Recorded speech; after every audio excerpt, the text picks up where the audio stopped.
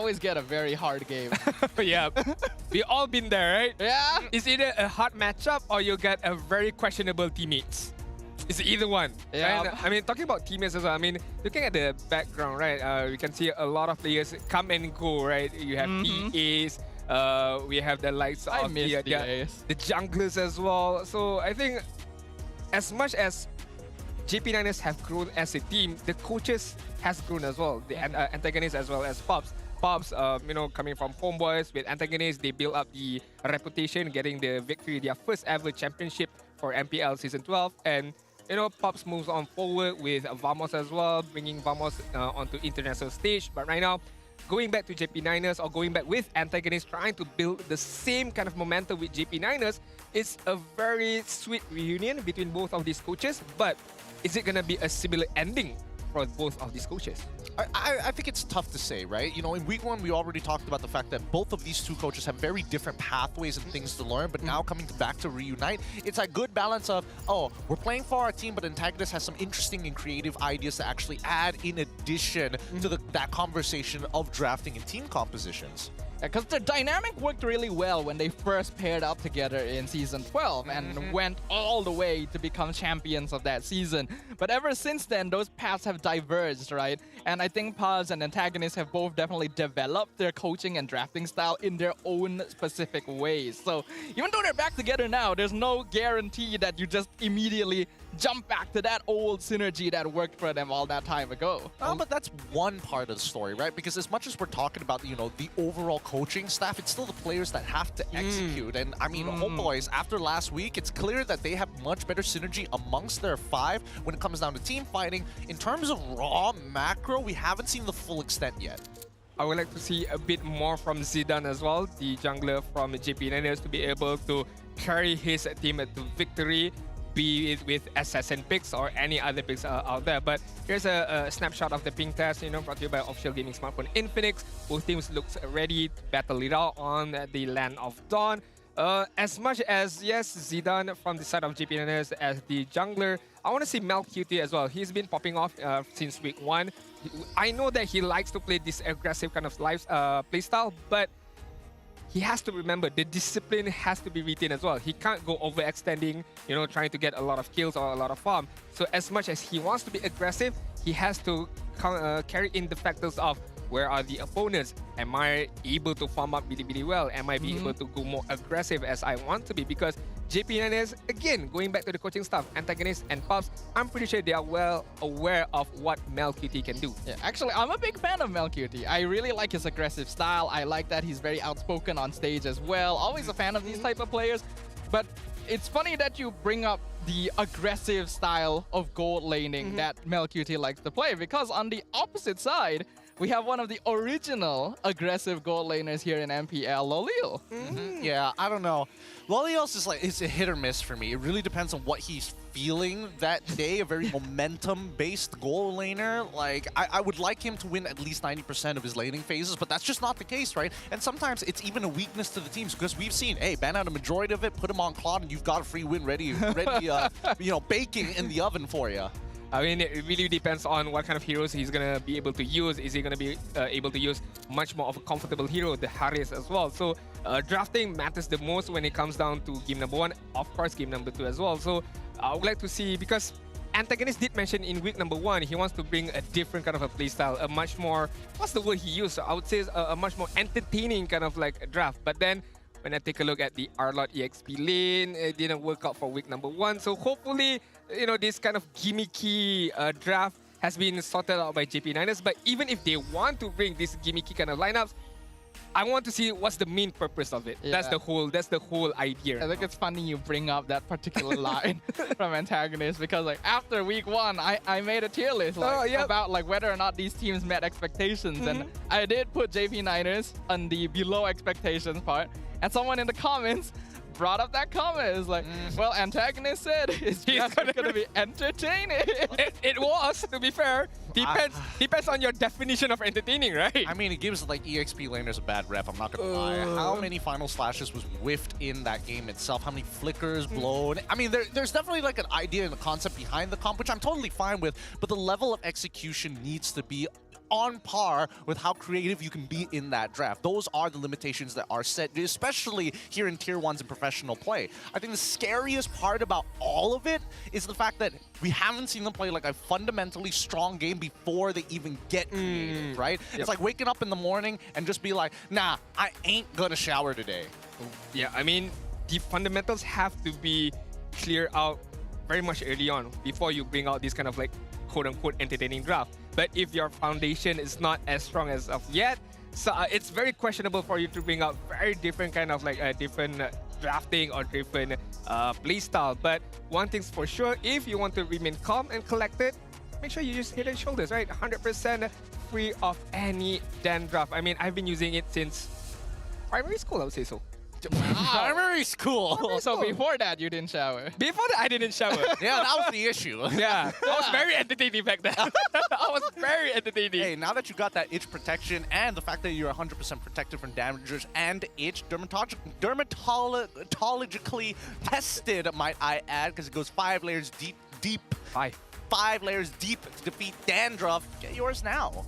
My God, that's very deep. 5 layers is very deep. Very deep. It washes you down to your soul. Whoa. It cleanses you, mind, body, and spirit. Should also get checked up if you only got 2 layers. It's already at your soul. I don't know. Where's your skull in that process? To be able to penetrate through your skull as well. I mean, again, yeah, get Head and Shoulders at your nearest store right now. But going back to the matchup between the Homeboys and JP Niners, apart from the coaching stuff, apart from we did mention about Goat Lane as well as their jungler, in your own opinion, Gideon, is there any interesting matchup from different roles? Maybe the roamer side or maybe the jungler side as well? I don't know. I feel like that's where it gets a little tough, right? Because JP Niners, we didn't get to see enough of them to really make those comparisons. I think right now, based on what we have seen specifically from the Homeboys, I think that Izanami was doing a pretty decent job, right? Even on Friday when we saw him face off against Storm. Not bad, but who else can actually challenge him in that particular role? I agree. I mean, let's take a look at the full lineup for both sides, but we're going to start with Homeboys right now. Is going to bring out their main 5. It's going to be Izanami, Ivan, Malcuti, Emal, as well as Vel. Funny enough, Ivan and Vel, the only imports from the side of Homeboys, played really well week number 1 with the EXP as well as the roamer side. Moving on from the pieces to pieces, and there is this big narrative of Izanami back then. He needs to have a good roamer to be able to pair up very nicely. Before this, the amount of roamer that he had at his disposal is a bit, I wouldn't say bad, but it's a bit iffy in terms of timing. But right now, having a proper roamer, knowing what is the best timing to be able to combo well with Izanami, hence why we're seeing Izanami at, I would say, one of the highest point of his career right now. I think we also have to give a bit of a shout out to Vel over there. I already shot up onto the MVP rankings. Very, very solid EXP laner, which Homeboys lacked last season, actually. That was one of their big pain points that made it difficult for them to compete with the rest of the squads. I think Vel has done an incredible job here, and it's really going to be up to Sabat to see how well he can compete, especially after the drafts we saw on week 1. Absolutely. JP Niners with Loliels, Mal, Warlord, Zidane, as well as Sabat. If we're talking about pain points, yeah, I do agree with you that Vel is pretty good at the EXP lane. And Sabat used to be that pillar for the Homeboys previously. Now, joining the JP Niners on the opposite end of the spectrum, we didn't get to see much of him, and especially now in a meta where EXP laners, damage EXP laners, especially burst EXP laners, are not really the go-tos, it's a big adjustment, and some EXP laners have not adjusted that well. I mean, Sapat are doing it quite well. I would say not to the perfect of execution, but he is getting there, right? He is becoming that EXP laner, trying to buy time, trying to create space, trying to play make as well, to be able to help Warlord, to be able to help Zidane as well, to be able to control the game, regardless of whatever hero that he uses, whatever hero that Pabz or Antagonist and trust him later on. But before we move on to our game, let's take a short look at the video that we have prepared for you guys. Let's go on.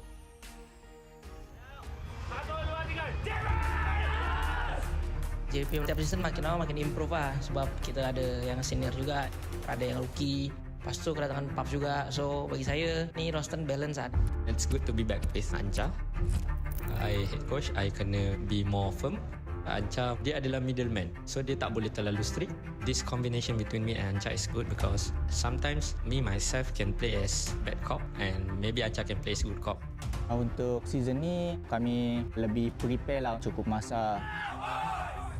Vel ni dia adalah player yang betul-betul bagus lah dari segi mekanik, dan Van pula dia memang player yang betul-betul makro, dia betul-betul better lah. So itu memudahkan saya untuk perform season ni. Saya dengan Ivan ada chemistry yang bagus lah untuk season ni. Bagi saya, kali ini JP menentang Homeboys akan sengit lah sebab dua-dua tim solid kan. Homeboys pun dekat Piala Esport Malaysia nampak solid juga. Dia akan dikorbankan. Seorang pemain saja daripada pasukan Vamos. Oh my god, Ivan percaya dapat kedua pemain. Saya pun tak kena pressure sangat dekat tim. Saya just main as a team. Tak kisahlah bawa nama apa. Of course, semua orang pun target nak ke AWC. Tapi kita fokus dekat match yang terdekat dulu dan kita fokus untuk 2-0 atau 2-1. Oh my god. Now goes in and they get the kill. It's a wipeout. Dekat menang tu kita boleh dapat confidence untuk playoff nanti.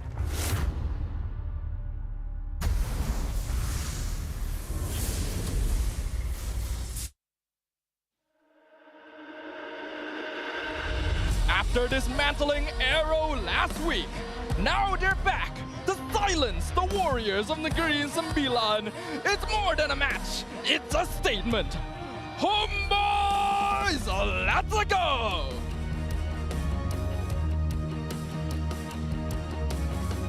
After 5 seasons battling in MPL MY, at long last they break the 100 match milestones. The Warriors from Negeri Sembilan give it up for the JP Niners!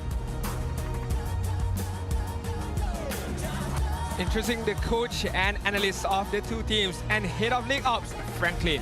They will ensure fair play and professional integrity in the matches. Thank you very much. We see to them. Let's keep it going with the fist bump between the teams, a true sign of professionalism. This is how we roll. This is Malaysian sportsmanship.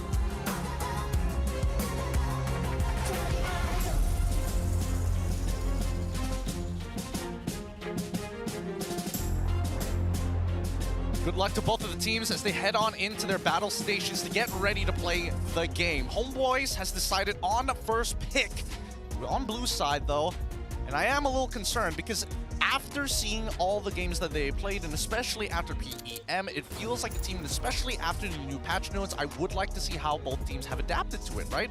Does that change the position on where Granger is? Because we haven't seen Granger all day today, right? People have been moving away like there's been bug repellent on it. I mean, yes, there is a nerf on the Granger, but I don't think it's a big enough of a nerf to be able to just pass him away from picking it. So we shall see whether the Granger is going to get picked up for this match or not. We take a look at the hit-to-hit matchup between both of these teams back in Season 13 and 14. Homeboys won 2-1 against JP Niners. Meanwhile, Season 14, JP Niners had the last laugh after they managed to defeat Homeboys in Season 14, bringing the score technically 1-1 right now.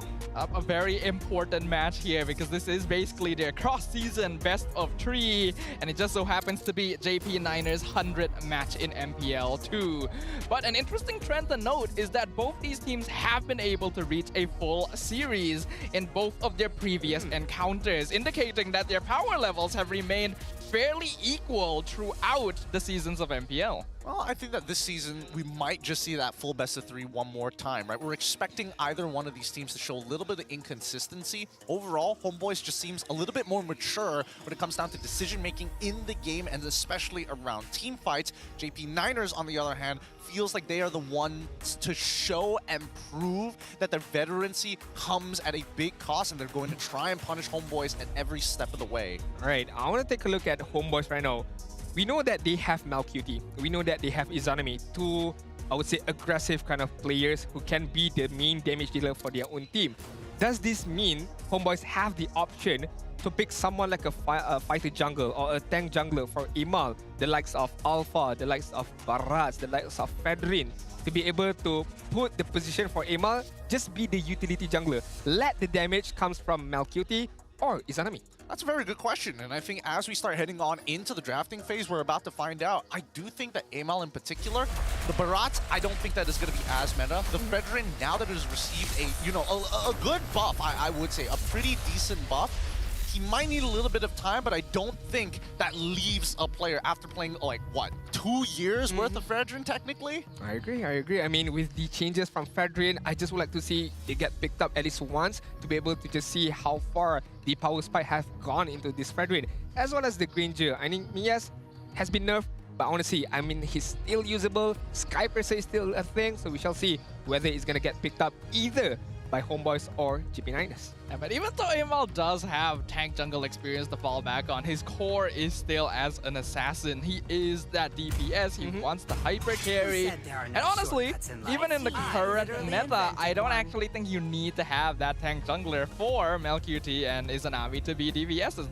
The Granger Sicilian meta existed for quite a while for a reason, right? Alongside assassins like Suyo and Haya, it's definitely possible as long as the rest of your draft is able to fill in the gaps. Well, technically, counterpoint, during the Granger Sicilian arc, as some may call it, of that meta, Fredrin ever popped up once in a while and has won games on it. Technically, right? If we're talking about the technicalities of it, at the same time, I think it really just depends on what type of supports you actually want. Because, I mean, things like Matilda, its band obviously does kind of enable these sort of immobile style of heroes to have that extra bit of mobility, faster on those rotations, and bigger on the support to have more influence over the map. And that's why we're seeing that Pabz is saying, hey, if we're talking about influence over the map, let's get rid of that chip.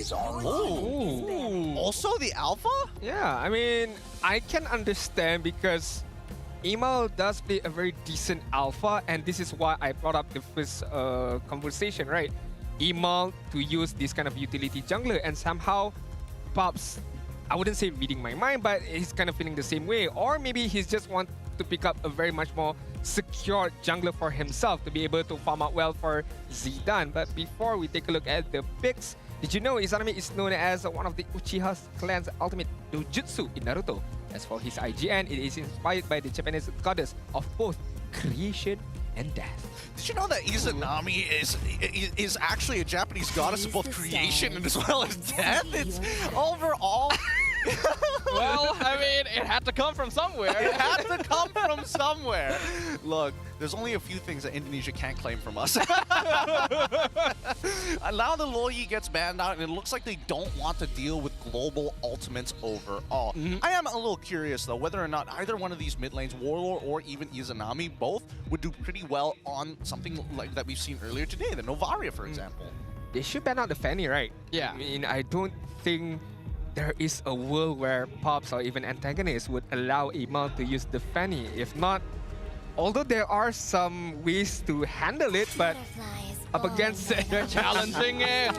They're challenging interesting it. draft. No, I think this is a good idea. Okay. Because now the question goes over to Erpang. How much do you believe in Amal to deal with the Kalia possibly still open? And they can even supplement it with a Badang or even Cho. So there's plenty of options for Pabz to play around now that they've gotten rid of the Jushin and said, hey, Kalia is open. If you do pick it up for yourself, that's fine. There are still other ways to manage it. Or Erpang just avoid it entirely. Pick up a Kalia or... Gentlemen's agreement, no Fanny. That's just no Fanny for this game, right? It's not impossible. We haven't seen Zidane play the Fanny yet. So in the same way, Erpang could say, okay, I challenge you instead, right? Because this is the first game of the season that Fanny has been led through the ban phase. And it looks like he's doing exactly that. Kalea first pick. Erpang is like, this is not my first rodeo, Pabz. I know what you're trying to do, and I'm ready for it. So right now, the ball is in a Pabz court right now, or is in GP9ers. Are they gonna pick up the Fanny for themselves and pick up a Badang to follow it up, or maybe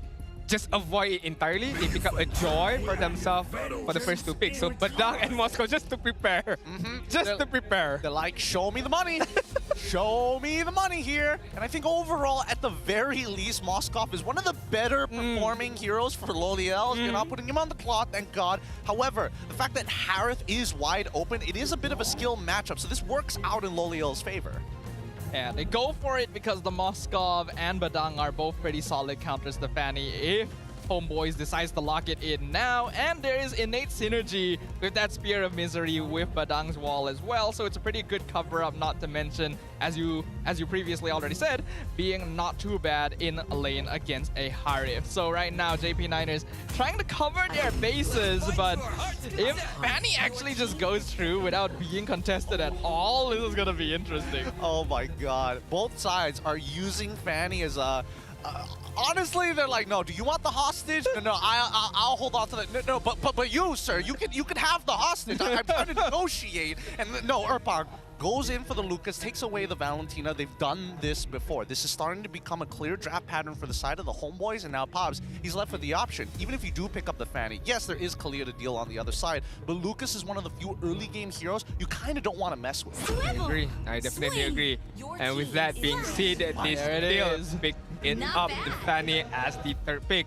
Question about can Zidane play the Fanny? My answer is definitely yes. I personally have not seen it yet, but as we all know, all Malaysian young junglers out there, they can play a very nasty assassin, especially the Fanny. So I would like to see if he can perform it well.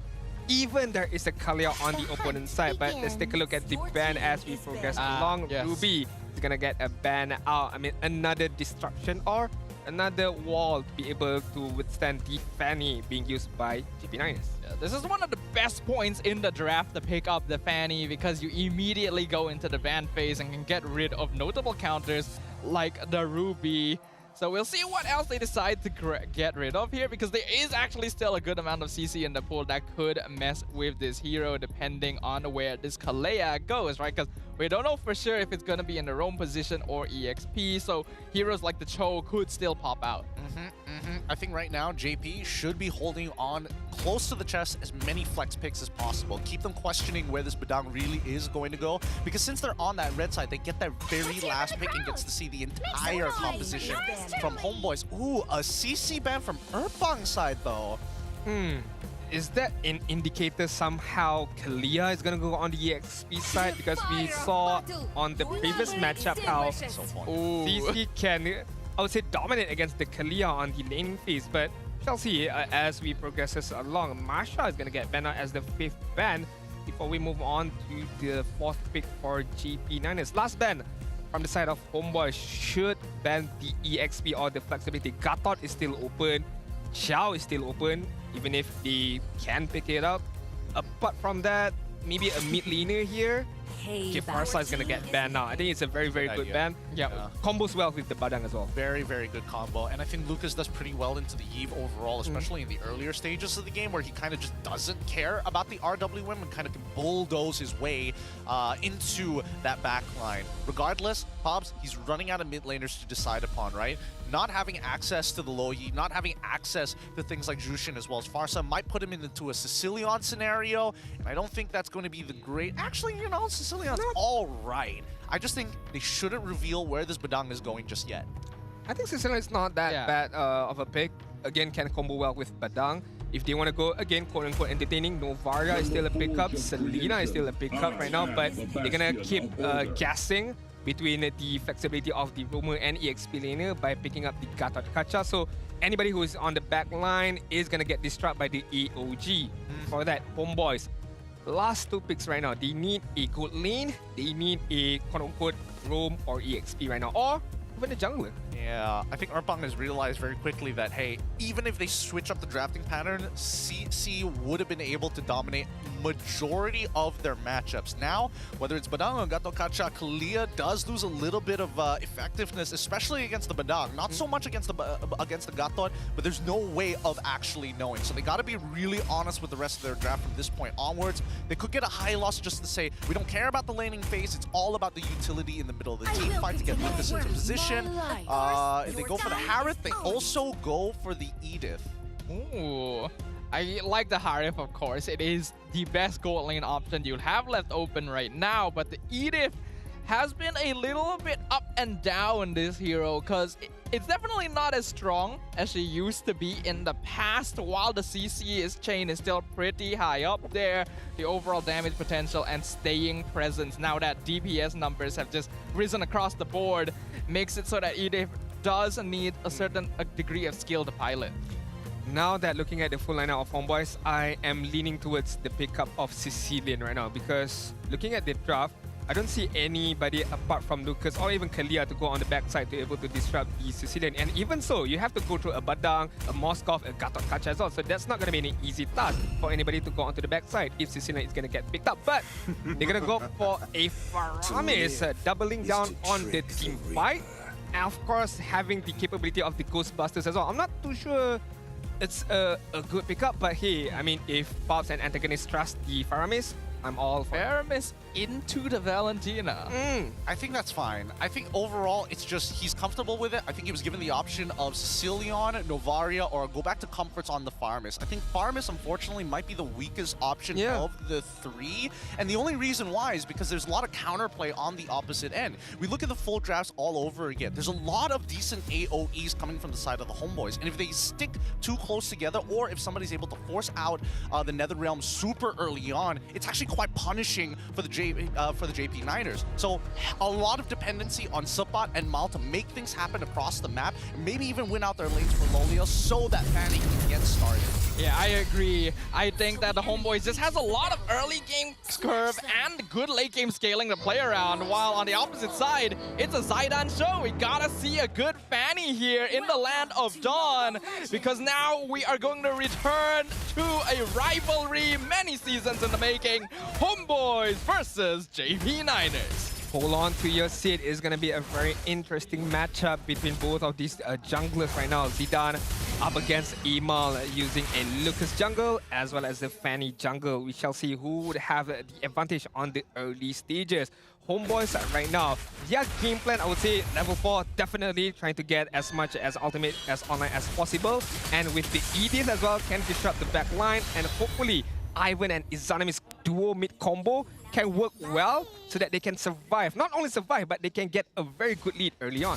Really interesting here. It looks like Warlord wants to be able to trade pretty heavily in the laning phase with Lethal Ignition, but he also takes Pull Yourself Together. He's not going for Wilderness Blessing. He's not making sure that he is not really rotate. He doesn't need to rotate as fast because he's got Maul to help him clear that lane really quick on top of the Ghostbursters. But he wants to make sure that he has Purify up more times than not to deal with Ivan in case he gets engaged upon. Because keep in mind, Faramis is that if you do decide to go for the Shadow Stampede pull, you put yourself in a lot of danger. I agree, hence why I wasn't too sure about the Faramis pickup. I was thinking someone like a much more safer distance, hence why the Sicilian, hence why the Novaria, where you don't even need to go in front, put yourself in a danger position to be able to dish out a good amount of damage. But hey, the draft has been done, the draft has been settled, so we shall see how Warlord performs with his Faramis. It could be a case of JP Niners playing defensively, just waiting out Lucas ultimates to finish off, and then they counter-engage back inwards or any particular team fight. I think JP Niners choosing to play a bit more defensively is a good idea, especially in the early stages, because Homeboys just generally have more catch and a bit more damage potential. But now, trail being contested, Maul gets the taunt in. Meanwhile, Ivan on top of Warlord. Amal going to be doing a lot of damage, but the Revitalize just cancels it all out. A really well-timed Netherrealm, but it's not going to be enough as Amal is still stuck in the wall. Gets the pushback! The knockback first blood goes to Vel instead. They're going to trade double kill! And it's a 3-4-1, but here comes Zidane! He picks up Izanami but gets caught! And that is going to be... Oh, somehow he is able to escape! But Homeboys coming out on top. Homeboys got super lucky there. Wow. Super lucky. If Zidane had enough energy, because he was in the middle of taking that purple buff. Wait, hold on. The fight's not over just yet. Zidane, that's going to be Tsunami Slam right into the AOG. Going to be canceling it out. The turtle does a lot of damage to Ivan and Amal. Ivan going to go down, but Amal picks up the revenge kill on Zidane. Now it's going to be able to just about walk away. Spins the shockwave back to help out the rest of his team. Worth it. Zidane ends up dying, but so what? He got the turtle. He also got a kill in the meantime. Whoa. Let's calm down there, Vel. Let's calm down for a moment here. As the teams go back into their neutral states, overall, Vel is walking away with 2 kills. Now, a majority of the kills going over to Vel is good for only 2 reasons. One, he's able to take more aggressive angles. When he gets that flicker available, he's looking to engage on Warlord and catch as many people with the Earth Shatter as possible. But the tankier he is, the more time JP Niners have to waste dealing with him. I agree with you right there, but it was a very massive skirmishes between both of these teams. And to be fair, I would say it's quite 50-50 for now in terms of the goal lead. Homeboys are only enjoying about 300 goal lead. Meanwhile, in terms of kill, it's still quite stable for both of them. Zidane played immensely well, despite having a lot of crowd control coming over on his side, managing to get the turtle. Yes, he did manage to get a few kills on that particular moment, but to be fair, it could have been so much worse for JP9ers right there, just because of how Ema managed to withstand very much long, despite the pyramids on JP9ers side. Mal. Oh, Mal gets a 3-man taunt actually, and Revitalize comes out as well, so he'll be quite healthy. Zidane doing a lot of damage, chasing down Amal as Evan gonna have to use the flicker to get away from the Niners. Look at the hesitancy from both sides. Battlespell for Battlespell, and Mal comes out of the trade pretty happy with it. They got Ivan's flicker out of there. All he had to do was lose out on his Revitalize. No commitments of ults from either side. And I mean, Izanami, yes, he does have that Nether Realm, but we saw how it breaks really, really fast in the middle of these fights. I mean, looking at the top side as well, Malkuti having a good amount of time farming up, but right now Mal is nearby, trying to disrupt a bit. Slam pulls back Mal. He doesn't have Revitalize. AOG actually gonna be cancelled, but he should be able to survive. Still gonna commit the ultimate Fist Crack. Don't actually miss on Malkuti, so they commit the Nether Realm, stolen by Izanami. JP9ers takes that as a sign to get out of there. Good call for the side of the JP9ers. I mean, if they wanted to double down on that fight, Mal probably would have looked for the re-engagement, but knowing that they don't have AOG, this turtle should fall into the hands of the homeboys. Yeah, I mean, looking at how homeboys are playing, they are not being too much aggressive. They know that there are a certain line that they should not cross. Hence why the Izanami using the Netherrealm very early on to just give an indicator, okay guys, we should not fight, we cannot catch Zidane, let's just take the neutral objective, which is the turtle, because we know the AOG is not online for JP9ers. So I think homeboys called it really, really well, as much as JP9ers did the same thing as well, not pursuing further, not pushing the agenda. But speaking of agenda, there is a bit of agenda on the bot side. Vel is gonna get a bit of disruption, but it's okay, it's still fine, and he still is alive. Yep, I mean, that's Edith for you, the Swiss Army knife of the EXP lane. We haven't learned anything from the side of M6 Super Fam. Man, that Edith can do so much in the middle of these fights. The disruption, the CC, especially when she has Flicker, is the most dangerous.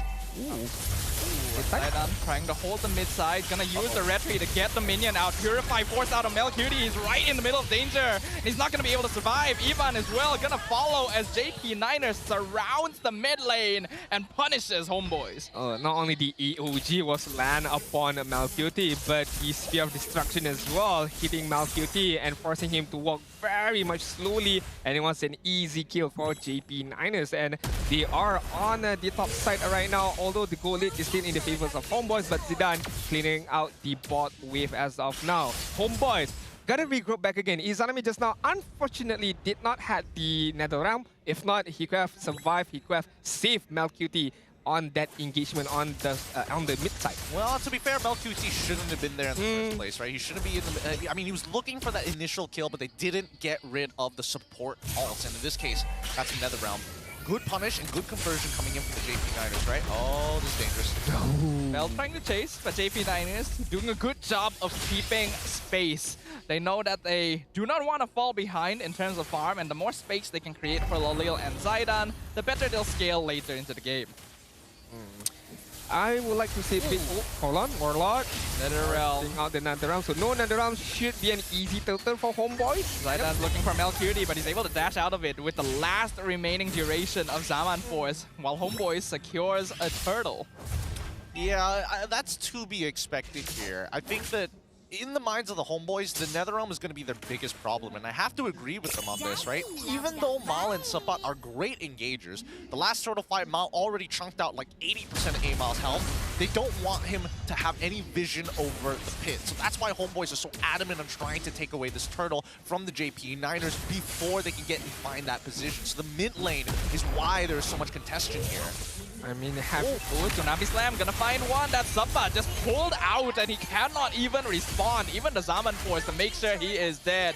Zidane gets a top tower in exchange for it as the rest of the Niners play safe, but homeboy's gonna get some good map control here. I think this is what JP9ers can rely upon. The split pushing capability of the Fanny, because head-on, team fight-wise, it's quite difficult for them to be able to engage on anybody from the side of Homeboys, even with a NetherRealm from the Paramis, because who are you going to rely upon to catch anybody from the side of Homeboys? Yes, you have the EOG, yes, you have the Fist Crack from Sapat, but Sapat is going to look from an off angle. Meanwhile, Mal is just going to react towards the aggression from Homeboys. So JP9ers, this is what they can only do. A very passive gameplay. They can't initiate, they have to re-initiate. Ooh, Fist Crack finds two though, knocks Vel and Amal, but he just pops the Unleashed Beast form. Meanwhile, in the backline, Tsunami Slam finds Zaidan.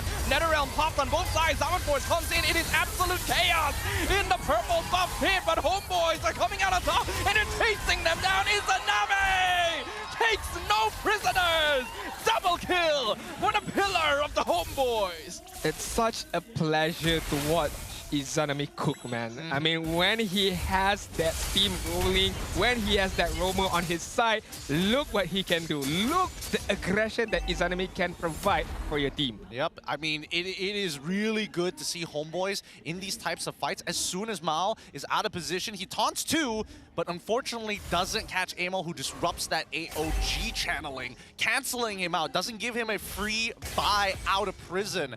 I think that the Niners need to respect that mid-game coming in, the mid-range fights coming in from the Homeboys is a lot stronger. They can stick a lot longer because of how Ivan utilizes his passive. So, if they engage on Vel, it is not a good idea. They have to keep eyes on Ivan and keep moving positions until a majority of the ults have been expanded, and that's a Holy Crystal from Mel QT. I mean, not only that, Gideon, I mean, with the NetherRealm stolen by Izanami as well, that adds on to another layer of protection, but hold on. All gonna be wailed on by the entirety of the Homeboys.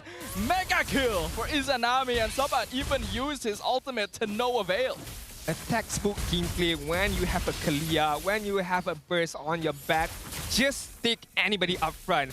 Even if it's a Gatot Kacha, even if it's a Badang, doesn't matter. You carry that target backwards and you immediately eliminate him off the map. Once it's done, it's a 4 versus 5. You can take all the neutral objectives that you want. This is what Homeboys are doing from the minute get-go. Yep. Despite Zidane as well as Imal both trying to outdo each other in terms of gold and EXP, I think we're starting to see the difference in the side lanes, right? Vel already 3 levels ahead of Sapat. Sapat is called upon every single time, and Vel doesn't necessarily have to be there because he clears the waves decently fast, especially after the very first kill, the first 2 kills that he got. The next 6 assists were very easy for him because he has so much gold that it takes too much time for JP9ers to take him out, even with the Primal Wrath. Now we look at the gold, right? Yep, a huge difference. Huge difference. 3K worth on top of the extra 1K coming in from LQT. I mean, I feel bad for Badang right now. I feel bad for Sapat. What can he do right now? Even with a surprise attack, a surprise flicker, fist crack combo, I don't think it's going to do too much up against Homeboys because they are too tanky, number one, and they have a NetherRealm by Izanami's side. Not only that, Ivan can counter-initiate with the Tsunami Slam, so JP9ers are in a pinch hole right now. I'm not too sure how do they get out of this? And Homeboys, it's really difficult to punish them at the end of the day, as long as they have that NetherRealm, right? I mean, look at this. Good amount of damage, and now they're trying to push through into the inhibitor. The field play comes in. Ivan just buying space, just zoning, just doing a great job of keeping position. And now Zaman Force is committed. AOG comes in offensively, lands on Mel Cutie, but the rest of the team cannot follow up. NetherRealm gonna save Vel inside the base as Mal is bursted down. Tower is low, but the minions have been cleared up. JP9ers have spent their resources to make sure it stays alive. Zaidan looking for a kill here, not gonna be able to find one, but just dash through. Gets picked up with the Tsunami Slam. Amo with the kill. The shockwave in the back line. Double kill for Amal. Tail Beast bomb headshots him straight away. I was not expecting that damage to kill him, but man, Loliel's got really, really close. In this chase, you're seeing that Loliel's finally finds an angle to free hit, but Izanami chunks him out, and it allows Amal to also capitalize on that angle thanks to the Terrify. That being said, now we see the full extent of how these compositions want to fight. JP9ers, the biggest AoE that they have are the Ghost Bursters, the AOG, but most importantly, the DPS coming in from Loliel's with that piercing shots. He's got to be in the middle of that fight. He needs that space to work with, and the only person who can provide that to him is Sapat. The only issue is that they can't be the ones to engage. I definitely agree with you right there. I mean, JP9ers we finally managed to get to see to what extent they can do in terms of damage-wise. But with the amount of crowd control that Homeboys has, with the Kalia, with Veil as well, with Emal as well, be able to slow down Zidane. We can take a look. Just now, Zidane tried to do something in that team fight, but immediately getting the tsunami wave upon Ivan before he got knocked out. But this just showcased how Homeboys, especially Ivan, knowing that, okay, I'm gonna die, but before I do, I'll take you with me. At least I did something. At least I have provided somewhat of a crowd control to be able to take out Zidane. So Zidane gotta be careful, especially when he goes into this very close combat team fight on those pushes, on those purple buffs, so that JP Nuggets can do much more with the time that they have offered. Oh, well, he might be in some trouble here. Yep, He's thinking about it. whittling him down. Loliel comes forward, but gets caught out with the Tsunami Slam. NetherRealm a bit too late to save Maul. In the meantime, NetherRealm gonna be popped by Izanami in the first place as Emal jumping into the back line, catching out Warlord. Sepat just barely able to get away, but Zidane jumped into the Lion's mouth and is punished. Mega kill. Valkyrie gets shut down, but the job is done. It is a team wipe for the Homeboys as Warlord comes back through his passive. But they just have the map for free now. Yup, Homeboys, they do have a good roamer, but at the same time, Vel, he's not making mistakes here. He's using the Chaos of Battle to make it work. Subpot, he's gonna try. Why are you here, sir? Tsunami Slam purified by Warlord. Lord taken by Amal, and Subpot is running for his life. Homeboys with a huge lead. Crowd control again. It goes back to the crowd control and the focus that Val as well as Ivan are using against JP Nuggets. Holding on the Tsunami Slam, holding off the Earth Shatter. They know that this small skill set can turn it big time if it lands upon the right person. That is going to be Zidane or even going to be Loliel. Just now Loliel, I'm not too sure.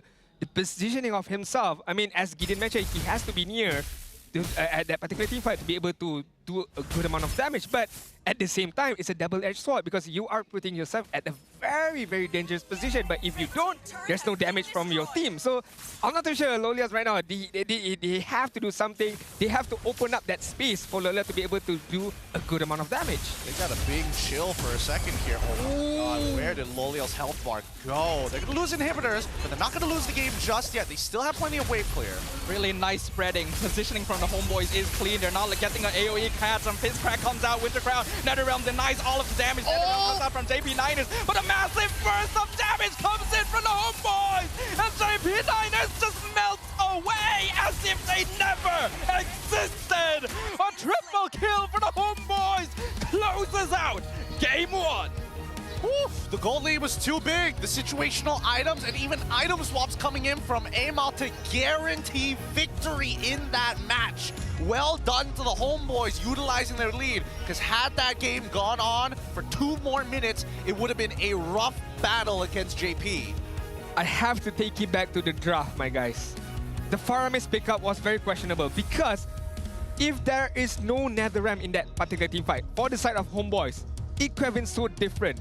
But the fact that JP Niners had their own NetherRealm and it allows Valentina Izanami to steal that wonderful ultimate, it just enhanced more Homeboys' ability to prolong the team fight and to prolong the damage that they can do up upon JP Niners.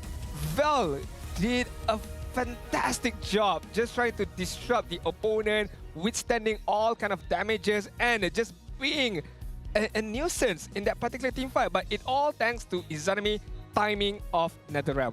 The timing is perfect, the execution right there. Prolong the team fight, Emal can go forward, just do whatever he does on the backside. Veil and Ivan just wait it out. Okay, Zidane is coming in, we got a stun. Loliel is out of position, we go in, we get a stun. And MLQT is just, okay guys, you've done your job. I'll open up the carpet of Zaman Forest and I'll just deal a good amount of damage to anybody who is ever in front of me. I think this game is just an example of every single player shining from the side of the Homeboys, from executing their responsibilities perfectly, to the extent where we can't even point out a single MVP because everyone was just doing such an amazing job. And that includes the coach, by the way. That draft set them up from success right from the beginning. Oh yeah, they definitely did. Let's have a look at our MVP in just a short moment, because overall, I think it's a very tough ask to say who played the best coming in from Homeboys, because everybody had a very good role to play and some game-saving moments, right? Yeah. We're talking about like Ivan. As soon as he got that fleeting time, that mid game was kind of done for. Izanami, great timings. Vel, great timings. Even Amal, after dying at level 4. Izanami, gonna be taking the MVP award here. Well done for game number 1.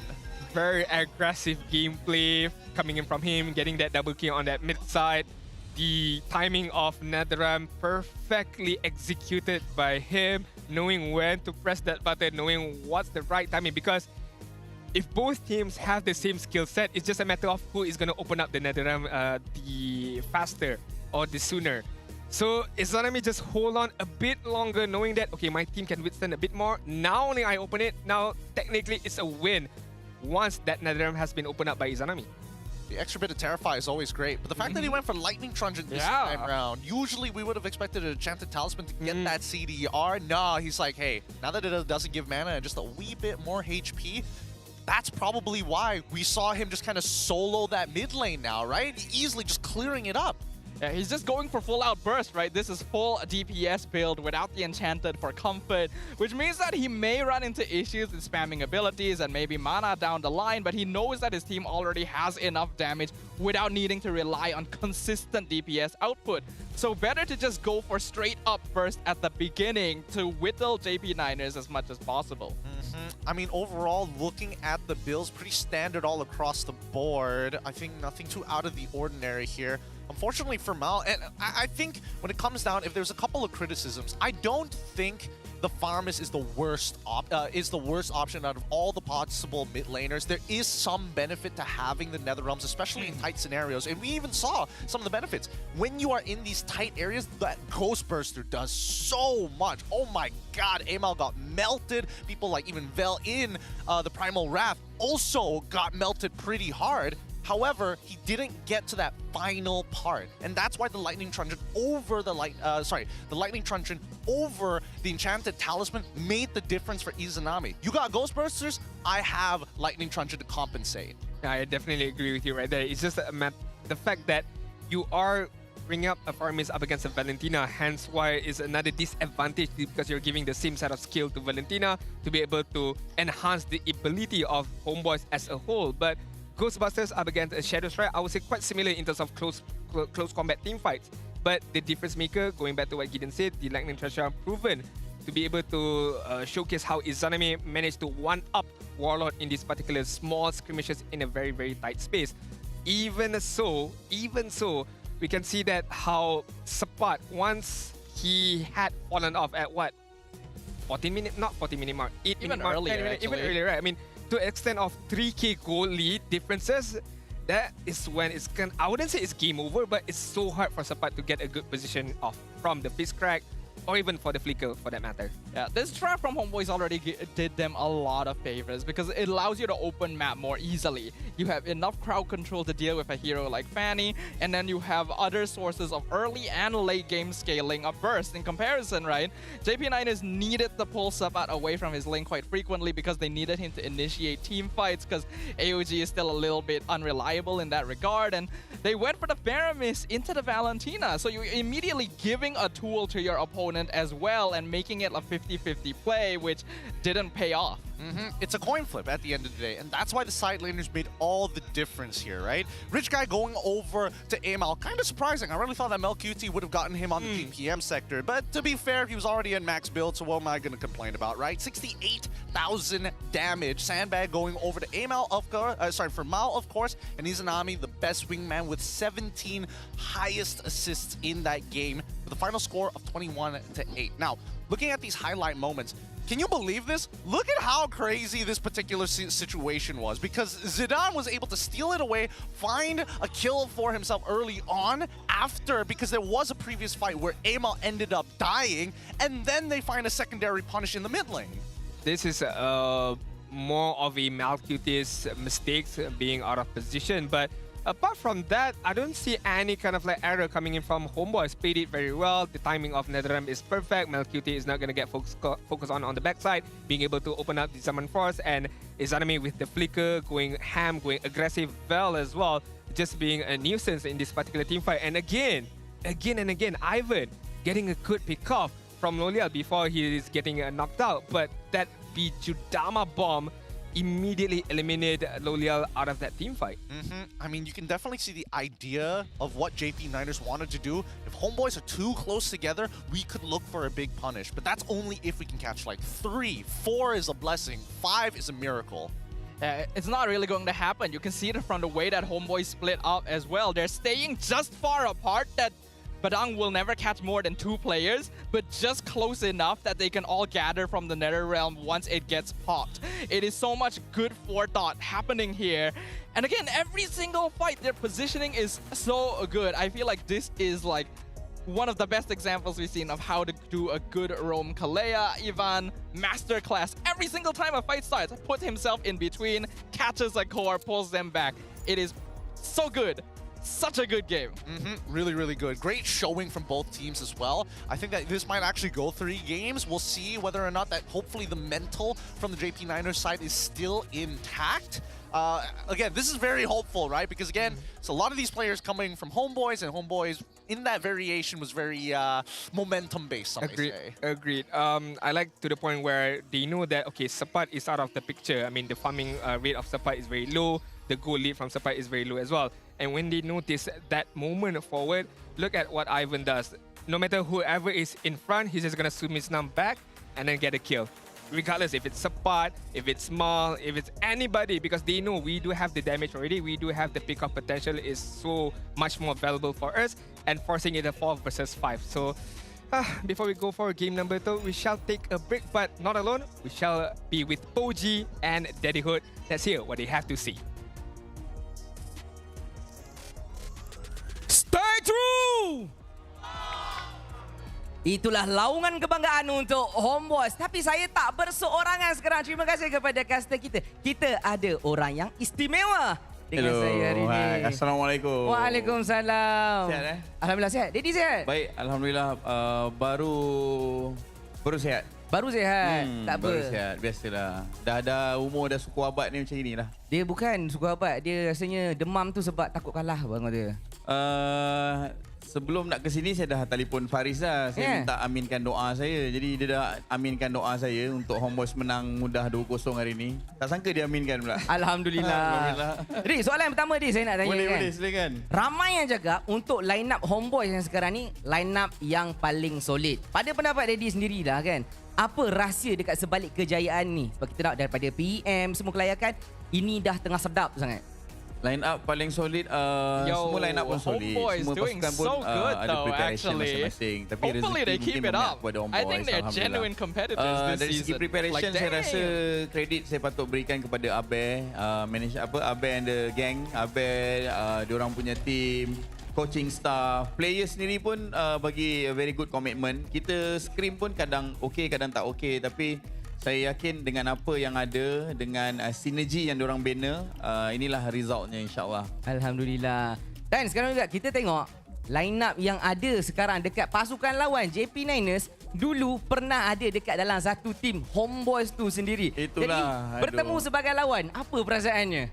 Perasaan saya happy tengok ada Pab, ada Anca, Ipan, ada Warlord, Mal, semua pun anak-anak buah lama, pernah sebantal, pernah sebilik. Tapi hari ni kita sebagai lawan, lawan mungkin dalam gelanggang je, luar kita still respect each other. Masing-masing ada fasa kehidupan masing-masing, and masing-masing pun ada hala tuju masing-masing. So good to see. Good to see. Dia bukan pernah sebantal, sepiring, sekuali, sepinggan. Dia juga pernah se-champion sekali sebenarnya. Itulah coach saya dua-dua kat sana tu, coach yang bawa kita kepada champion. Tapi tak mustahil untuk Jasmine dan juga Erpang boleh bawa kita ke champion dan champion lagi. InsyaAllah. Faham. Sebab kita nak tengok kan bila pertemuan line up yang baru tengah solid bertemu dengan line up champion Homeboys. So perasaan tu sendiri nak bertemu dengan Cham. Diorang dah tahu ideologi Homeboys tu sendiri. Panik tak panik? Saya mungkin kekuatan dia pada itulah tadi. Macam saya cakap tadi kan. Doa saya diaminkan oleh saudara saya Faris. Faris aminkan macam tu je. Jadi saya rasa dengan doa dia tu kita orang menang lah insyaAllah. 2-0 lah, 2-0 lah. Amin. Okey, musim ni untuk Daddy sendirilah kan. Apa harapan kepada pasukan tu sendiri masuk dalam segi perancangan untuk melalui satu proses yang baru? Homeboys dalam fasa restructure, kita nak betulkan banyak perkara. Bukan mudah. Kita start daripada 2020 kan. 3-4 tahun kita dah biasa dengan culture yang sama. By this year kita start ubah sikit culture. Quarter 1 kita macam mana, quarter 2 kita macam mana. Mungkin quarter 3 nanti baru kita mula stable balik. Siapa yang masih percaya dengan Homeboys, stay true. Tapi kalau dah tak okay, just terima kasih atas segala sokongan selama ini. Memang Homeboys perlukan sedikit masa. InsyaAllah kita akan sentiasa memperbaikilah apa yang kurang. Baik. Perasaan Daddy lah tentang pencapaian untuk pasukan Daddy sendiri. Ada pasukan yang ini tengah macam Daddy cakap tengah nak revamp. Perasaan yang untuk keduanya untuk pasukan lawan sebab anak-anak sendiri kan tadi katanya. Terharulah. Dua-dua pun saya happy tengok mereka masih lagi bertanding, masih lagi ada dalam arena, masih lagi dalam MPL. Cumanya saya harap penyokong-penyokong setiap pasukan datanglah support diorang kan, support JP9ers, support Homeboys, siapa pun datang support insyaAllah. Dengan support itulah yang membawa kepada semangat lah kepada anak-anak buah masing-masing. Dia support yang macam mana? Kalau boleh lah saya nak minta Daddy kan. One more time lah Daddy. Sekali je stay true untuk diorang semua. Boleh tak boleh? Gua dah tua, gua punya dadi dah sakit. Orang nak tak Daddy laung? Stay true. Semua nak Daddy, semua nak. Alright, bismillahirrahmanirrahim. Sekali kalau JP9ers pun nak pun boleh je. Sebab sama je, lebih kurang sebantal. Okay, stay true. Alright, insyaAllah. Mudah-mudahan. Terima kasih Daddy. Okay, insyaAllah. Thank you very much untuk Daddy Hood. Good luck untuk kedua-dua pasukan untuk Homeboys 1.0 bertemu 3.0. Let's go to Caster. Oh, it's very good to see Daddy back on MPL. I mean, he's taken some time off to focus on, the business aspect of things and of course his health as well. So it's good to see familiar faces back in MPL MY Season 15. Talking about how the current sons and the ex-sons. The estranged sons. The disowned. The prodigal team. Not only the side of players, but of course the coaching staff as well. But now, let's take a look. Malcuti, how are the new coaches like? Both coaches are quite similar actually. Sometimes as players, we also have our own POV. And the coaches are okay to discuss and talk things out. It's nice having two coaches who aren't egoistic. Is this a shot at previous coaches of him? Hey, Mel QT used to play in the MAL, so I don't know what's going on down there. But doesn't happen here as often, clearly. Sounds like he's throwing some shade somewhere. Right. I mean, to be fair, coming from an MEL, he has the fundamentals quite good already. The mechanic is there. It's just a matter of facing a few issues of discipline and not overextending. And kudos to Coach Erpang finally, getting hands on Malcuti and shaping up to become a very, very talented and a powerful gold laner here in MPL MY. But as we take a look at game number 2, JP9ers is gonna get the benefit of the first pick. Meanwhile, Homeboys is gonna be on the second pick. We shall see similar banning style right now. Chip as well as Zushin is gonna get banned out. Are they once again gonna let the Fanny off, or not gonna ban out the Fanny? I would say. I think we have to note now, Fanny no longer has a 100% ban rate, but she does have a 0% win rate. So an interesting statistic to have at the start of the season here. And Erpang has already shown that he was very effective at countering the hero in the draft. But now that they're on opposite sides, will that change anything? I don't know if that's going to change much. I definitely think that Pabz is going to be rethinking of how he's going to tackle this potential Fanny Gambit. I got to give it to Zidane, right? The only issue in that game was that Vel was really sharp. Yep. Very, very sharp on the positions on those cables to catch out Zidane, because there were moments where he could have gone for very big chunk outs had he not been hit with the Earth Shatter Onward combination. So Pabz, I think, is trying to set up the gamble once again on saying, hey, Fanny's still out in the open. We'll do the Kalia trade. We might see how this plays out at the end of the day, because the Chip and as well as the Lucas are already out of the pool. Now Erpang is saying, sure, we don't mind that. If we get that Harriet, that's totally fine with us because we're already getting rid of the foe. Yeah, I agree. I definitely agree with you right there, because it does look like it's going to shift up to the gambit of Fanny right now, because it has not been banned out by both sides. And once again, JP9 is banning out the Alpha twice already. Game number 1, banning it out. Game number 2, banning it out. I'm, again, not entirely sure, is it a respect ban or is it something like it's going to disrupt whatever Pabz or Antagonist has in plan for JP9ers. Now here's the thing.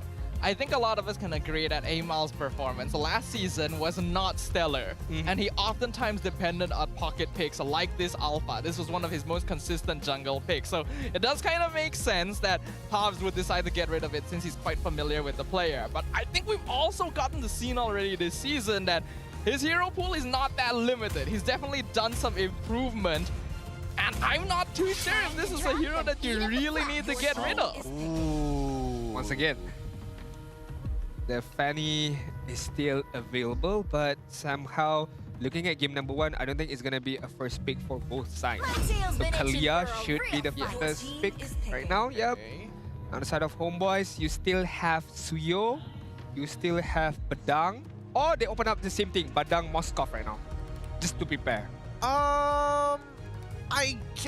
They technically could if they wanted to. I think the most important part when dealing with the Kalia is how are you going to stop everybody else or deter them from positioning to attack whoever Kalia catches. And now that they've locked in the Matilda, which I've been waiting for a long time for, but do they also want to pair it up with the Loi? No. Oh! That's what I was looking for, right? Both, again, this Alpha ban is super weird. Nobody does this in that first phase unless you want to open up the pool to say, hey, it's either the Suyo or even the Fredrin, especially when Matilda hasn't been touched by either side. This is very interesting. Looking at Fredrin gonna get picked up by Homeboys and being paired up with Matilda. You know, the Fredrin Airlines is gonna be online for game number 2. But just a fun fact for you guys, Game 5 ID managed to secure their first game against Na'Vi using Fredrin plus Florin combo. Ooh! So it's a different kind of style right now. But JP, they answered back with a Hanzo and a CC. Meanwhile, Homeboys with the first shot. This is, I would say, counter one and another. Amazing. Yeah, this is... I have to agree with you. This is really, really smart from both sides. It feels like they have been like deep scrim partners, and now it's like, okay, we figured out the answer sheet, guys. We're gonna get our A's in SPM or IGCSE or whatever you guys study out there from across the world. SATs, why not? But I think that this CC pick in particular is highly volatile, right? This could go either way. Main counters are already, main counter matchups are already out. So they're expecting some sort of tank in that EXP lane. It could still be the Badang, but they can instantly ban it out as well. And well, the Masha has already been shown as well, so it's most likely we're going to be seeing the Masha versus CC in the EXP lane, I get the feeling, which means that Homeboys are going to need to have a little bit more burst damage now, since they're going to be relying on Matilda Fredrin for their jungle pathing. Now, while Matilda does offer you some safe ways of getting out of the Tsunami Slam, Fredrin is also a hero that can be pretty vulnerable to Kalea CC combo. So that's what I'm worried about right now. Well, that's why they got that Masha and Matilda, right? I'm guessing that they also want to have a strong mid laner with artillery, but Hanzo threatens kind of everybody. If you have a large health pool, once he gets that Trinity built, he can kind of do it for free. So therefore, the question is, how are they going to deal with Matilda and her rotational, as well as the raw sustain coming into mid to lane? Good ban by Homeboys for the last ban, cancelling out the global presence from the Loi. If not, it's going to be very, very annoying having to deal with Hanzo as well as Loi on the same team. Looking at Masha, I'm just wondering how would this Masha plays out after the laning phase. Is she gonna mainly focus on Hanzo wherever Hanzo is gonna be? The Masha is gonna stand nearby, or is the Masha gonna just drop very much closer with his own teammates? So it's gonna be more of a protect the president kind of style. So we shall see right now. Harriet's gonna get banned out, so leaves out very minimal option for Moskov. Malcuti. I think that it's Moskov here, for sure. for the side of the homeboys. They need some kind of disruption, and it's way worse giving the Moskov over to JP because of the way their composition wants to work. You can cancel out the Thunderclap coming in from Masha, you can peel away the Fredrin, and most importantly, having the Moskov on your side makes Hanzo just a little less viable to buy an extra bit of time for Matilda to get you out, or even Fredrin if he's caught in a really rough spot. Yeah, I agree. Moskov would be a pretty good pickup here, and then it even gives homeboys the option to go for macro play by just having Moskov and Masha go for split push and just generally have global presence. Okay, the last pickup before we move on to the side of GP. Okay.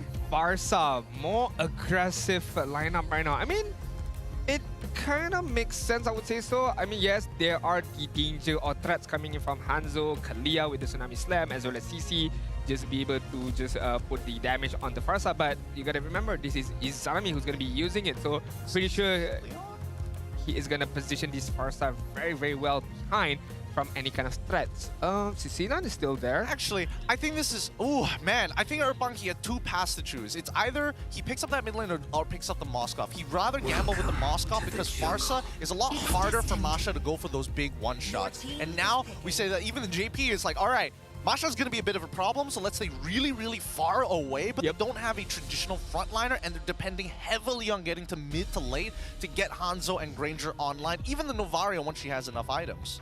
So last pick for the side of homeboys right now, Moskov is still viable to be played. Irital is still there. I'm not too sure if they want to go for that pickup or very, very out of the ordinary pickup, something like a Lunox, but I don't think it's going to happen right now. It's going to be a very stable marksman for them. It's going to be the Irital going to get picked up, just run and gun down the opponents right now. I like the idea, what Gideon said, how JP Nenes don't want to close combat them very much early on. They rather stay away from them and just let CC try her best to be the frontliner. I mean, homeboys are just straight up the challenger here. This is a rundown composition against the Niners who, like Gideon already mentioned, doesn't have your traditional frontliner. They're really depending on Kalea and CC to take the damage in, but when you have Matilda, Fredrin, Iritel, Masha running straight at your Novaria Granger, can they actually hold? I feel like the game is going to be determined by first turtle. I think unless we see homeboys be very, very disciplined on these upcoming neutral objectives, we'll see how far JP Niners can actually get. Because Subot technically has a winning matchup. We see that Loliel's, his matchup is very skill-based. I don't know how hard the nerfs are going to affect it overall. It will definitely hurt him, don't get me wrong. But until when is he going to scale? That's the real question. Well, this rivalry has persisted across many a season of MPL Malaysia, and every single time it has gone to a full series. Can homeboys break that curse and take their first ever decisive victory against the JP Niners? The way I look at it as well, I think homeboys is gonna try maintain a similar playstyle as game number 1. Once they have the level 4, once they have the power spike, whoever is in front of them, they're just gonna take it away. And right now, Loliel in a lot of trouble already. Ivan even taking the tower to get a bit more poke in. Loliel will survive, but that's a lot of lane time now for MelQT. He's gonna... I think he should lose at least one minion here. Izanami gets struck low, but as long as he doesn't die, it's totally fine, right? Interesting jungle path, because it looks like Zidane wants to match up towards the top side of the map. He readjusted. Technically, he instantly clears his orange buff. He could have gone to his purple, but instead decided to full clear bottom side, wasting precious time, even though technically he out-farms Emal in the earlier stages of the game. Alright, as we take a look right now in terms of emblem pickup, nothing too out of the ordinary. 2 Wilderness Blessing is gonna get picked up by the side of homeboys with Izanami having it as well. So early rotation is to be expected from Izanami, but hold on. Oh, Emal in trouble, runs into 3 members, but Guiding Winds gets him out. That's why Matilda is such a good combo with tank junglers. Yeah, and honestly, really good that Emal was able to hit an energy eruption on 3 people at once. No cats there. Right now, I'm more worried about Izanami because Warlord, clearly, he's clearing these waves pretty easily. Mal jumps in, Tidal Strike on Izanami, but just pokes him out. Ivan is still there to provide shields and healing to his mid laner. Right now, we are talking right now, the Turtle Dance is gonna begin or started by Emal, but focusing on the orange buff first. Meanwhile, on the side of Diviners, but hold on, Vel. They engage here, that they're gonna tie up Ivan and Amal, but in the bot lane, the Farsa, Izanami already ganked, took advantage of the opportunity to get a free kill. First blood on Lolil, and JP still not able to take control of the turtle pit. Mal now trying to buy some space, fell to the left HP bar, but pops the thunderclap, and Mal goes down. Braces Wrap into the vengeance. Subbat will survive, but JP Niners have lost too many bodies. So the homeboys will get this one for free. Oh no, this is bad, this is bad. The fact that JP Niners had the upper hand in terms of manpower, and yet they still could not do anything. No kills, no neutral objective taken. Meanwhile, homeboys gets a bigger upper hand, getting a kill on bot side, getting the turtle, and another kill on the turtle side. I think Homeboys understands one thing. As long as we have bush control and we can see where Mal is, there's less of a threat. Because taking skill shots, sure, we can heal back up and Ivan could protect us. If he takes big shots, that's totally fine. He's got Purify. So they have dedicated frontliners to kind of do the dirty work and get deep, knee-deep into the mud. JP Niners, I think they need to make sure that they have stronger bush control. They have a poke composition. Let Warlord and Lolios kind of get to that position where they can keep on harassing the homeboys while Ivan doesn't have Flask of the Oasis available, and more importantly, before those roam boots activate. Yeah, I'm very much afraid of when homeboys gets too much of a Looking tanky for item. Beauty, the flicker title strike, they can pull him out. Gonna he get out? He actually escapes, runs away with the sprint. JP Niners committed so much for that, and MelQT just gets to go home. Oh man, that was one opportunity to equalize that lane. That hurt a lot. I mean, Sudafa did mention about how the Guiding Wings is a very good counter to the Tsunami Wave or Tsunami Slam, but I did not thought it's a big counter. But as we can see how homeboys are playing right now, yes, they are able to catch certain targets, but they are not able to finish it off. One, because the power spike is not there yet for JP Niners, so the burst damage is not there yet. Second of all, of course, the biggest counter to that is Ivan with the Guiding Winds. Time and time again, the timing, the position of Ivan, he knows when Mal is going to use that Tsunami Slam. Subbat actually trying to commit this fight. A bit scary. Izanami is here. Feathered Airstrike comes down. Vengeance pops. Subbat, that was a bad idea, my friend. I get it if you're jumping on Izanami specifically, but on Vel, I think maybe he might have thought that the curtain call might catch both of them. Zaidan gonna pop into his demon form. Turtle gonna be secured by Zaidan, but gets Tsunami slammed out. In the meantime, Vel is in the backline, threatening on Mal, and Lolil gonna be chased down as well. Homeboys takes two in exchange for the Turtle. Zaidan, why are you chasing, sir? Gets stunned, gets picked off, double kill for Vel. It's breaking down for the Niners, and it's breaking down a little too quick. Warlord is going to have to regroup the rest of his team. They gotta listen to his calls. They can't be making simple mistakes like this, especially at such a pivotal point of the game. A 2K lead for the homeboys, sure. You lose a little bit of farm, not that big of a deal, right? Oh boy. Izanami is styling right now, the burn!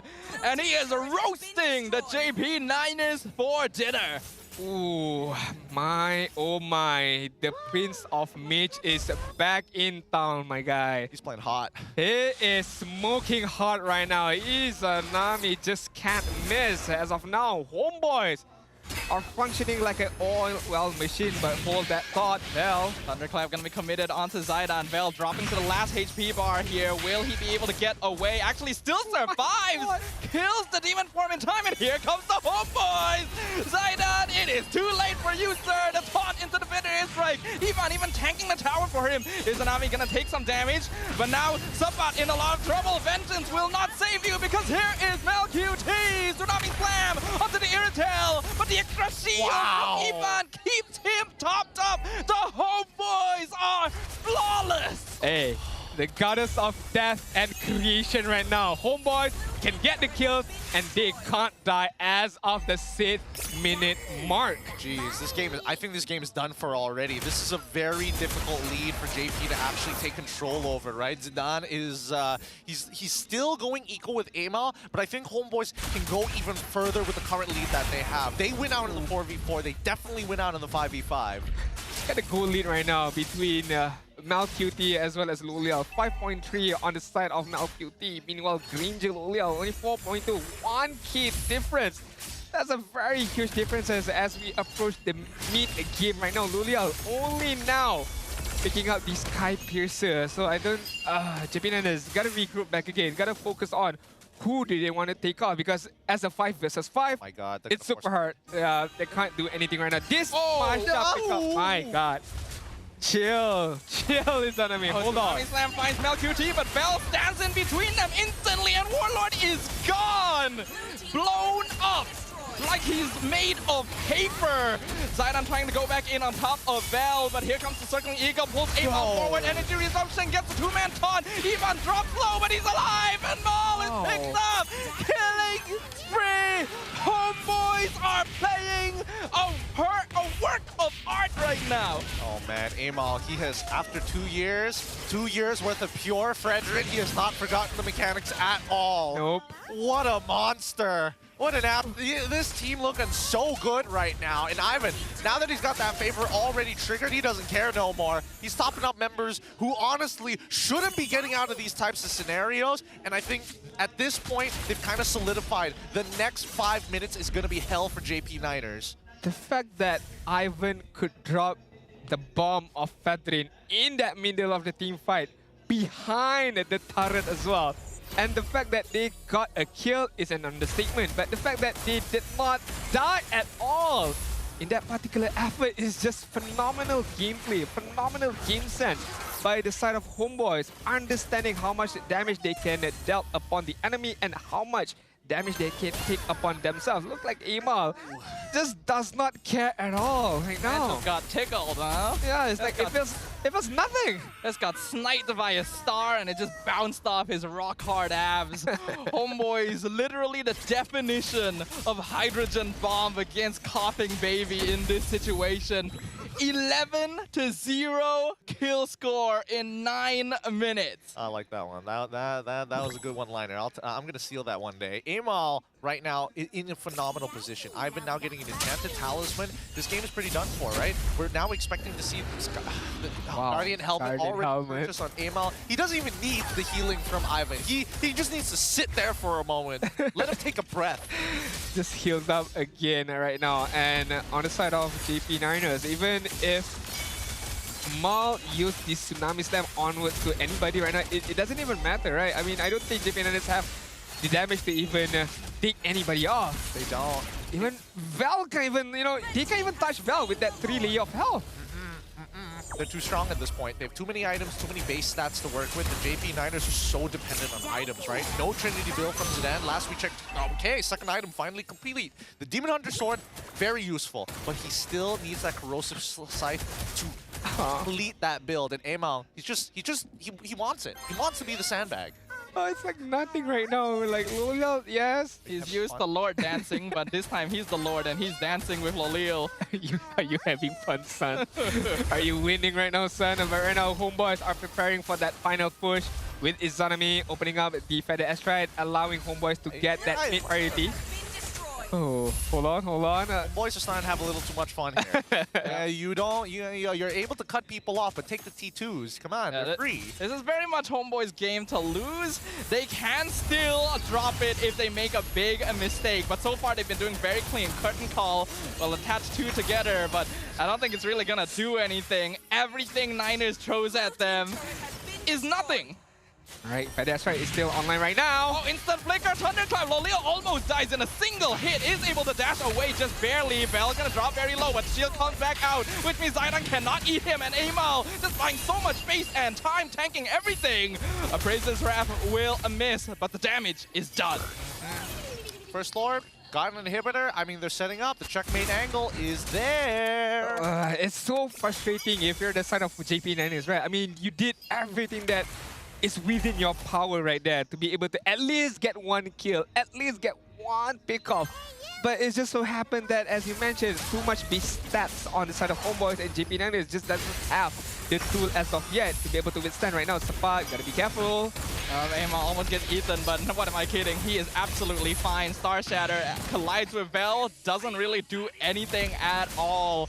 As Homeboys continues tightening their grip on this game, a 9K net worth advantage. Izanami, he is letting that flicker rip. He does not care anymore. And I mean, disrespectful behavior here coming up from Homeboys, but with a 9.5K lead, they kind of know that they've got this game in the bag. 40 more seconds, and as long as they play it, keep it standard, front to back, we should be all right. The power spikes are just not there for the JP Niners. I mean, knowing that he has the escape ability coming in from the Matilda, so I think it's fine to use a few flickers here and there to be able to get a very much more aggressive positioning and at least get one kill off from the side of Homeboys. But as we take a look at the timer right now, approaching 13-minute mark, the next lot is gonna come at any time soon. So JP Niners, I don't think they are in a position to contest this.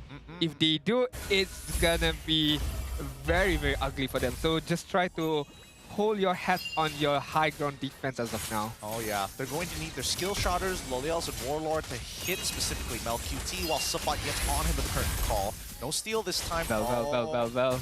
Punch him! Vel's just looking for him. Punch him again! Onto Sabat. Eats a lot of damage, will drop to his final health bar, but job's done. Lord over to the Homeboys. It's been so long since I've seen one particular individual member zoning out 5 opponents. Hey, nobody's brave enough. Everybody's just like, whoa, calm down there, Vel, please. Hey, Masha has 3 HP bars, you know. Vel is playing the raid boss here. He is. With 1-2 punch combination, look at the health of like the likes of Warlord, Sapat. Half of their HP is immediately gone as of now. So, JP Niners, this is gotta be the best defense I have to see from them. Are they able to pull it off? We shall see. Homeboys can't get too cocky right now. They gotta focus right now. They can't get too cocky as of now. Definitely can't afford to get too arrogant here, but they've definitely built up enough of a lead to deserve some of it. Lord coming in, Astral Echo connects with all 5. Amal gonna get knocked out, actually takes a lot of damage. Tsunami Slam brings him back. He gets executed, but Bell also picks up the mega kill and double kill. Follows Zion into the backline. Suppa trying to do his best, actually manages to shut down male QT. But Bell is still there. The raid boss is in the base of the JP Niners. They've lost their goal laner, but the minions are still flooding in one by one, and Izanami's rejoining them. Warlord and Loleo are trying to hold on as long as possible, but the crystal is wide open. A beautiful performance, a beautiful demonstration of synergy as the Homeboys takes the series in a clean sweep. Jeez, what a beatdown. An absolute stomping here coming down from Homeboys in game number 2. They did not give JP the time and place, but they definitely told them, hey, we're going to break your mental, and we're also going to take your names. What a victory coming from Homeboys. But let's take a look at our MVP of the match. The one, the only, Izanami, Prince of Mage, is back in town, and he is styling his opponent left and right. Game 1, Game 2. Again, gotta remember, the goddess of creation as well as death. That is Izanami. That was a nasty game coming in from Izanami. Big shout out to both Ivan as well as Vel, also known as Veldora. This guy really knows how to hold that lane, man. Great laning phases from everybody on the side of the Homeboys. One of the better showings against JP. All right, we have to listen to the winners' interview, so let's hear over to Lafel and the winners, Homeboys. This my boy, MVP Izanami. Berikan tepukan kepada pasukan Homeboys. Izanami, congratulations, Tanya. Sekarang ni, saya nak tanya satu benda. Kita dah lama tak nampak Izanami perform macam ni. Apa beza season kali ni banding dengan season lepas di mana Izanami dapat menyelah sebagai damage dealer? Sorry, boleh ulang? Boleh ulang, boleh? Apa sebab season ni kau perform? Okay. Bagi pendapat saya mungkin sebab kami season ni lebih percaya satu sama lain lah. Dan ya, kami ada chemistry cepat. Kami pun main dengan better lah. Main tidak pressure, so ya, alhamdulillah menang. Maksudnya selama ni tim-tim yang lain kau memang tak percayakan orang lah. Bukan. Oh, bukan. Ya, aku rasa tu yang dia cakap. Okey, jadi lagi satu yang saya nak tanya. Pada musim lepas, pasukan Homeboys tak dapat result yang bagus dan Islami juga cakap di mana itu menjatuhkan reputasi pasukan Homeboys. Jadi rasanya dengan 2 minggu pertama ni, adakah season ni pasukan Homeboys dapat pergi skor-skornya top 4 lah untuk season kali ni? Bagi saya ni masih terlalu awal lah untuk judge benda tu sebab kami pun baru lawan 2 tim. So ya, saya pun berharap yang kami boleh still konsisten lah sebab bagi saya tim kami ni kekurangan kami adalah tidak konsisten. Ya. Faham. Tak apa, tak konsisten tapi still aku harap korang boleh sampai ke final. Dan sekarang kita akan terus pergi kepada Ivan. Ivan, like kat sini kita boleh berikan tepukan kepada dia sebab Ivan, kita dengar daripada macam-macam interview, Ivan selaku seperti leader. Mel QT cakap Ivan bantu dia daripada segi rotation. Even Izanami pun cakap banyak bantu daripada segi rotation. Apa yang Ivan berikan pada pasukan Homeboys yang menjadikan mereka punya makro nampak kemas?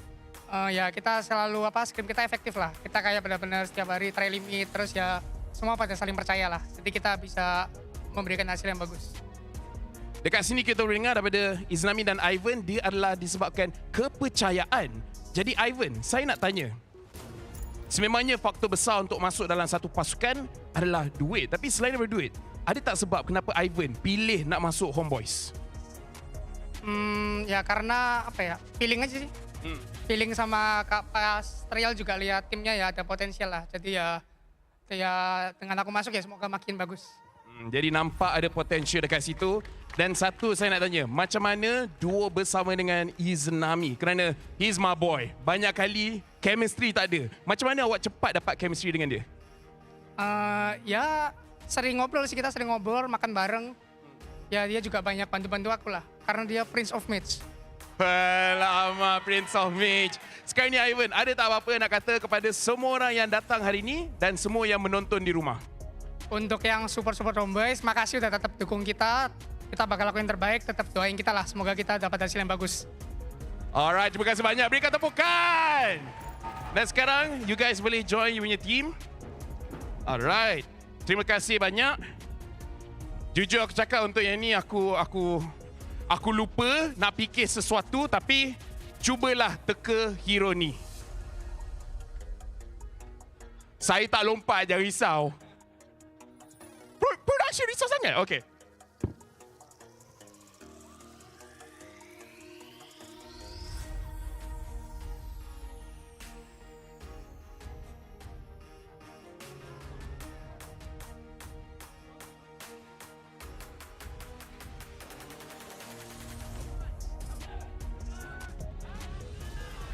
Was that Lucas? The answer is Lucas. Are you sure? I'm guessing. If I was a betting man, I wouldn't bet on my answer. I thought maybe that was... Because Chow is going to be too easy. That's not Chow at all. Chow, But then Lucas doesn't do like the roundhouse kick. Yeah, that's the thing. Unless it's meant to replicate the spinning of his tonfas or something like that. I'm with Sudafa with this. The spinning of the tongue? Yeah. I mean, Lafel is not a dragon. Is Lucas a dragon? I mean, He's not a dragon. He's like a beast. Yeah. he is a beast, but give it up for Izanami, the Prince of Mage. 2 games in a row, near perfect scores. And now with a roamer that can back him up and give him that extra chemistry and a side laner who does not seem to break. Izanami, he's really feeling himself this season. And what I like about Izanami is he's getting his hero. This aggressive playstyle of hero. The Valentinas, the Farsa as well. So Coach Erpang also understands what Izanami's strength is at, giving this high mobility heroes be able to move around the map really, really well. And with Ivan as well, as how we take a look at the interview just now, a lot of ngobrol, which means a lot of discussion has been done with Izanami, trying to understand his behavior, trying to understand, okay, how can we be the best mid duo there is in MPL MY? And so far, week number 1, week number 2, although only 2 teams have been faced by Homeboys, but they are shaping up to be the best mid duo in MPL MY. Yeah, honestly, I really like what the Homeboys have done with their roster this season. Every single player just feels so complete, and the mid duo, the mid trio communicates together well. On top of all of that, I think a great example is literally, I think, the first turtle, where Izanami instantly rotated down to the gold lane when he saw the turtle dance starting, gets a kill on Lolios, and comes back to rejoin the fight. In time. Yes! My God, the decision making is one thing, but the timing as well, to know that, okay, I do have the time to get a kill, and I do have the time to go back to the turtle because I know that my team are able to prolong the team fight with Fredrin, with Matilda as well. Just buy time, just zone them out a bit for me to be able to come back with Malcutie, and comes the cavalry, comes the damage to be able to take upon JP9ers just now. Yeah, speaking of damage, I am curious about the damage numbers coming out for specifically Vel. Assassin Emblem, Lethal Ignition, Master Assassin plus Rupture, and a full damage build. POD, Heptases, he's got it all. He's got it all, which is why they were so nervous about walking through the mist and just seeing Vel on the other side. Hey, the thunderclap was clapping just now. Look at the damage that he did upon the likes of Warlord, the likes of Lolia, the likes of Zidane as well. Even Support for that matter. Half or even more than half of their HP was immediately erased by just one thunderclap from Vel. I mean, it showcased how he won his leaning phase, and the itemization that he does works really, really well. Look at that. God. Look at that. No way.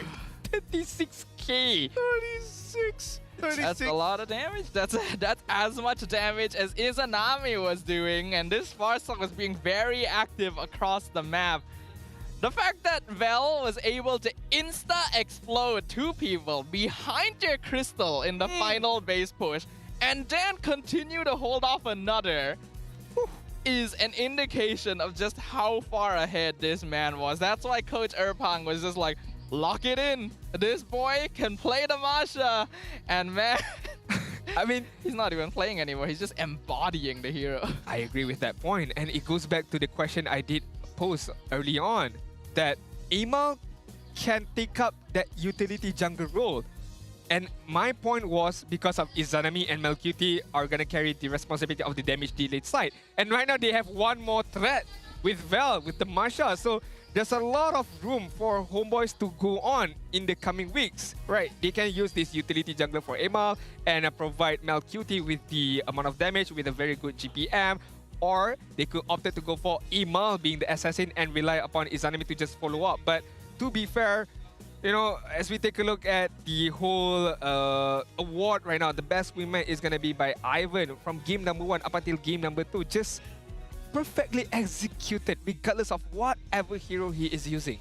He's been playing a very strong game for the Homeboys overall. I mean, even Amal showing off 2 years worth of Fredrin experience. He's like, I still got it, boys. Finally!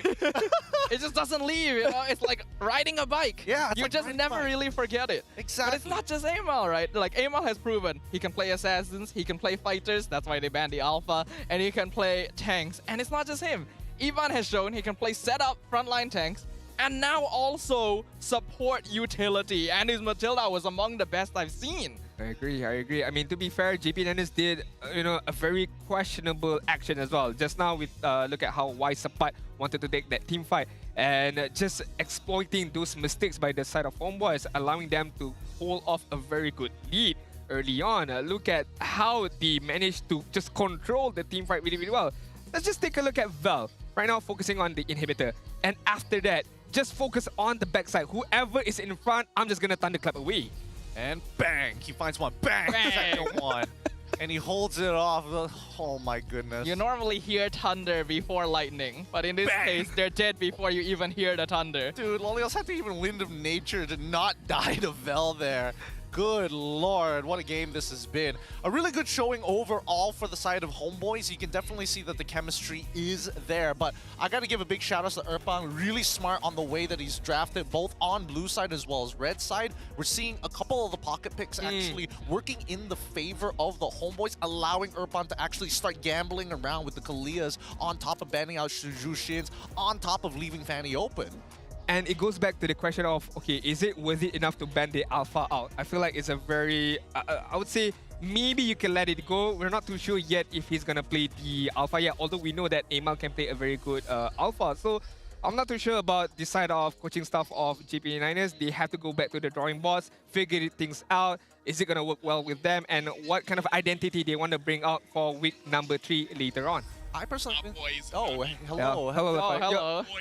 Yeah, boy. He is the boy. And Yeah, he shows boy. no mercy Honestly, for JP. Nope. That's the best showing I've seen from Izanami in a long time. And like, it's not just LaFell. I think all of us here have been fans of Izanami for a while. We've just been waiting for the chance that he gets to have the right teammates, and ooh, they're looking spicy. I like it. I personally like it. I like seeing the growth. I like seeing the extended hero pool as well. It's good to see that from draft to in-game decisions are looking really, really nice. And to answer your question about JP and why they banned out Alpha, I think they actually wanted the Fredrin to be fair. Oh, okay. That's why I think everybody's like, nope, I'm a yoink it first. Give me Nope. Matilda on top of that. No way you're gonna get the Ferdinand on their own side just now. But to be fair, I feel like not only Izanami, Ivan is still playing very, very well. So I would like to see more of the side of Homeboys for week number 3 and onwards. They could be a very good showcasing of Homeboys for their journey in MPL MY Season 15. But we have to take a break right now before we move on to the last game of the day. So don't go anywhere.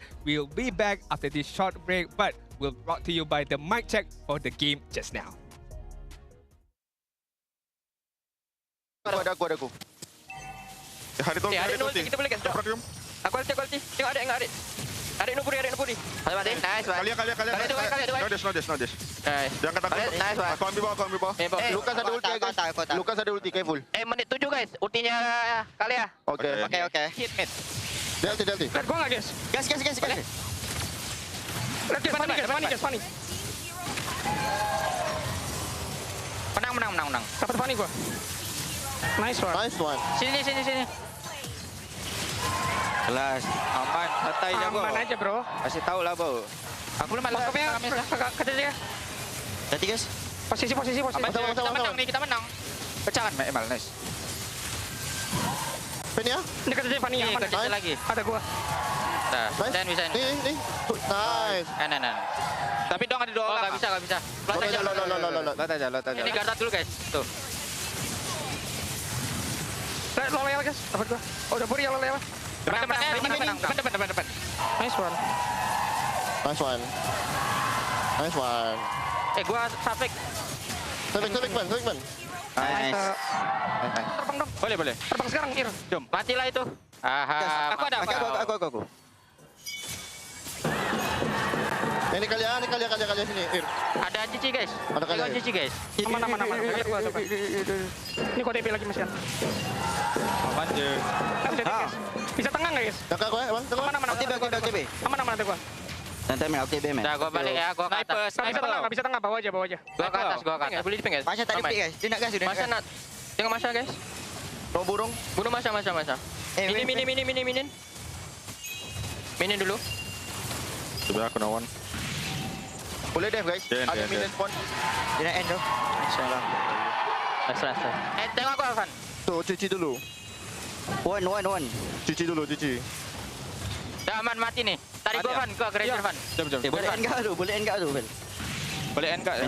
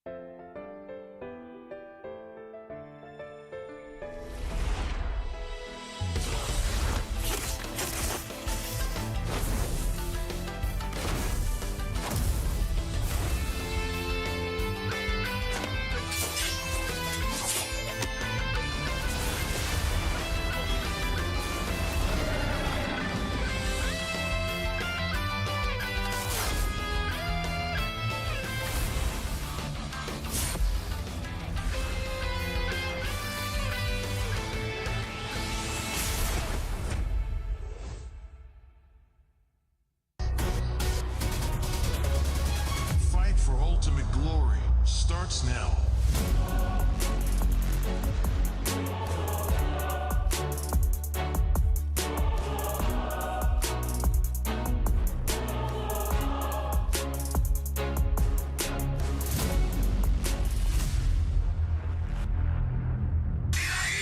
Mobile Legend M6 スイスウォッチ。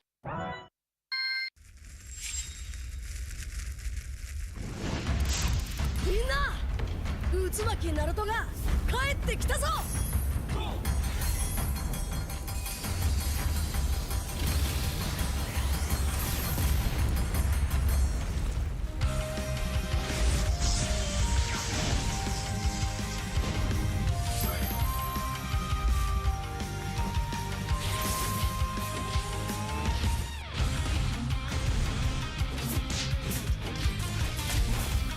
クラマ、力を貸してくれ。よ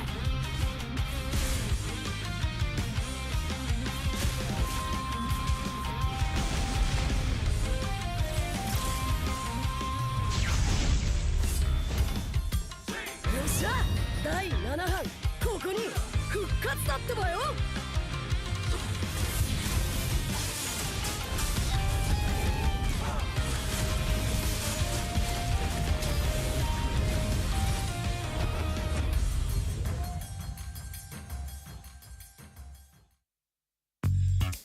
Kerap menggaruk kulit kepala disebabkan keluh mumur, masalahnya lebih mendalam. Gunalah Head and Shoulders menembusi 5 lapisan untuk membasmi keluh mumur dan kegatalan. Bebas keluh mumur sehingga 100%. Head and Shoulders diuji secara dermatologi.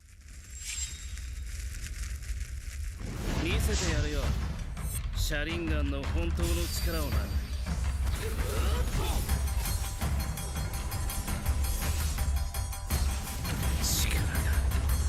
湧いてくる。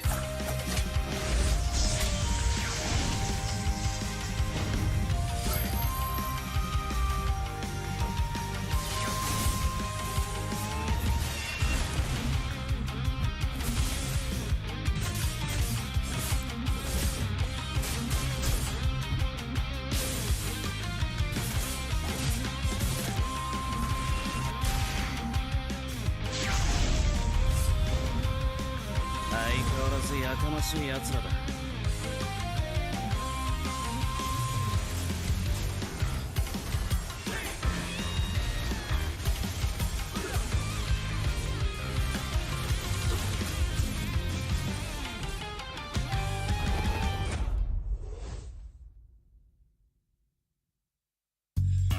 You keep scratching the surface for dandruff? But the problem lies deeper. Use Head and Shoulders. It goes 5 layers deep to defeat dandruff and itch. Be up to 100% dandruff-free. Head and Shoulders, dermatologically tested.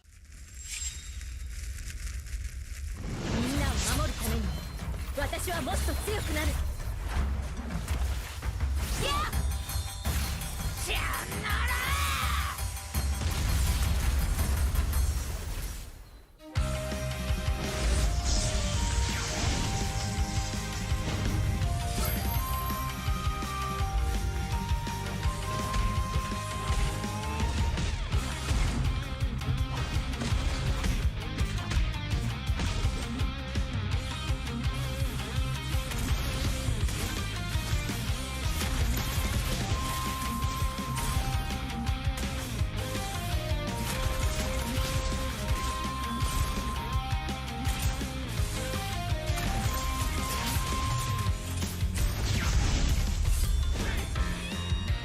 今度は背中合わせで行くわよ。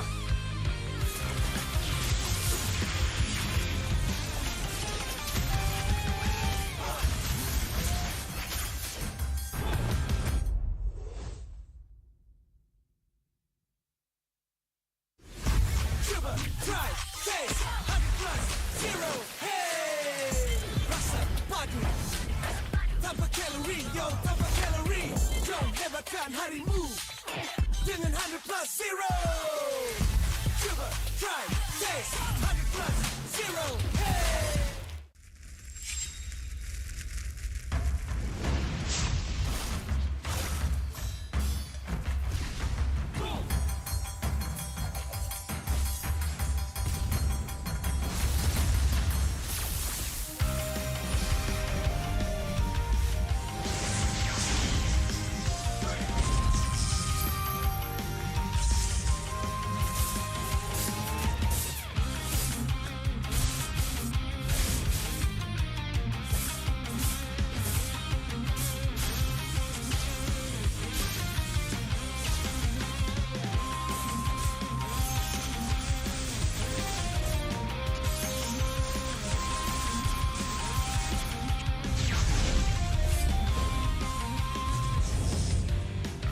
とは俺に任せて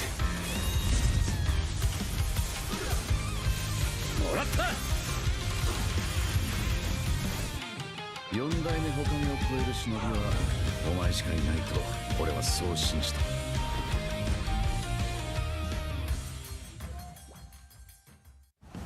Jiwa perwira, setinggi semangat gagah sang harimau. Medan bertarung walau di mana, kita berdiri sama perkasa. Biar lawangan kita bergema satu dunia. Perwira dan pertiwi, bangkitlah dan terus berjuang. Marilah kita bersorak, harapan pasti ada. Ayo Tim Mas, kita mara bersama. Kita semua Tim Mas.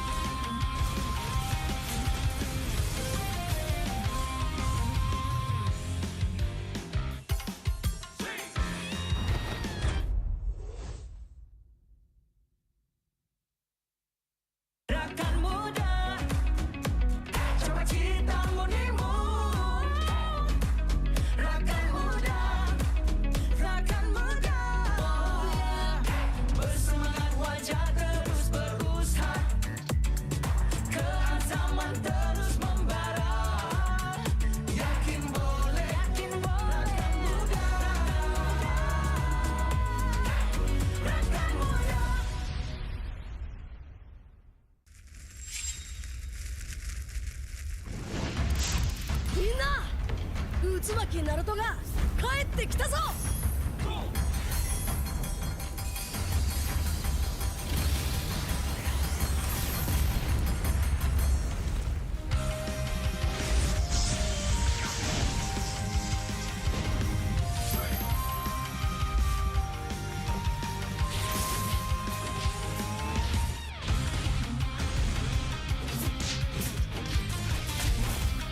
クラマ、力を貸してくれ。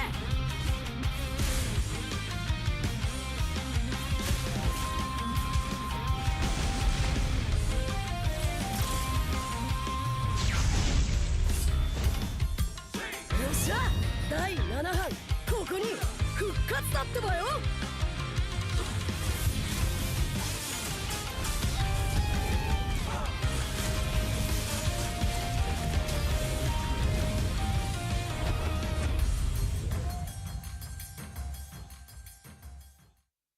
Ini 5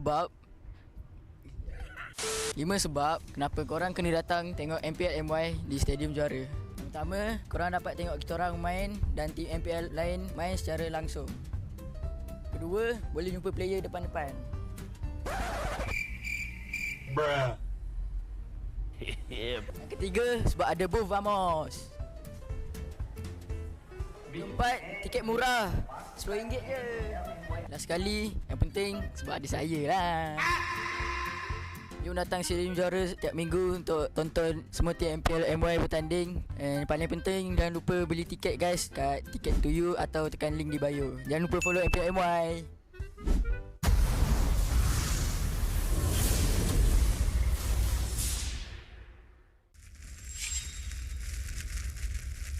Misete yaru yo.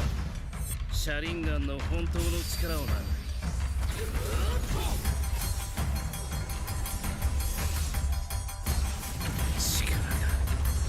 湧いてくる。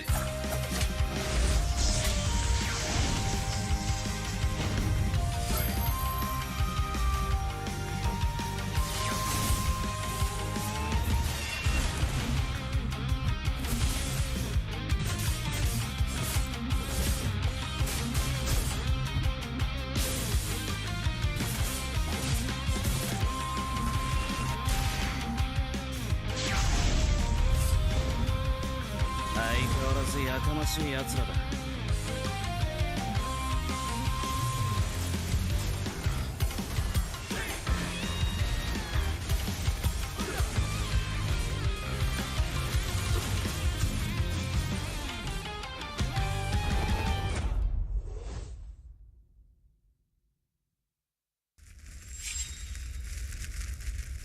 みんなを守るために私はもっと強くなる。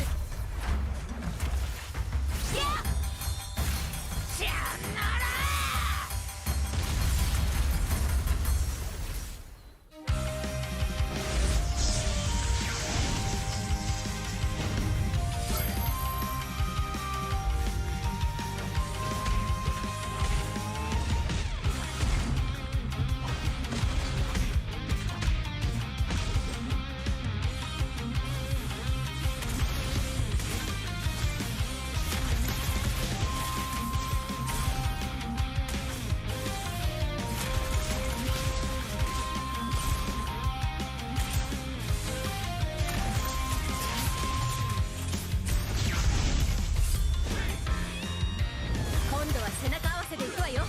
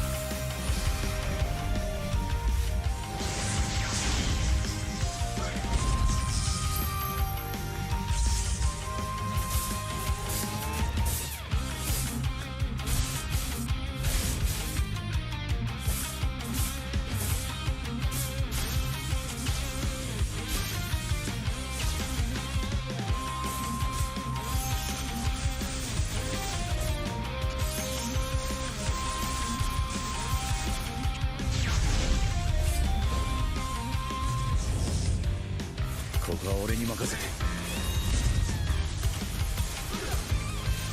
もらった。4代目他目を超える忍びはお前しかいないと俺はそう信じた。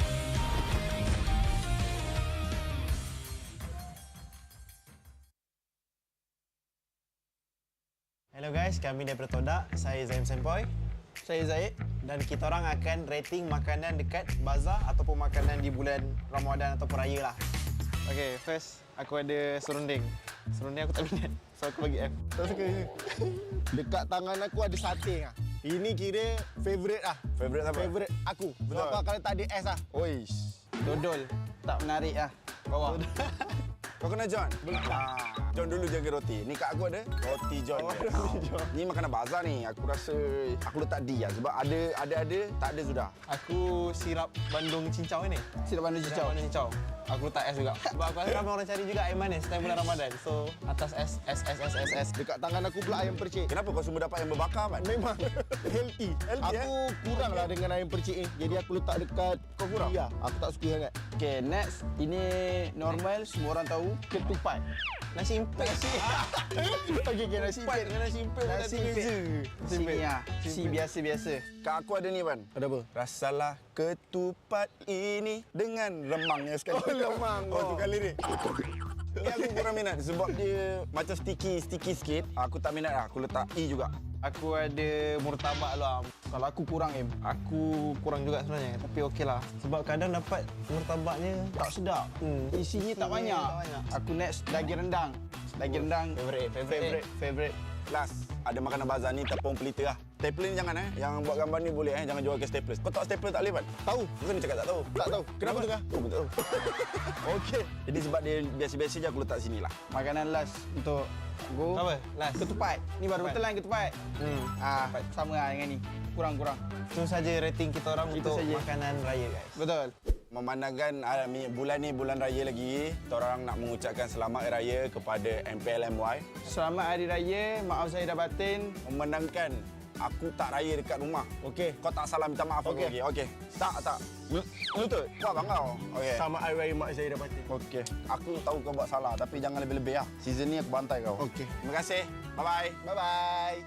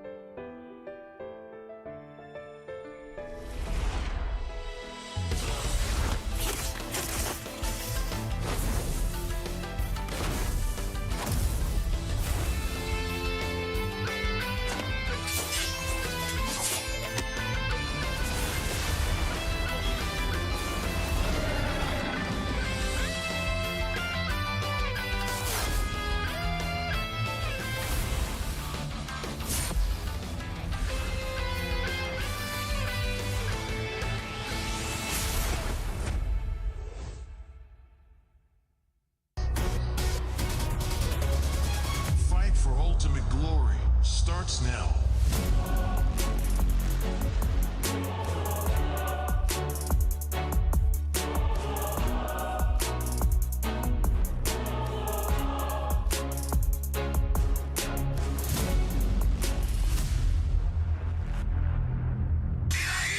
Mobile Legend M6 スイスウォッチ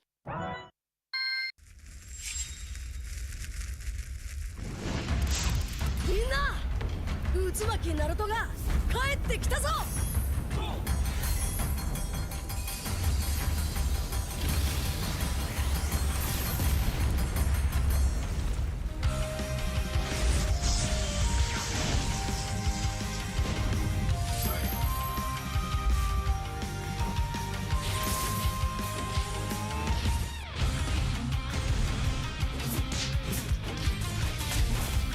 クラマ力を貸してくれ。よ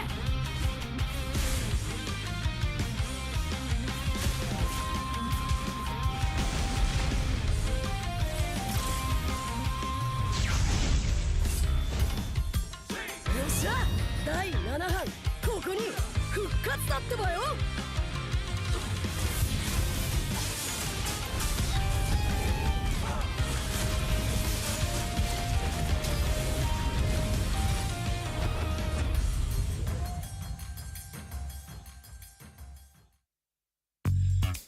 กร Kerap menggaru kulit kepala disebabkan kelumumur? Masalahnya lebih mendalam. Gunalah Head and Shoulders menembusi 5 lapisan untuk membasmi kelumumur dan kegatalan. Bebas kelumumur sehingga 100%. Head and Shoulders diuji secara dermatologi. 見せてやるよシャリンガンの本当の力をな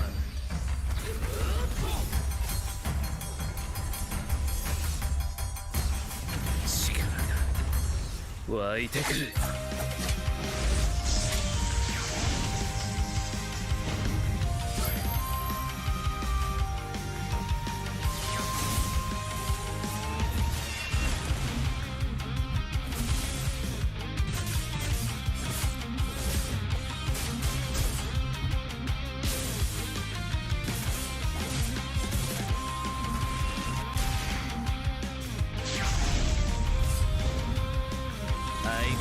やかましい奴らだ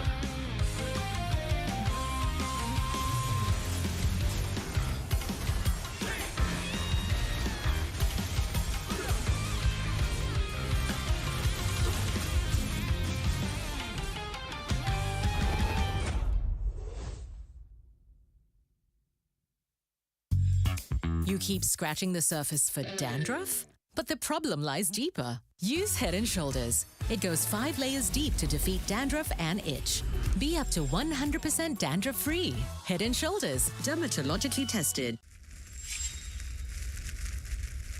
みんなを守るために私はもっと強くなる。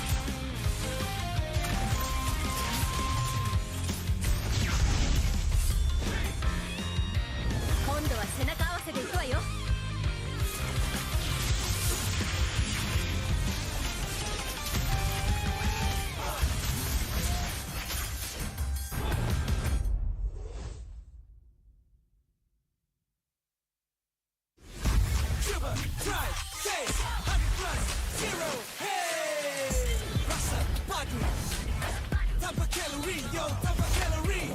Yo, hebatkan harimu dengan 100 + 0. Coba, try, taste 100 + 0. Hey.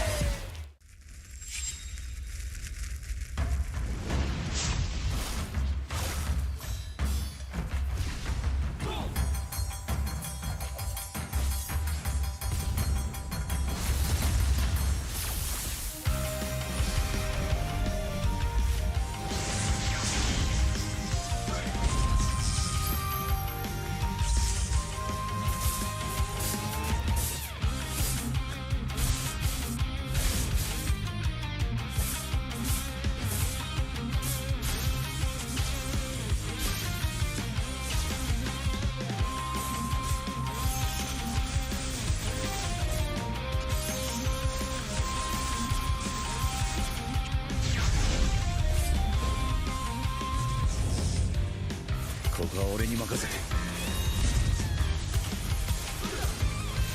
もらった4代目他目を超える忍びはお前しかいないと俺はそう信じた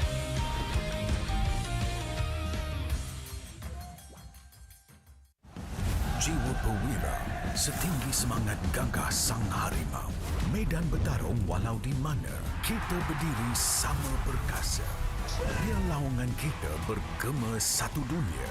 Pewira dan Pertiwi, bangkitlah dan terus berjuang. Marilah kita bersorak, harapan pasti ada. Ayo Tim Mas, kita mara bersama. Kita semua Tim Mas.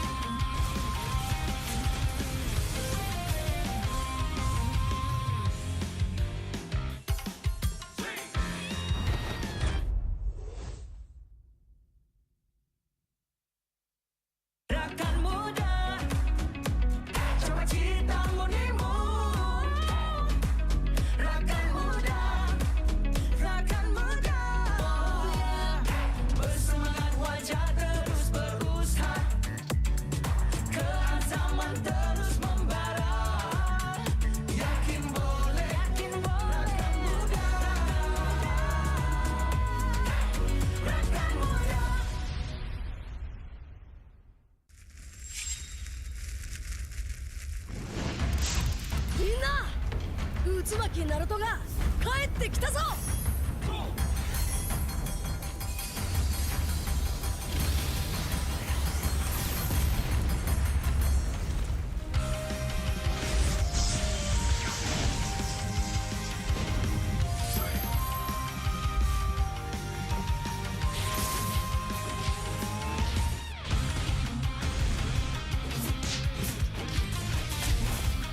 クラマ、力を貸してくれ。よ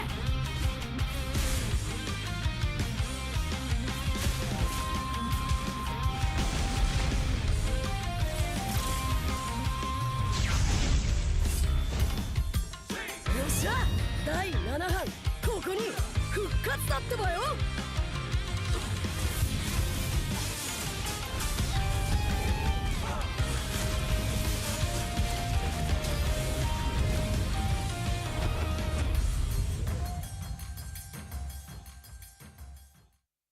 Ini 5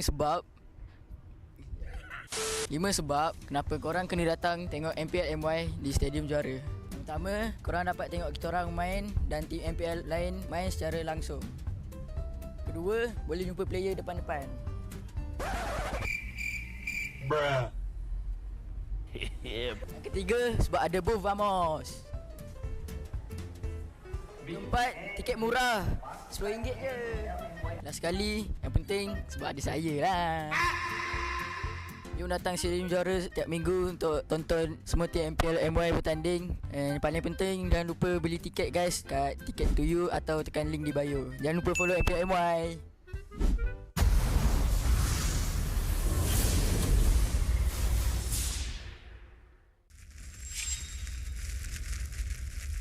Misete yaru yo. Sharingan no hontou no chikara o na.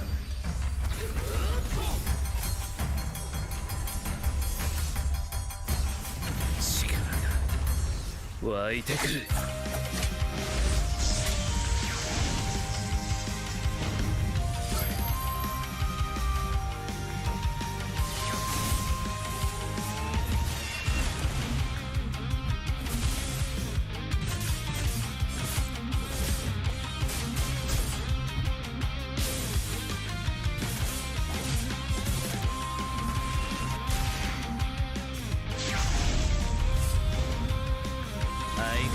やかましい奴らだ。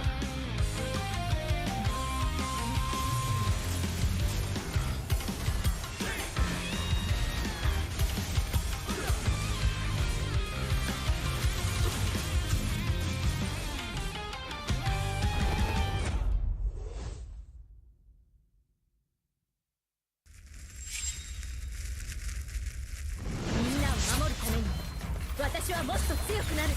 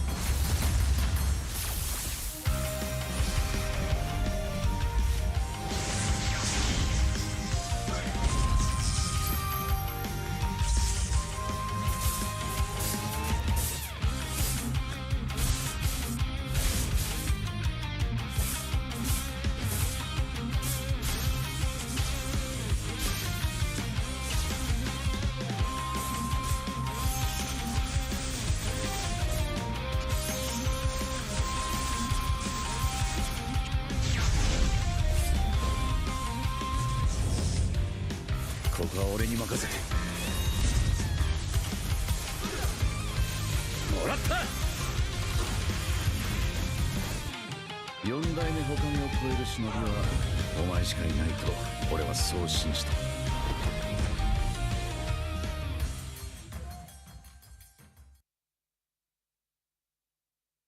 Hello guys, kami daripada Todak. Saya Zaim Sempoy. Saya Zaid.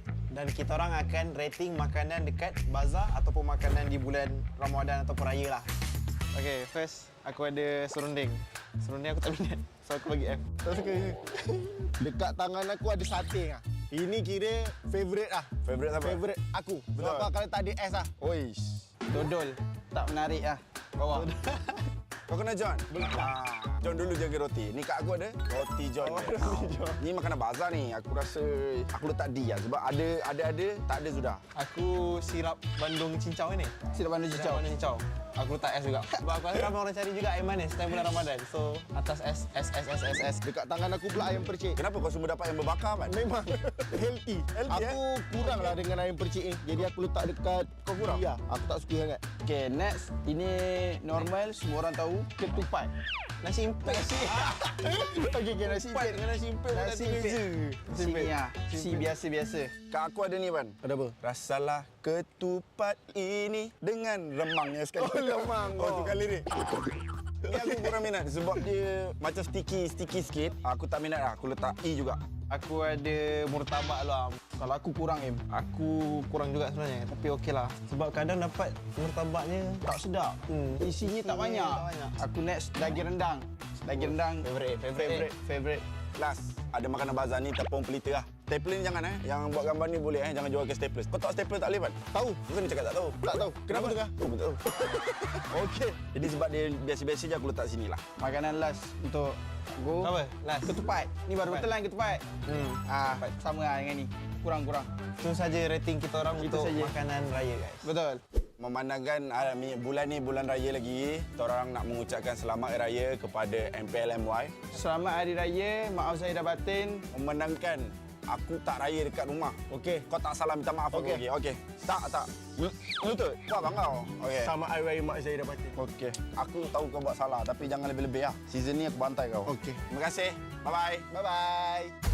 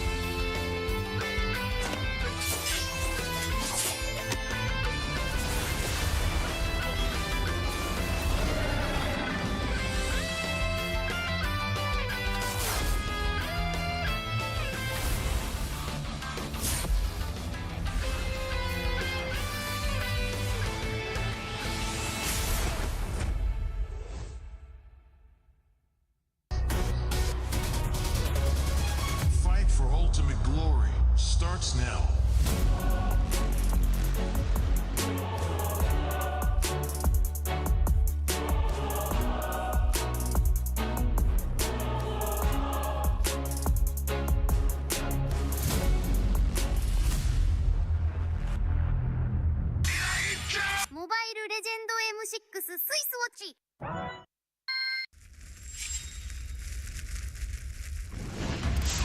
みんな渦巻きナルトが帰ってきたぞ。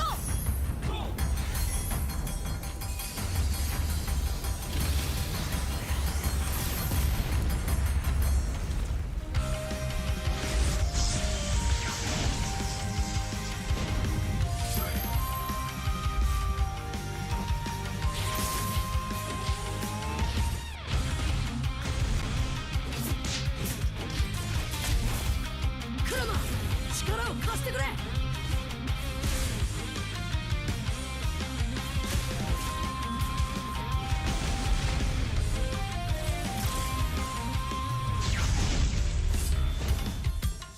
っしゃ第7班ここに復活だってばよ。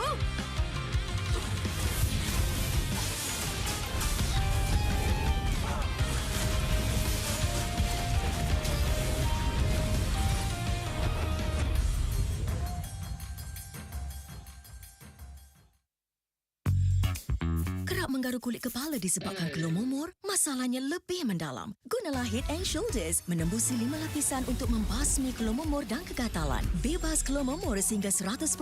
Head and Shoulders diuji secara dermatologi. 見せてやるよシャリンガンの本当の力をな。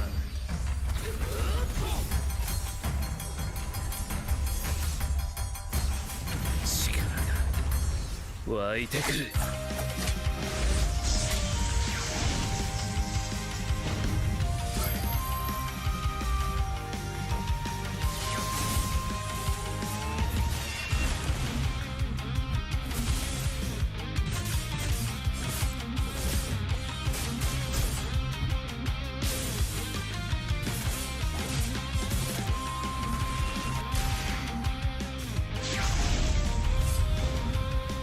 相変わらずやかましい奴らだ。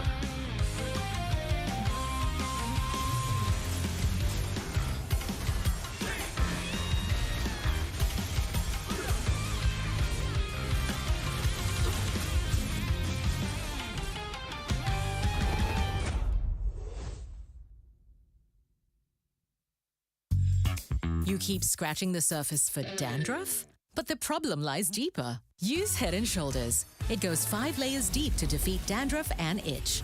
Be up to 100% dandruff-free. Head and Shoulders, dermatologically tested.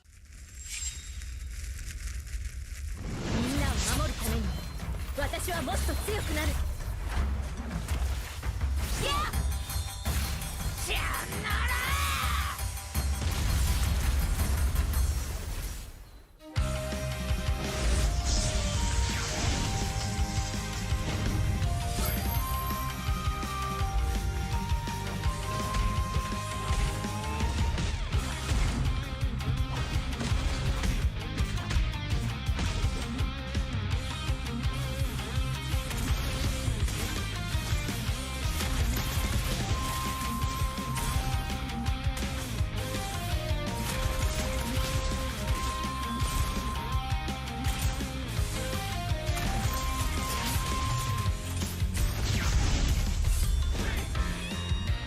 今度は背中合わせでいくわよ。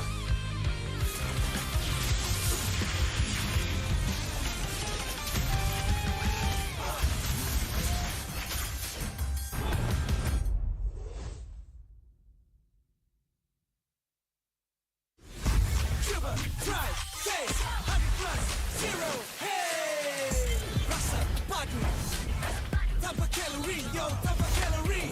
Kau hebatkan harimu dengan 100 zero. Coba, try, taste 100 zero. Hey.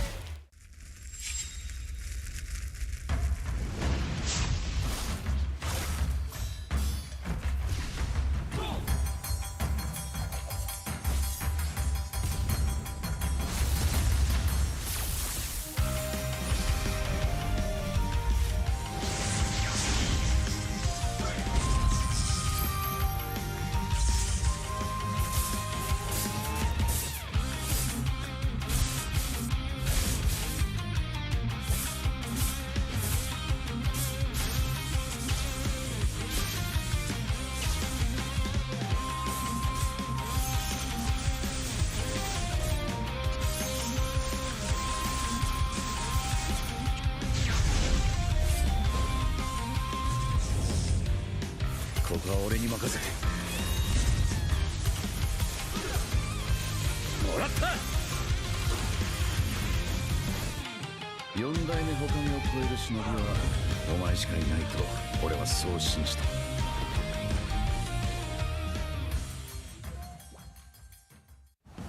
Jiwa perwira, setinggi semangat gagah sang harimau. Medan bertarung walau di mana, kita berdiri sama perkasa. Biar lawangan kita bergema satu dunia. Perwira dan pertiwi, bangkitlah dan terus berjuang. Marilah kita bersorak, harapan pasti ada. Ayo Tim Mas, kita mara bersama. Kita semua Tim Mas.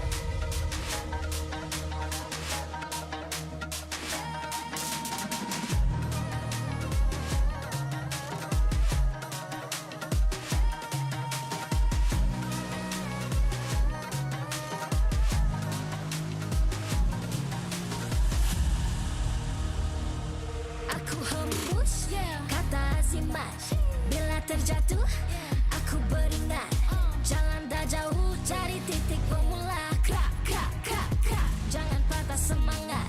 Semarak api bukan calon cadangan. Biar apa menghalang, aku sambut datang. 1000 daya, 1000 alasan. Harungi semua sampai di akhir garisan. Eo, eo. Kami tak senang mengalah. Kami luar biasa. Semangat membara, harungi bersama. Lakukanlah sama-sama lakukan. Bergema di kiri dan kanan. Tak berhenti marah ke hadapan. Tak mengalah berdepan cabaran. Jaga, jaga, kita jaga. Jaga, jaga, kita jaga. Jadi ayo. See me, watch me, hype me, gotta give it all. Don't matter how many times I fall, gotta get back up. Yeah, yeah, gotta go. I can hear them calling, now I gotta serve. Mess with my clique, now you get what you deserve. We keep it tight, we keep it cool. They got me and I got them too. Rundung tak rasa api tak kunjung padam.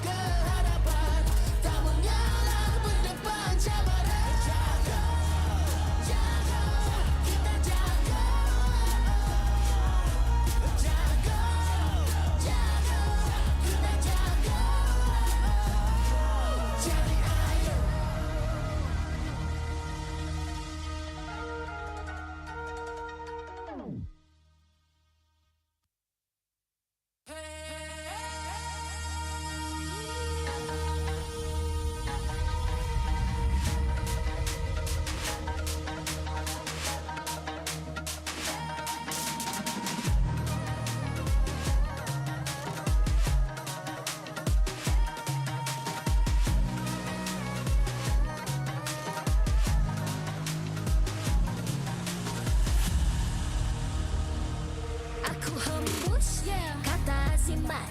Bila terjatuh, aku beringat. Jalan dah jauh, cari titik bermula. Krak, krak, krak, krak. Jangan patah semangat. Semarak api bukan calang-calang. Biar apa menghalang, aku sambut datang. 1000 daya, 1000 alasan. Harungi semua sampai di akhir garisan. Eo, eo. Kami tak sedang mengalah, kami luar biasa. Semangat membara, harungi bersama. Langkahlah sama-sama langkah, bergema di kiri dan kanan. Tak berhenti marah ke hadapan, tak mengalah berdepan.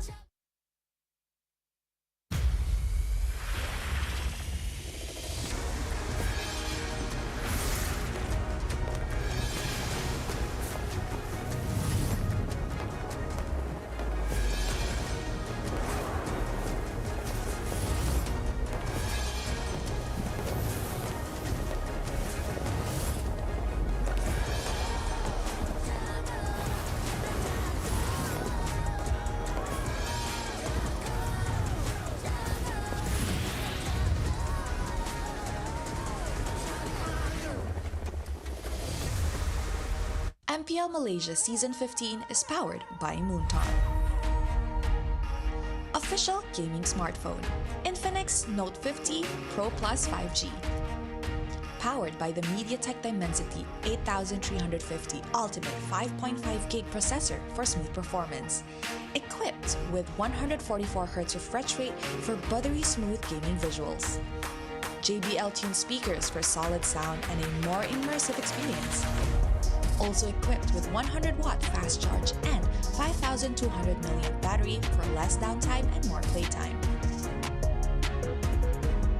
Our esports partners, Head & Shoulders, up to 100% dandruff-free and itch protection.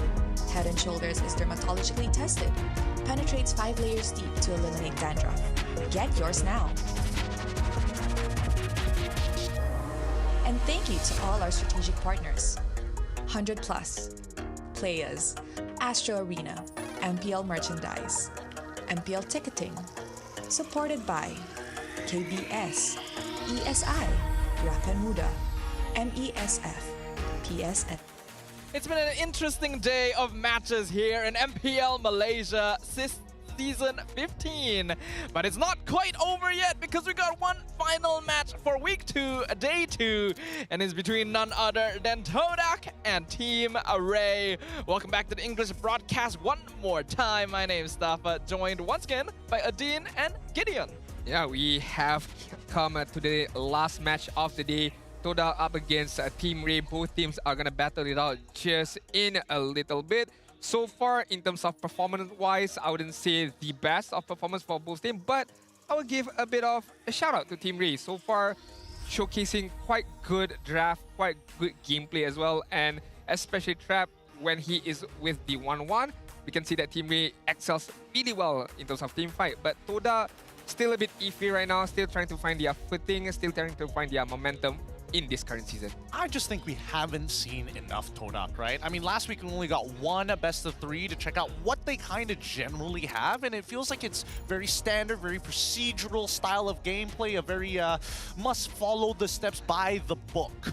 Yeah, that's not very classic Todak, but I think we'll see something a little closer to that today because we got Yanlord and Sihin stepping in to take over. And well, I am a believer in Yanlord's supremacy. I'm a big fan of Yanlord, actually. I think he's a great roamer despite like not having that much experience in MPL, and they've got Zyme Senpoi as well. So I'm hoping Todak is looking better. If they're feeling lethargic, they need to energize up their gameplay. They need to energize themselves up. Why not use 100 plus? I mean, refresh with 0 sugar, 0 calories, with the same great taste. 100 plus taste that you always love. I mean, after a good day of sports, regardless of playing futsal, basketball, badminton, or even a jog, 100 plus will always be my go-to drink afterwards because the energy that you get from it is just, you know, you can't get it anywhere else.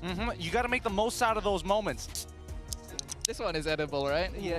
This sure, yeah. Drinkable, I would say. Not edible, but you do you, my friend. Yep. You do you. Keep in mind that this has zero sugar. This is the version that we're going for. If you are worried about those calories and are counting those macros, this is going to save you a lot of that time. Don't forget to pair it up with some water as well. The electrolytes are always great, but it still doesn't change for pure hydration. Speaking of making the most out of every single moment. Oh, wait. Speaking of every single moment here, so far it feels like Team Ray, we've got a lot of, so much about them, right? We haven't even hit the halfway point of the MPL, and we've seen a majority of their games. Coming into this week as well, after losing to Arrow, and honestly, I would say it was a pretty tight loss overall, against a team like Todak, who, again, plays standard procedure, this will be interesting to see, right? Because the previous matches we've seen from Team Ray, it's either super scrappy, super early game oriented, very EXP, you must be a second roam, doesn't matter how much gold you have, and usually with Eevee, he leaves his lane very soon. Iris, the difference we've seen so far, can't really play those tank EXP laners. He's looking to win out the match as much as he can. I mean, if we talk about lineups, right, even Toda are bringing up a new kind of lineup for themselves. I mean, having Yanglon in the main lineup right now, as well as Shaheen, replacing Hazelnut as well as D. So is this combination is going to provide a differences in terms of gameplay and of course the end result, because this would be the main local lineup. And I would say maybe a better chemistry, a better communication can be forged upon to Toda for this match. If I'm not wrong, this was the lineup that Todak used to become our representatives at IESF. So it's definitely their stronger lineup, right? And so far, this is the first match they're going to be fielding it, so we'll get a real good look at how it adds up to the rest of the MPL cast. As for the opposite side, I agree with what Gideon mentioned. It felt like Team Ray was just a little bit more solid with Eevee around with the kind of playstyle they usually aim for, and Iris seems to unfortunately be falling into a similar pitfall to a lot of like old aggressive EXP lane players, similar to Rippo, where like the hero pool in the meta right now doesn't really favor them. I mean, to be fair, it's a different case or a different scenario for one of their players from Team Ray, which is Danish right now.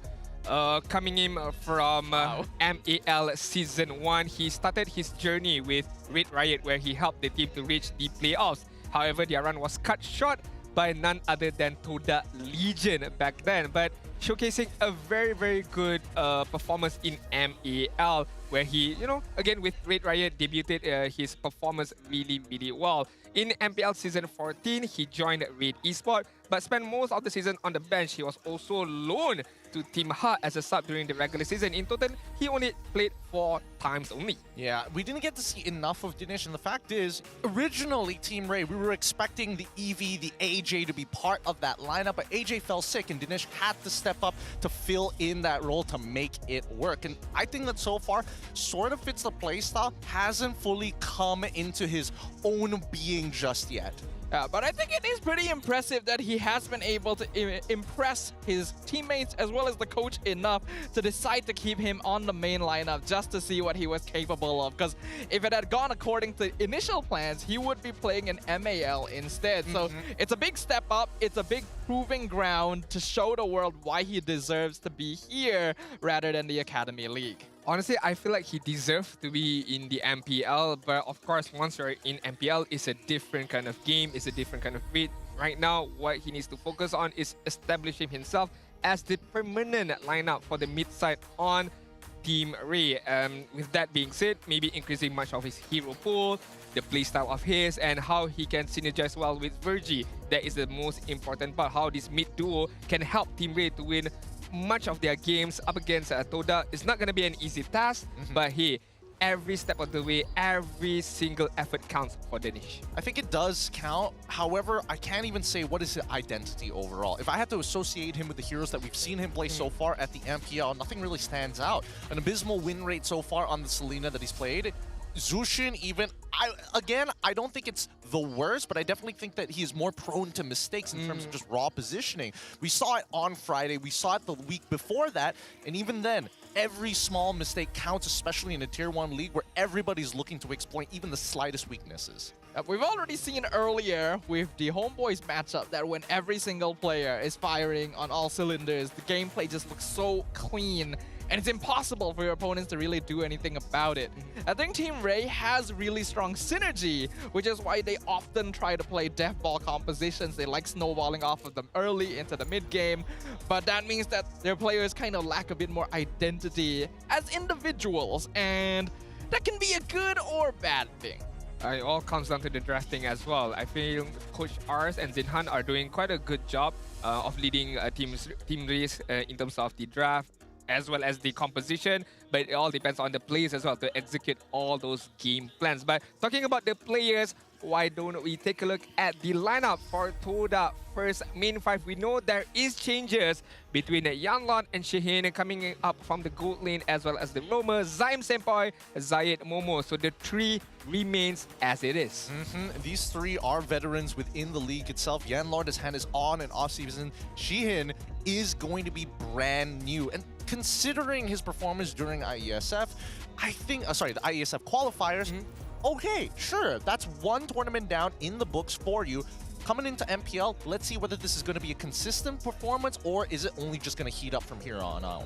I just hope that it's not a one record wonder. You know, just one performance from the ISF qualifiers that he performed well, and then it's just straight on, just mediocre player. I hope he builds upon that momentum from ISF qualifiers coming into MPL MY Season 15. Yeah, it's great to have a bombastic start to your career, but you gotta remain consistent to remain relevant.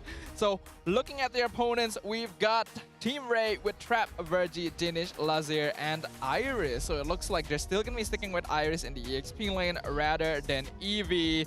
They're gonna need to make some adjustments then to their drafting style and their overall gameplay to make sure that this new style can mesh. Hopefully, I am hoping that Iris at least expands his hero pool in the meantime, right? We only saw CC and as well as Hilda, both of which, I mean, Hilda is pretty straightforward. The CC, unfortunate, did not get a draft built around it on top of trying to win a pretty difficult lane in itself. It's going to be a tough matchup here, especially considering Team Ray, they need these points. I mean, Lazar as well, performing really, really well with the Lucas jungle, as we can see from week number 1. Hopefully, he builds up on that momentum coming into week number 2 up against Toda. It's really 50-50. Very hard for us to decide who's going to win, but let's take a look at the players that walk up for both of these teams on the main stage. They're back today, hungry for their first win of the season, with Yanlord and Sihin stepping in to shake things up with new style and strategy. The Kings of the Ocean, Toda!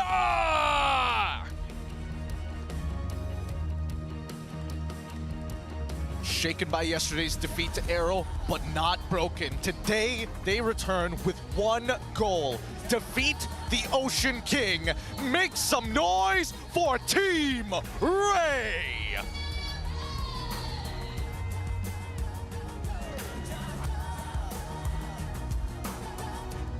Introducing the coach and analyst of the two teams and head of League Ops, Franklin, that will ensure fair play and professional integrity in the matches. Whoa! It's not Franklin anymore. It's gonna be Lafelle. Why is he there? Well, question mark, head of League Ops. Okay, never mind. Let's keep it going with the fist bump between the two teams. You know, a true sign of professionalism. This is how we roll. This is the Malaysian sportsmanship right now. My God. The Malaysian sportsmanship. This is it. That's what we want to see. Lafelle ensuring that every fist bump makes connections here to ensure that it's fair play on all sides. Although, I don't know if he's going to be submitting. Oh, wait. It's Franklin! It's Franklin! Whoa. What's going on? Don't Give it you back to him. steal my job. You do your job, I'll do my job. That is what Franklin trying to say right now. And off, Lafelle go to wherever he wants to go, I guess. The Ninja Smoke out of there. Yep. Good luck to both of these teams. They're setting up in their battle stations, and now we're going to be heading into the draft real soon. In the meantime, though, Kuja, he's got to be able to see this, right? He sees Iris. He wanted to see Iris initially. Yeah. Eevee is the one who walked up.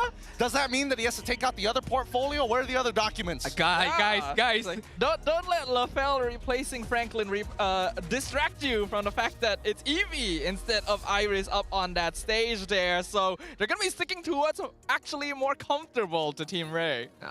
Honestly, I mean, all credits to Iris. I think he is a phenomenal player, but to be fair, in the current meta right now, in the current stages of the heroes for the EXP side, it's not a damage dealing kind of hero. It's more of a setup kind of hero. It's more of a open up the map kind of hero. So I think it suits Eevee better. As we can see from week 1, he plays phenomenally well. So right now, having him in the lineup once again, hopefully he can provide somewhat of a different playstyle for Team Ray. Well, here's the thing, right? We don't know what Todak is willing to bring to the table. And I'm hoping that Sheehan, after all the experience that he got to play in the MAL, he's not too nervous to be on this stage itself in front of the Todak crowd. Now, given the fact that, you know, Todak, in terms of their fan base, has been on the slight decline, I think they really need to get invigorated for this next generation. And this game is going to make the difference. All right, let's take a look at the Beyond the Arena stats for Danish right now. History MPL Season 1 with Red Riot. Bench for MPL Season 14 by Red Esports. 9th place, MPL Season 14 Team Hut was lone halfway through the season. So honestly, it's not like he does not have the experience in the MPL, where he did play a bit back in Season 14, but it's not a full season, I would say, lineup or a full season experience for Danish. So right now, coming into Team Ray, I hope that he builds upon more momentum, and this could be a start of a good career for Danish. Yeah, he is effectively still a rookie at this point because he has not played for a proper full season of MPL. So there's a lot to prove, and I think he's already done a pretty good job of meshing in with the rest of Team Ray, but being able to create those moments, being able to stand out on this stage is very important in order to make a name for yourself, even internationally. I mean, it's going to be hard, especially when his teammates so far have been looking pretty good. Despite Trap making a couple of mistakes, he is eager to fight, especially when Team Ray fall into their element. Their team fights start to look very, very good if they put Trap on a marksman that can make plays of its own, or at the very least is scaled up enough to be able to be a dominant force. Something that Sheehan has to be aware of in these matches. I mean, talking about Shin as well, from Team Legion ML, a few speculated heroes that he might be able to play is going to be the Beatrix, the Harith, and Nathan. And speaking of Nathan, we know that in the current patch, Nathan is viable to be able to be picked up, but is he going to get the luxury to be able to use one of his, I wouldn't say signature, but one of his comfortable heroes, which is going to be the Nathan. But if, let's say, the Harith is open, the Moskov is open, I think Kuja as well as Anga is going to opted to go for this kind of more viable heroes or viable marksmen, the top 3 marksmen, your Harith, your Moskov. I want to say Granger, but to be fair, today Granger is being a bit, you know, not what I've expected. It feels like a lot of teams have either strayed away from the Granger or are more willing to try other marksman heroes at this point of time. Now, Team Ray do decide to take first pick. So Todak, on the other hand, we'll see whether or not they're going to be the ones who are looking to kind of gamble away with the potential matchups. Again, Kalia has been a hot topic at the moment in terms of that particular Gamba. The Zhu especially has been a big part of that conversation. But we've seen a lot of first pick Harris at the beginning of Server Saturday. And not just that, we're starting to see Fanny being used as a form of bait in the draft itself, with coaches starting to figure out how they can use it to manipulate the heroes being picked up in their own favor. So having wide hero pools is becoming more and more prevalent and more important, especially as the teams are still settling in and figuring out what truly is the strongest options in the current patch. Talking about Fanny is very interesting as well. Are they going to ban it out, or are they going to use it as a tool to be able to beat each other out in terms of the drafting? So all of this question is going to be answered as we hop into game number 1, where the drafting is going to begin right now. Again, Team Ray is going to have the benefit of the first pick as well as ban. Fovius as well as Louis. So no global threat from Louis. I don't think Team Ray wants that available for the Todak side. Meanwhile, Todak banning out the Fanny immediately, as well as the Zushin. So not entirely showing much from the side of Toda, but for Team Ray, we know that, okay, they don't want global presence, meaning they want to go for a silent engagement or a backstabbing kind of playstyle. Now, a couple of things to keep in mind here. Again, this is Zayed we're talking about. One of the few picks that I'm hoping that he's going to get his hands on, because Kalia, I think Cypher might just let it through. I think they've talked it over, and there's only one jungler that comes to mind, and especially in Zayed's pool, that might be able to potentially outplay the Tsunami Slam, and that's Lancelot.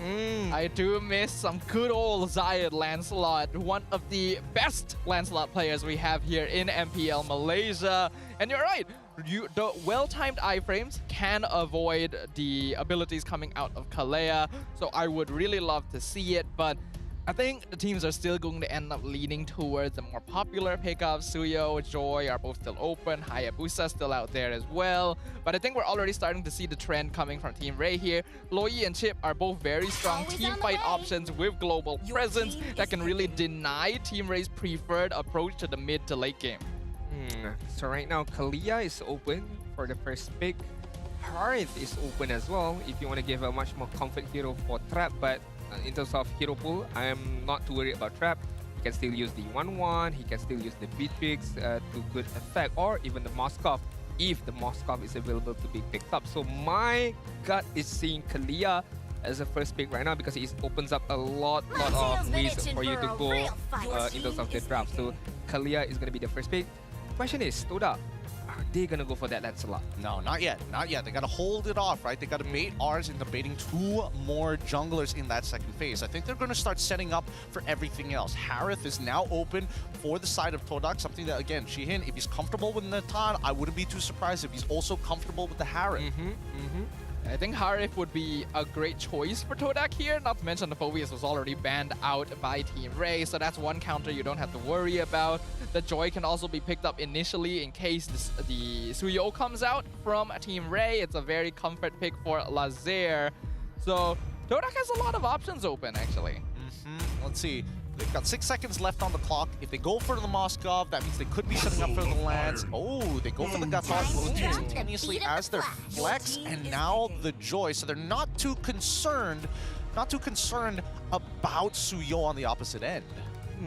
I mean, they do have the opportunity to pick it up on the third pick before we move on to the banning phase. But right now, it opens up Team Ray to get their hands on Harith, and giving it to the likes of Trap is gonna be very strong pickup. But ooh, this is very interesting. Picking up the Lucas early on and the counter to Lucas Valentina in the same team as well. But did you know the last time the initial phase of Zayed was in MAL Season 1 playoff where he fell 0-2? Did he finally get his revenge? I mean, will he get his revenge? So that is the biggest question right now. That's pretty funny because, yeah, Zayed also did play in the MAL for Todak Legion for a little bit of time. And I think Dinesh, he's gonna be remembering that. He's gonna remember that real well, especially if he's gonna win this game. Now, as you mentioned, the Lucas as well as Valentina pick has been the, well, I wouldn't even say signature combo, but the hot double pick here on the first phase of the game. Let's see how Saiful as well as Kuja are going to think up a plan. They've already got the Gatot as a means to disengage from the Kalia. Lucas has CC immunity, so neutral objectives. It's going to be a bit of a coin toss. It looks like they're going to lean into the carry instead to just burst down Lucas if it ever comes down to it. Carry! When Harith is still wide open, and we are actually seeing Granger just straight up ignored a lot of the time now. I think teams are just not really bothering with it now that he's not quite as busted as before, but I'm not really sure if carry needed to be picked up this early. There's still quite a lot of safe goal laners you can go for. Yeah, also I'm not too sure if it's a comfort pick for Shaheen, because in terms of the fact that I've gathered is should be or opted to be Beatrix, Harith, or Nathan. That is like one of the three heroes that he can play it very well. But okay, fine. I think it's because of facing off the Lucas. They do want that burst of damage to be able to take that Lucas down immediately and become a non-threat. So doubling down on the carry is the option for Saiful. Good ban coming in from them. I mean, knowing that Trap, one of the signature heroes of 1-1 we've seen in week 1, he can perform really well. So I don't want to give a lot of headache towards their own players. So banning out the 1-1 is a good choice. Yeah, interesting bans here because Saiful is trying to make a couple of hard predictions. The 1-1, it makes a lot of sense, right? But they want to force the carry into the Harith matchup because it boils down to whether or not carry can out-trade the Harith and dash out of the way before the Synchro Fissure. Now, with its speed up on its animation, collapses, right? Now, the Jawhead as well, Syphel's making the hard prediction that you're most likely going for Suyo, and Lucas is just a bait. In the world. This depends on what the next ban is coming from TR, and it looks like it's Hylos as well as the Cho. Yeah, when I saw Todak ban the Jawhead, I had a suspicion they wanted to get Cho for themselves since that is a Yanlord signature, but looks like Team Ray not going to allow that to happen, keeping things a little bit more open on their side and forcing Todak to dig a little deeper into their pockets.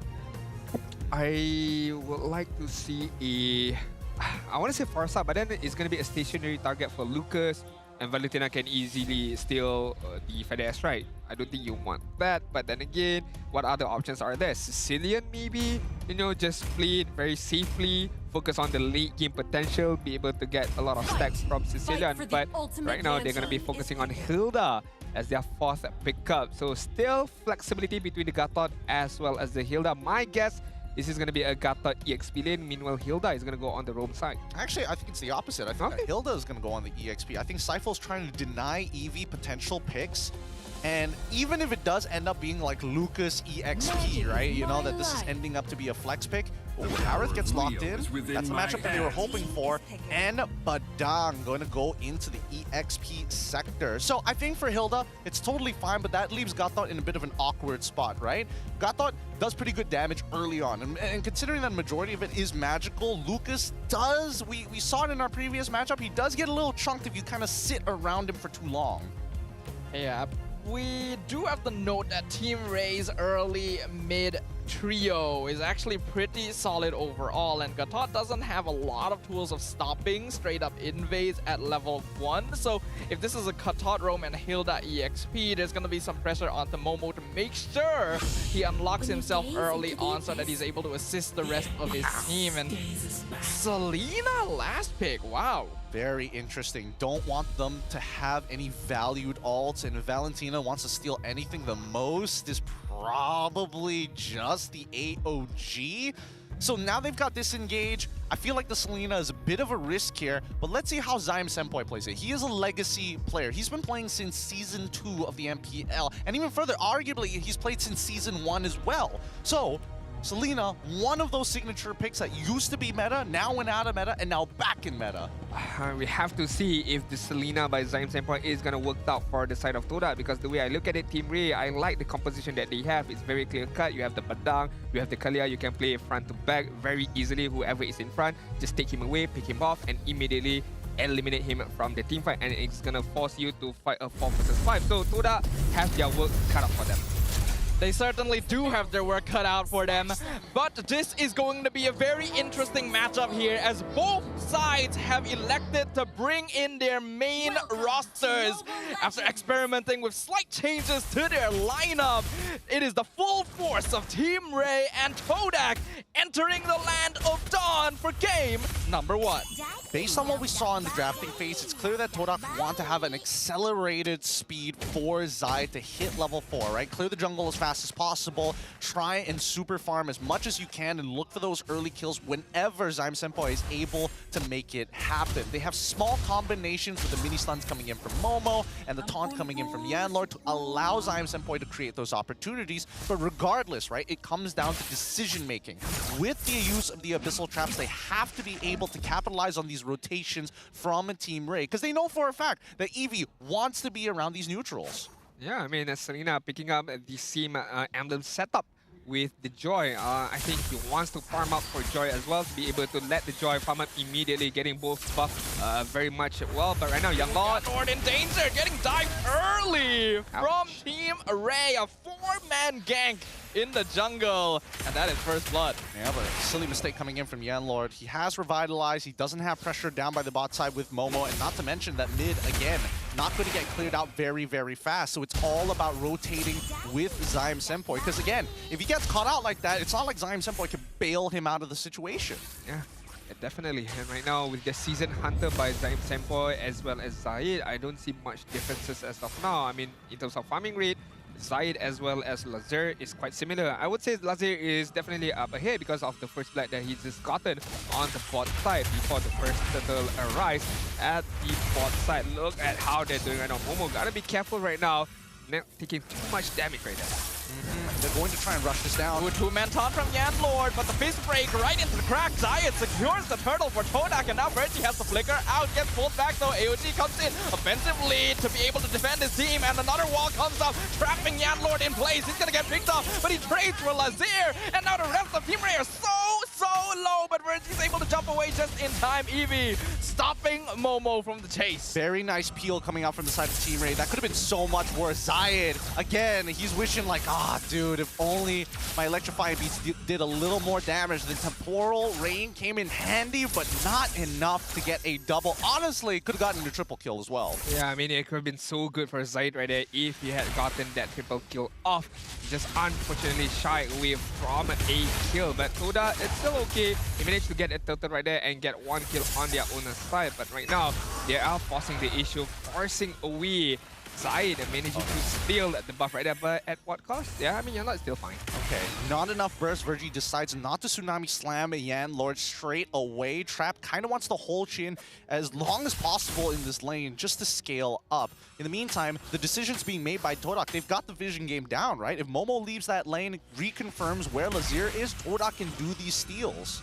Yeah, having Momo around with Zaim Senpai means that Todak is able to set up in bushes pretty easily and at the very least offer vision to the rest of their team, because they are definitely trying to play for a little bit more of that early priority. They don't want to give Team Ray that snowball. Ooh, good retribution by Zaid right there. I mean, securing that neutral objective and allowing himself to be a bit of a hit at level 8 right now. Meanwhile, Lazil still level 6. So right now we are seeing the double Season Hunter coming to effect as Zaid managing to increase his own level up against Lazer. But it really depends on what you do with the advantage that you have right now. And Toda is trying their best to find certain ways to be able to catch someone off guard. Gotta chill for a moment. Momo can open up this map. He's diving in against Tree, gets pulled out with the Tsunami Slam. AOG a little bit too late to follow up, and now Yanlord in an awkward spot, getting ganged on by the entirety of Team Ray. They pick up Lazer though. Yanlord gonna be traded 1-for-1 currently as Zayed chases the backline. Double kill for the Joy. Dinish taken off the map, and that means Todak gets a turtle. Beautifully done. Beautifully done. That's what you want to see. Yanlord can tank the damage, especially in the earlier stages of the game with the help of that Revitalize. That's why he's so hesitant to use it. Oh! Virgie gonna jump in once again, trying to punish Zayed for looking for another purple buff steal. Here comes Lazer as well. Momo might be abandoned here. Zayed actually still trying to see if he can take it. Goes for the other camp instead. No casualties here. Actually, this is very beneficial for Todak. Now they know for sure that Lazer doesn't have his ult. He's going to be less deadly in a smaller skirmish. But on the opposite side, Trap's just committing the Zaman Force to take out the tower. Doesn't even care that Yanlord is here. That's going to be a tier 1 down bottom taken, but Todak actually trades for a tier 1 up top too. I feel like it's very back and forth right now. Although in terms of goal lead, it is in the side of Toda, 1.9, almost 2k goal lead right now. But Team Ray, slowly but surely, they are trying to find ways to be able to pick off Toda. It's just a matter of Toda reacting much more faster as well, especially pulling or pushing Yanlord at the front end. Yes, deal all the damage to Yanlord. It's fine for Toda because they still have people on the backside. Full combo onto Virgie into the Abyssal Arrow, and he is gone, removed from plays. On the force comes out, AOG gonna be knocking up, but Yanlord gonna be sacrificed. In the meanwhile, Eevee catches Zaim Senpai in the backline. Momo re-enters, but that might be a bad choice. Gets pulled back, gets terrified, gets trapped by the wall, right into Trap himself. That's a double kill for the Hari. And the mobility! Oh, Zayed gets out, but they don't get that mid-tier 1. It's basically one ticket as good as gone, and this is what Todak are trying to do, right? They don't mind trading against Team Ray as long as their cores stay alive. As long as Zayed is in play, and as long as Shein are in play, they can farm, they can find gold across the map. And for the side of Team Ray right now, they are heavily relying on prep right now, not securing any particular death, but securing a 3 amount of kills is pretty much good for Team Ray to be able to dish out the damage that he has. But Lazier gotta step even further right now. If not, he's gonna fall behind. Virgie. It's a 1v1. Yanlord, Virgie. Virgie gonna get jumped on. He gets picked off. Fist crack actually misses. Yanlord, though, trapped inside Zaman Force. AOG defensively gets him out to safety as the rest of Todak reposition. They have to reset here. They can see that Lazier is about to get his ult back up, and Zyme Senpai trying to slow this down. The Abyssal Arrow comes out. Lazier gonna be able to dodge it, but Todak does not have Yanlord. He has to recall the heal. Looks like they'll surrender the turtle over to Lazier. This is so that Zai can at least run to the top side of the map while Lazier is securing this turtle. And yes, it was sacrificed. He's still a level down on Zai. And honestly, after Zai full clears his side of the jungle, should maintain his 2-level lead. Yeah, definitely. I mean, right now, Toda, even though they let go of that turtle, but they're not losing too much right now. They are still in lead in terms of the goal lead. They are still in lead in terms of map control, and 1 level ahead between Zaid and Lazier. So that is going to be the determining factor for the next team fight. Meanwhile, Shaheen 2-0-0 right now. I mean, farming up really well. Even better than Trap, I would say, just positioning himself in the right spaces, because he knows that once he opens up that winding blade, he can dish out a good amount of damage. It's just a matter of the positioning right now for Shaheen. Okay, Kodak, Holy Crystal secured by Zaid. Shaheen still needs his 3 items before he becomes deadly. Unfortunately, Lazier, with his current emblem setup, he has no choice taking Queen's Wings, which is technically counterintuitive against the carry. Yeah, it's not the most ideal weapon pick, but Lazier wants to be aggro. He wants to be in front, so he's gonna need some way to keep himself alive against all of Todak's burst right now, because Zihin and Zayed, neither of them have died yet. This is... Oh, Yanlord, that's risky, sir. He actually goes for it, gets the tower to get out. AOG finally. Wow. Just goes for it, the man. Woo! High risk, high reward. And the reward is definitely high, because not only the mid turret has been gotten by Toda. Meanwhile, on the bot side as well, Shaheen did a good amount of effort trying to gain a big momentum, and more importantly, the map control, allowing Toda to move or to roam freely right now. Roaming freely. Almost going to sniff out EV at first. I mean, EV will eventually get his ult a lot faster than Yanlord, but the Lord is going to spawn. Team Ray just escorting Trap to make sure that he can get to that bot wave and still be relevant in these fights. They're going to have to take their time. They have to play slowly. Yanlord going to miss that taunt on Dinish in the mid lane right now. Lord going to be at the forefront of both sides' minds. The waves actually slightly pushing in favor of Todak, so they're going to try and wait until someone shows themselves. Just trying to bait it out right now. The Lord then is going to begin with Shaheen, dishing the zoom amount of damage. Still play. Flicker forward, Tsunami Slam, but AOG counter straight away. Meanwhile, in the backline, Trap gonna be shut down by Zion Senpoi. Eevee not gonna be able to stop anything, but Zihin is traded over. Meanwhile, Zin is gonna be exploded in the backline. Absolute chaos in the jungle as Eevee picks up a double kill, but Zion gets his very own, make that triple, and the Abyssal Arrow connects with the final standing member. It's a maniac for Zion. He made it look so easy. Todak understood the exact sequence they needed to do. If we get engaged upon AOG as a counter, and not to mention that they managed to cancel out Dinish's stolen AOG as well, which allowed Yanlord to kind of say, oh, I'm charging out my taunt, I can turn back now. That is a very good counter engagement from Yanlord, as well as from Momo, as well as from Zaid, knowing that, okay, there's not much crowd control. Zaid can roam freely, can just dance away with the electrifying beats, and Momo just withstanding a lot of damage from the side of Team Ray. And again, it's just the timing of Yanlord, just waiting and waiting, wait for the right moment. Okay, Tsunami Slam has been used, now it's my time to go for the AOG, and immediately Team Ray could not follow up from Virgie's Tsunami Slam just now, so it was a waste entirely. It's going to be a really difficult game here. I think Vizier has to find a super play where he catches that backline and pushes them back into Team Ray somehow, other than just the Tsunami Slam, because we've seen the sequence at least 3 times already. They're expecting the AOG to connect. Right now, Todak just putting the pressure on.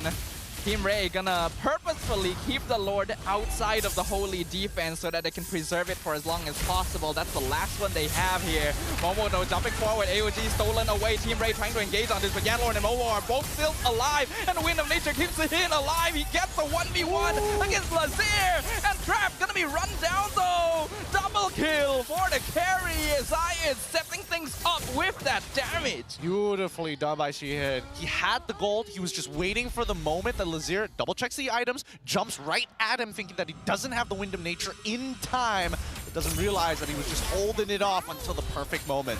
Talking about the perfect moment, the perfect arrow was thrown by Zain Senpai and it landed perfectly on Trap, allowing Todak to push on forward and get the kill against the marksman of Team Ray. 12 for 7 in terms of kills, 6.2k gold lead in the favors of Todak right now, and I feel like they can just rinse and repeat. If, let's say, once again, Team Ray's initiation is gonna start it by Virgie using the Tsunami Slam, Todak can answer it immediately with the AOG from Yanlord. So I'm not too sure how, once again, Team Ray is gonna go about it. Maybe try to find a pick-off away from Yanlord, but easier said than done because Todak is just gonna group up against one and each other. Yep. I mean, Zayed is never going to go in first. Momo and as well as Yanlord are the only ones who are going to be targets for Virgie's Tsunami Slam overall. Zayn Senpai, he's making sure that he has vision over the map, that he has an idea of what's going on. And this is falling into the new Todak playbook of just following protocols, right? We want a specific sequence to happen. If we get that sequence and we don't make too many mistakes, we will come out on top. And they definitely have the leeway to be able to make that sequence happen as well. Lord and Momo are able to eat so much damage because Team Ray just doesn't quite have enough burst yet. They're quite wholly relying on Trap, and he's already completed 4 items, but if Todak is able to pick him off first, then Team Ray can't really do much.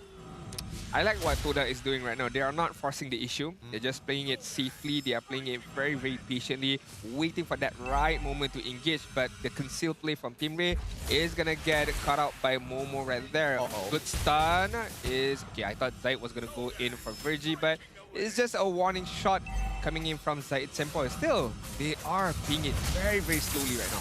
Very disciplined indeed. The wall connects again. Lord Momo zoning Virgie at the same time. Lord getting very, very low. Team Ray wants to engage. They're going to go on Momo. Tsunami Slam pulls him away into the Zaman Force. Virgie going to be picked off. Legendary streak. But Zihin doing so much damage. Trap as well. Both gold laners dismantling their respective opposing teams. But Zihin coming out on top with just more bulk on his side to keep him alive. And now Trap is left alone all by himself. Zayn Senpai jumps in, picks him off.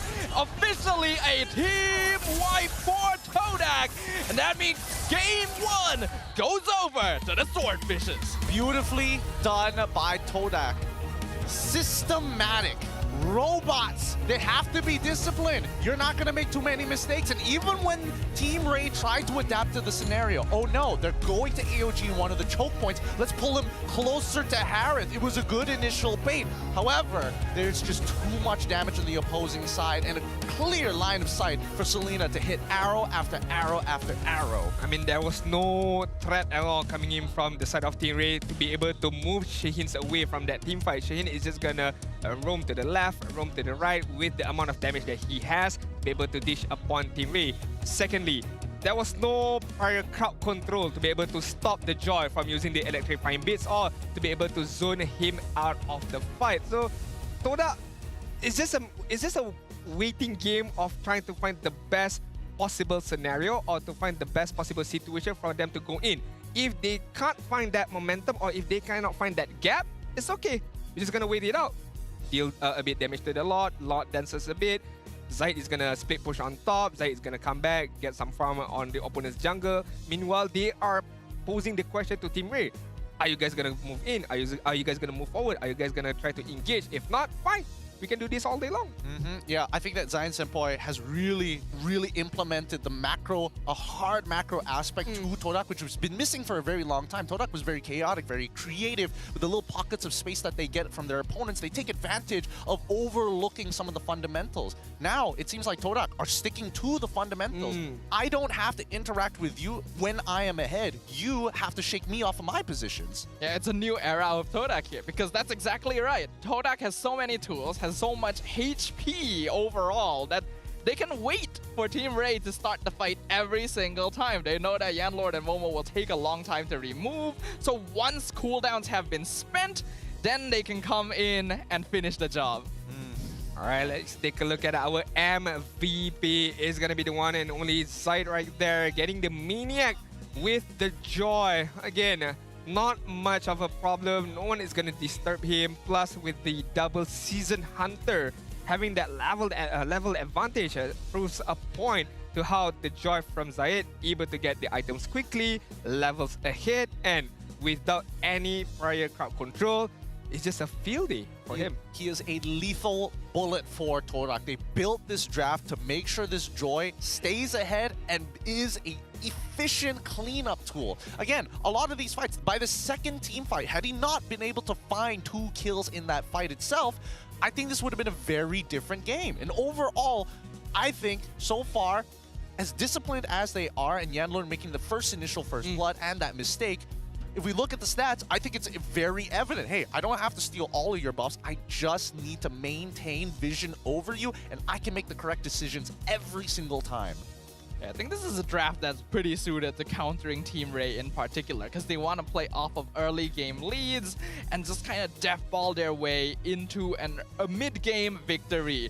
And Torak have just drafted a comp that slows the game down, creates that space, forces Team Ray into uncomfortable situations. I actually really like that second Season Hunter. It's not a strategy you see often, but they know that Team Ray is not going to be able to invade them too often, so they can actually do the opposite and consistently set up farm acceleration for Zaid. Not to mention that even in the drafting phase, right, this is why they're looking to ban out things like Jawhead, for an example. They don't want Team Ray to be able to keep up with the level of farm that Zaid and Zaim Senpai are able to give. Not to mention, this got thought a very clear answer, especially when you've got good communication on that Tsunami Slam.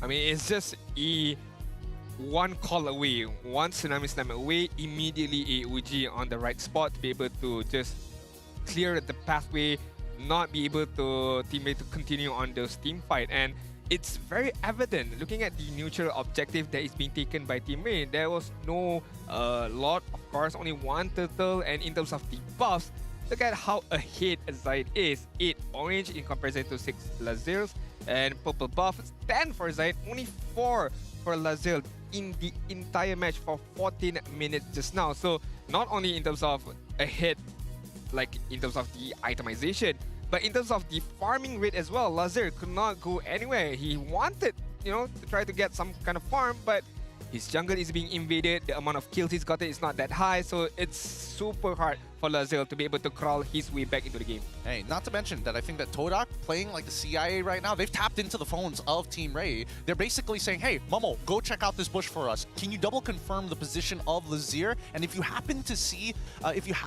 maybe Virgie or even Dinesh, that works perfectly for us. That's why they had so many purple buffs in their hands. You come on over to Turtle, okay, we sacrifice it, we'll steal your buffs on the opposite side of the map. And I think the worst part is that Team Ray thought, by mid-game, we've got this in the bag. We just need one good team fight. And unfortunately, every single time that happened, it's either Todak completely let go of the rails or they punish Eevee in lane. Momo maintained his level lead for a very long time against Eevee, and you can see the disparity every single situation. Momo is coming out with more assists, Momo is coming out with more gold, and gets a free push on the lane.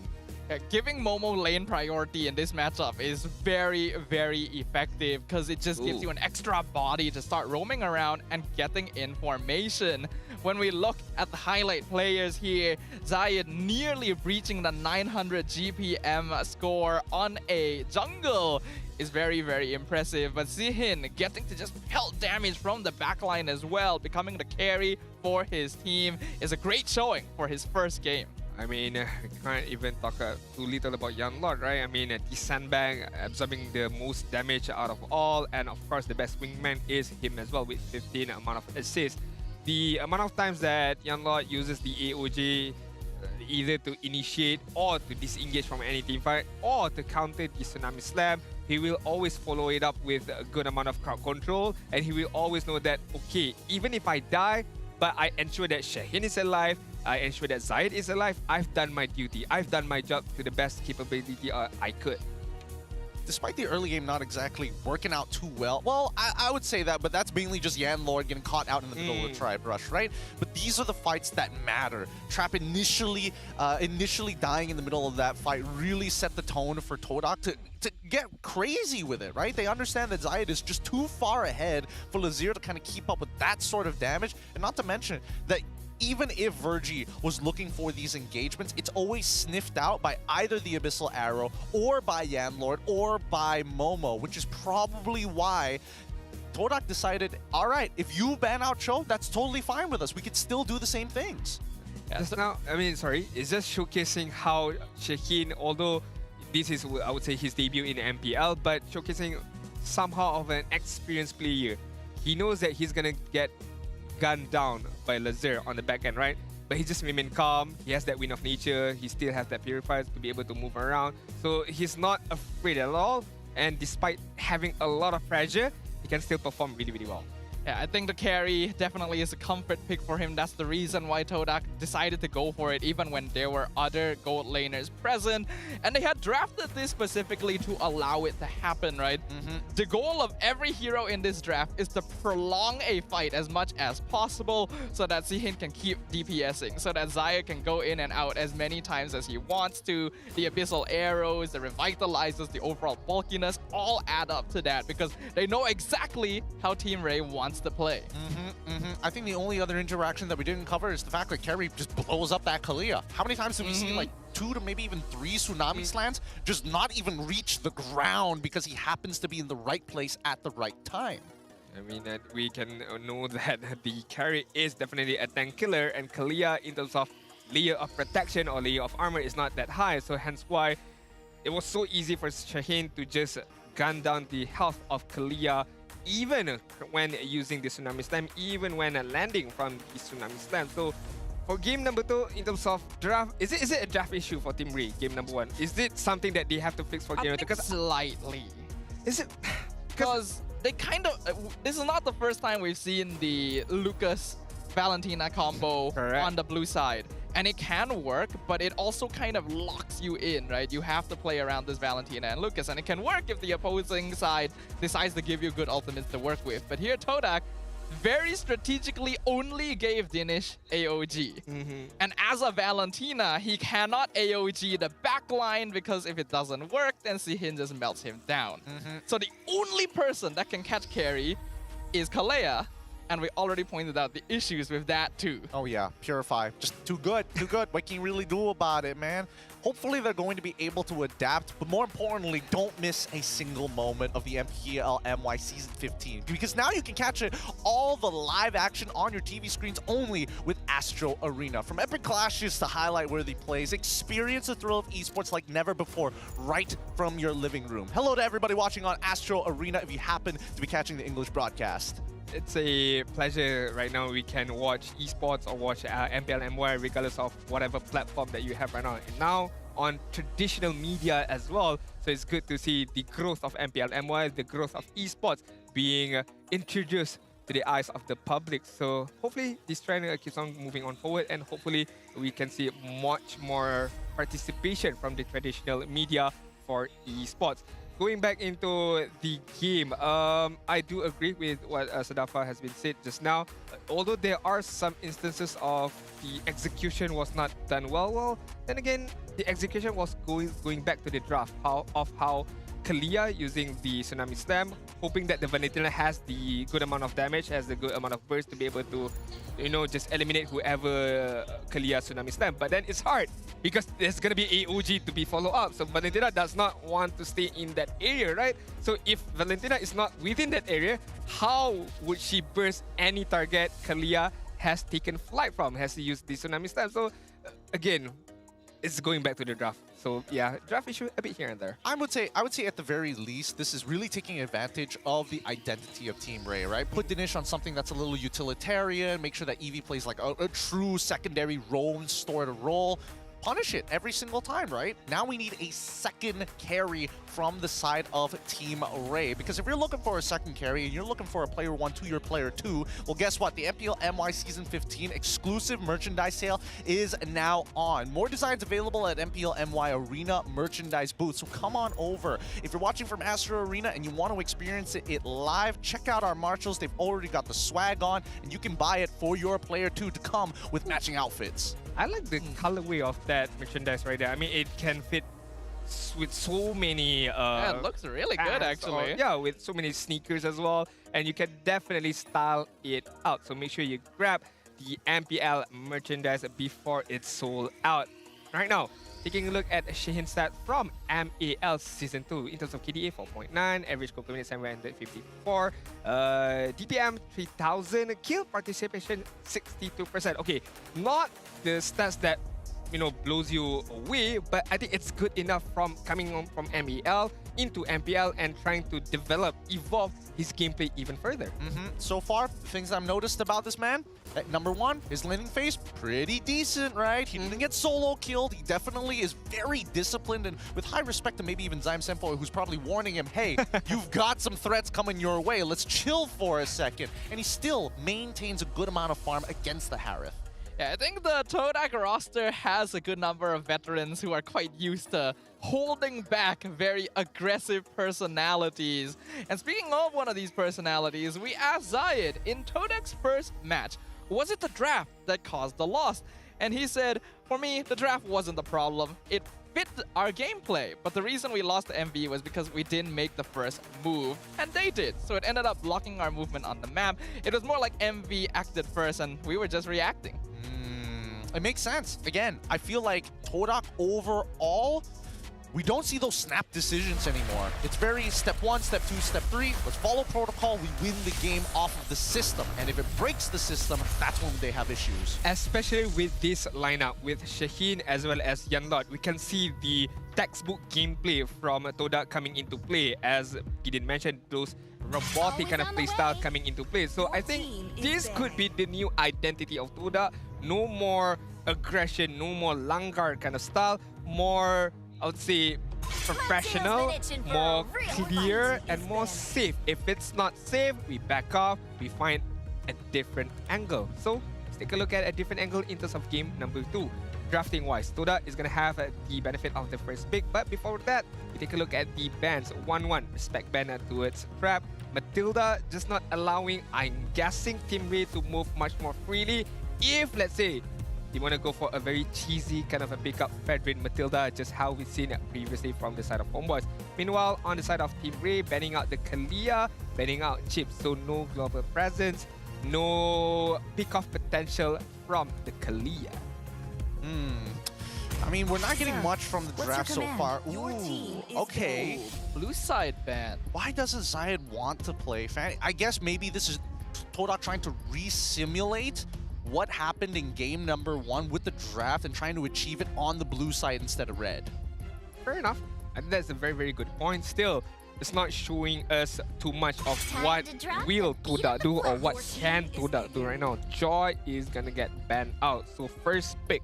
It's very interesting. Normally we will see Kalia is available, but right now Kalia has been banned out. So Suyo is still there. Lucas is still there if they want to go for much more of a flexible pick. In terms of roamer, there aren't many roamers that is worthy enough of a first pick. So I'm guessing, is it gonna be a jungle? The most obvious would be like Zusin, or they go into like Suyo, Hayabusa. They could also subvert and go for the Loyi that was banned by Team Ray previously. True, true. I just don't like the Zushin pick. I would hope it's a different pick. It's gonna be the Xiao. What? Really? Very prio, huh? Real? Okay. I mean, if Yanlord's comfortable on it, I mean, the big question a couple of seasons ago was whether Yanlord had a big enough hero pool. I mean, don't get me wrong, his draw is pretty decent overall, but like, to be first pick worthy on blue side when there's so many powerhouse picks as well, let's see how Team Ray is going to respond. I want to see them really punish this pick. They could, by picking up a Suyo Badang, they could by picking up a Suyo Harith. But then again, you are showcasing a lot on your own hands, right? You're showcasing who's going to be your jungler. You're going to showcasing who's going to be on your marksman or your gold lane as well. So maybe they want to keep it. Really want to focus in the early game. Jawhead Zusin, right? I think that's what they're planning as well. So this way, they can go for the snowball style that they're more used to and still match the mobility of Cho somewhat. Actually, with the Jawhead as well as Zushin in their hands, it's kind of telling Todak, hey, either you have a solid solution to a fast farming Suyo, or you pick up Suyo for yourself. And as soon as they do, at least it guarantees Team Ray that they can lock in that Harith and still have enough of a damage profile to deal with the Suyo after the changes. Are Todak gonna go for the Lucas Valentina combo here? I mean, you can put Lucas in the jungle and Valentina, I mean, in the hands of Tame Senpai. I think it's a very, very strong pickup. But it's gonna be the Harith and the Farsa. Even there is a Jawhead, it doesn't matter. You know, Tame Senpai still relies on his skin. What's that? Oh, he's done his role. He's got enough currency. Neo Beast activated. Nice. Neo Beast Ling right there. I have a fan in my chat who's maybe too big a fan of Ling in this outfit.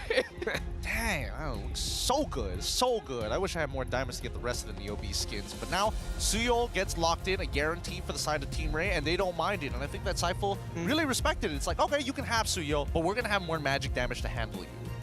Alright, bans-wise right now, Team Ray, I feel like can focus on banning junglers right now. Lucas, Hayabusa, or maybe Lancelot as well, just just to be safe. Who knows, they might be able to be picked up by Todak, so they're gonna opt to go for the Hanzo ban. I think it's a very, very good ban. Disrupt Zushin very, very much on the backside, so no worries right now because Team Ray got that covered.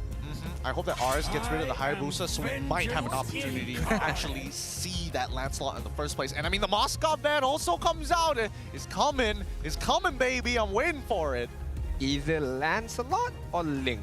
I'm not too sure because I think Zaid can play a good Ling. It's just that Ling is not that viable enough to be played at the current patch right now. I mean, to be fair, all of these assassin type junglers, other than the Suyo, really struggle without having those first few items, man. Lancelot without a snowball feels so bad. The Nolan ban. Wow. Okay. Sure. Interesting. Because they want to get rid of heroes that give Zayed a non-committal way of engaging team fights and taking objectives. Because if he walks forward, Zusin, Jawhead, that's the big issue, right? And they're going to be looking for him all the time. So I was also wondering, do you get rid of Lancelot, right? With some of the most iframes in the game, but they get rid of Nolan instead. They ban the Ruby, and then it's just clear cut. Oh, there's going to be a Lancelot right now. But I'm guessing they're gonna focus on the marksman right now, Iritel, or banning out the. Okay, they ban out the 1-1 Beatrix as well. Could be a good. Get rid of Hilda, right? Hilda. Yeah. Oh, okay. They're less worried about the Hilda, unless Momo's confident in playing the CC into Hilda matchup. Fair enough. I think Barang is still quite scary as well, having the Zushin, having the Jawhead as well. So you don't want another layer of crowd control in the hands of Team Ray right now. Fourth pick.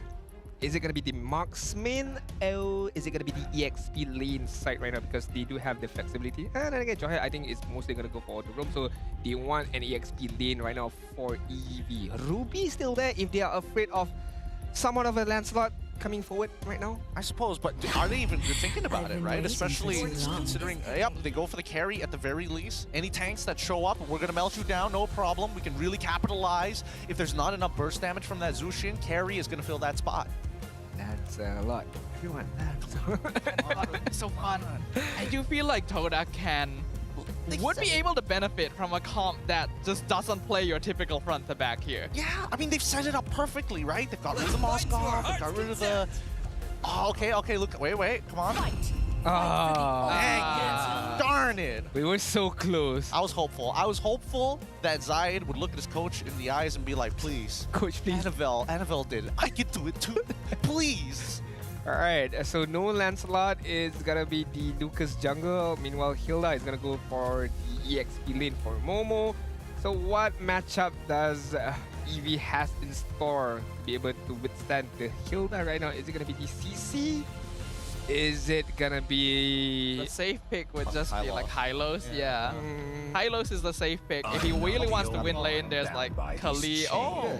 Oh yeah, I guess so. We completely forgot about Phoveus. Just entirely slipped. We just expected Phoveus to be banned out this entire time. Yeah. Yep. All right. Regardless, it does mean that at least for the side of Team Ray, they have a way to kind of disrupt that backline. Especially once Harith starts getting going, at least Phoveus will have multiple ways to, you know, hopefully land some CC onto him to buy some time for the rest of the team to kind of collapse. I think for the side of Toda, they do have the firepower to push forward in terms of team fight with the Lucas, with the Farsa as well, being able to use the Feather Astride, and Lucas is just going to finish them off. But Team Ray, they can counter-engage back with the Zushin as well as the Jawhead, picking up anyone apart, as well as the Phoveus. So the main threat for the side of Toda right now, they have to focus on the Phoveus. If the Phoveus has not been killed yet, is going to be a problem for Toda. Honestly, Todak has a very universally balanced draft. You could see this draft, and it could work pretty much into any sort of lineup.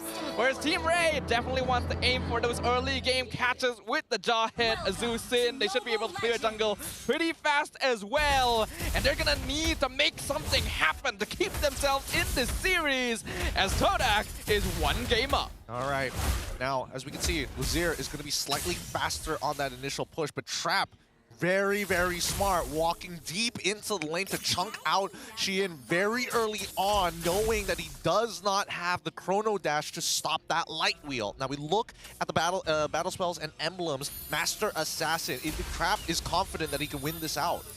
Yeah, I like the confidence that that Trap has right now, being able to try to win that laning phase up against Shaheen. But we shall see whether it pays off or not. In the mid side, Virgie and Danish right now establishing dominance up against Zaim Senpai and Yanlord, well, they were getting chunked out a bit of their health right there. Yeah, interestingly enough, Zaim Senpai, oh, hold on. Careful, okay. Virgie. He's all right. He gets to live. He gets to live to see another day. He's going to take his back. But pull yourself together coming in from Zaim Senpai. Oh, yeah.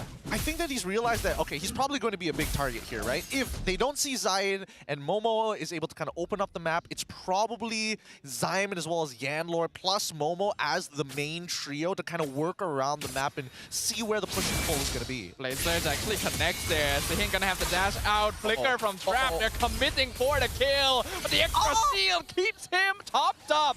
And now Todak is here to make sure there's no extra bodies. Oh no. I mean, good play coming in from Trap, flickering forward, dodging the Synchro Fisher, but also getting the light wheel right on top of Xian, especially after that Chrono Dash. Really nice exploit, but better yet, he misses out pretty much half an entire wave down bot side because of that, and now he can set up a freeze. Oh, Predator's right comes in with the combo from Yanlord. That's first blood on Dinish. Virgie's just throwing Momo. Meanwhile, Phoveus on top of Zayed, but he's not going to be able to stop him from taking that turtle. So Todak gets the first objective. A very nice team fight coming in from Toda right there.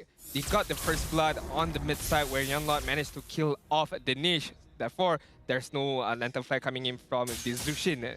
1 man down, and it allows Toda, especially Zayed, to just all in with that turtle. Almost getting another kill as well. And look at Momo just now, zoning out Virgie without any 3-man gank combo onto Eevee, and the kick into the feathered airstrike is the most classic kill combo you could ask for. Beautifully done by Yanlord. I was wondering why he didn't go for the third hit Jikundo flicker on to Eevee earlier, right after the neutral take, but this is why, right? Get the whole team together, spread out those assists, distribute the gold amongst the team. And knowing that he would require more than just one person to help him out to be able to kill the Phoveus off, because he knows that Zaim Senpai does not have the damage yet with the emblem setup, right? With pull yourself together, it's not an offensive kind of emblem, so he requires a bit more. Dragon finds the jungler. Lazier is stunned instantly. Iframes out, but Yanlord flickers after him, picks up the kill. Now Diniz jumps in with the ultimate. Yanlord gonna be pulled into the tower, but just way out. And Feather is right with the 2-man stun, stops the follow. Eevee trying to buy time, but he's 1v2, and Todak takes out 2 members with no question. Ooh, Trap. Gotta be careful right there. Oh, no. Okay. still had the flicker. Thank God. Thank God. Dashing back into the light wheel probably wasn't part of the plan, but he got pretty close in the 1v1. Unfortunately, didn't win it out. Regardless, it's a big win for Todak. 4-0 on the board so far. Yan Lord is looking for Trap. He has Way of the Dragon, sets it up. Sihin, can he find it? Flicker away, Trap! Just barely survives, but Dinish does not in the mid lane. We were too focused on the bot side. Mid side is where the action it was at just now, getting a kill off, but it's not over yet. Virgie trying to find a pick off with the ejector. EV up front, Lazar on the back side. Side initiates on Virgie. He's so low, he has to flicker away. Jawhead is out of the fight, and Yanlo is just zoning away Lazar, which means EV has been abandoned. He has the flicker. Shockwave nearly takes him out, but I think he's gonna get chased down anyway. Even commits the retry just to finish him off. It doesn't matter, right? Yep, doesn't matter. Doesn't matter. I mean, the fact that they've already lost pretty much all of their battle spells, Lazar could try and go for a steal, but the most important part for Todak is they get big shmoneys. It's all about the turrets. This neutral objective is just a means to an end to find kills on Team Ray, whether they get it or not. Yeah, I mean, even if they had not gotten that kill on EV, they couldn't have gotten the top turret. But the fact that they got the kill, they got the top turret, and it's going to be an easy turtle for Zaid right now. So overall, a big W for Toda in the 5-minute mark. 3.2k gold lead. Team Ray right now is still trying to find their footing. We have not seen yet any ejector coming in from Virgie that can be followed up either by Zushin, EV, or in fact for anyone from the side of Momo Ray. and Yan Lord on the map. Yep. I mean, these are critical attacks from Todak, right? It's not just instant response. Dinish doesn't even know what hit him. Has to commit ultimate, but the shockwave finishes him off. Yanlord still chasing Eevee down. Flickers back, gets knocked away, but the Way of the Dragon still connects, and that means another one down. Eevee is gone. Double kill for Zayed. We talk about how Todak playing a textbook style, right? A very robotic style. But right now, this is back vintage Todak. Just langaring away, just being aggressive right now. I mean, that's what their comp wants to do, especially when you have Lucas as your jungler. But also, Team Ray is making some pretty hefty mistakes. What is Dinesh doing there in the first place? Oh my goodness, look at that damage. He's just chunking them out, and he's doing it for fun. He's just like, I can do this. You want to do, try me again, test me. Come forward and feel my wrath of the feather as right. You talk about Shaheen's laning phase, right? I do have to agree right now. Although there are no kills or no deaths, but he is sustaining really well up against Fred. But so far, the kick side on the Eevee right into the jaws of the beast, and Todak picks up one casualty already. Steals the purple for Sihin. Zayed just waiting for a chance to flank, but they don't even need to force it. 9-0 Gideon, 5k gold lead, and it's not even the 10-minute mark. Team Ray right now are looking very disorientated, and they're just not sure what to do or where to go right now. It just feels like whatever Team Ray does, there's like 3 other Todak members ready to... Oh, and the flicker backwards. Yanlord going to miss the kick. Gonna get dragged back, shut down by Trap right there. But Todak clears the mid lane of towers. Man, it's so... I really wonder what the calls sound like for the side of Todak. Is it Yanlord being like, I might be able to catch somebody, or is Zaim Simpoi just like, die for me? You get somebody or you die, we get objective regardless. You're in too deep already, so might as well go for it right now. Momo is gonna be the man up front. Virgie. He flickers, throws him backwards, and meantime Eevee is 1v2 in the backline. Zion Force comes in from Zihin, forces the flicker from Dinesh. He's now 1v4, and he's actually doing it. He's killing Virgie! And that's a killing spree from Zion Simpoi as well. Todak wins on both fronts. I've never seen someone of 4 people could not do anything about a single Harith right there. Opening up the Zaman Force, forcing them in a very confined space without being able to counter-engage back on the Harith just now. Hey, this little boy's got some hands, man. He's got some hands. That's for sure. Oh, beautiful flicker kick from Yanlord. That's his signature. Late search right to iframe, but you cannot escape. That is the beast himself. Killing spree for Zayed. Dear Lord, Dinesh lost like 90% of his health to just the Beast Bomb. Oh. Yanlor gets thrown into another country and he decides. Oh! Looks like he ran out of dashes there. That's a bit awkward. Hey, man. TSA is stopping you right when you get off your flight. It's like, sir, no. Stop. Stop right there, sir. You don't have the right papers, sir. Security check right there for the side of Team Ray, managing to get one kill off from Yanlor. But Toda right now, they have to calm themselves down. Yes, they are in the lead right now, and it looks like it's a one-way traffic, but you know, those kind of mistakes here and there are just what Team Ray need to be able to crawl their way back. Although it's a humongous lead that Team Ray has to crawl their way back, because we did mention about just the Beast Bomb itself. The health of Dinesh is not good. No, he is really under-farmed at this point. Last time we checked, he only had components, right? The most is just the Gleaming Gem. I'm pretty sure he's pretty done with at least that Glowing Wand by now. Jihin with the Holy Crystal, 9 minutes, 30 seconds into this game. Team Ray has a very tall hill to climb. I mean, we take a look at the level as well. EV level 8, Momo level 10, 2 levels apart. Lazil level 12, meanwhile Zaid level 10. Okay, 1 level apart, so not a big of a difference. But still, on the EXP side, it's also losing heftily right now. So I'm not too sure how Team Ray is gonna frontman this, because their frontliner is not as tanky as they want it to be. So it's so easy to just pop them out. Honestly, with this comp, Team Ray kind of had a timer here, just like the timer we see right now, where they needed to be somewhat even, or preferably ahead early on. Once Todak denied that and got like, what, a 6k gold lead in like 8 minutes, the game was pretty much over. Now, the only way they lose is if they choose to lose. Basically.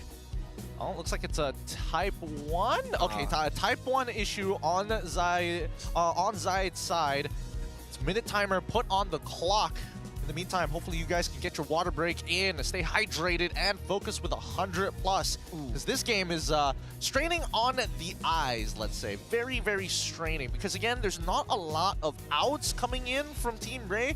And I feel like minimal mistakes being made by Torak. The most you can say is just Yanlor feeling himself. If he can reach further, by all means, they do it at no loss. Yeah, I mean, because when I take a look at Team Ray, right, EV cannot be the front line. He's just gonna get melted down.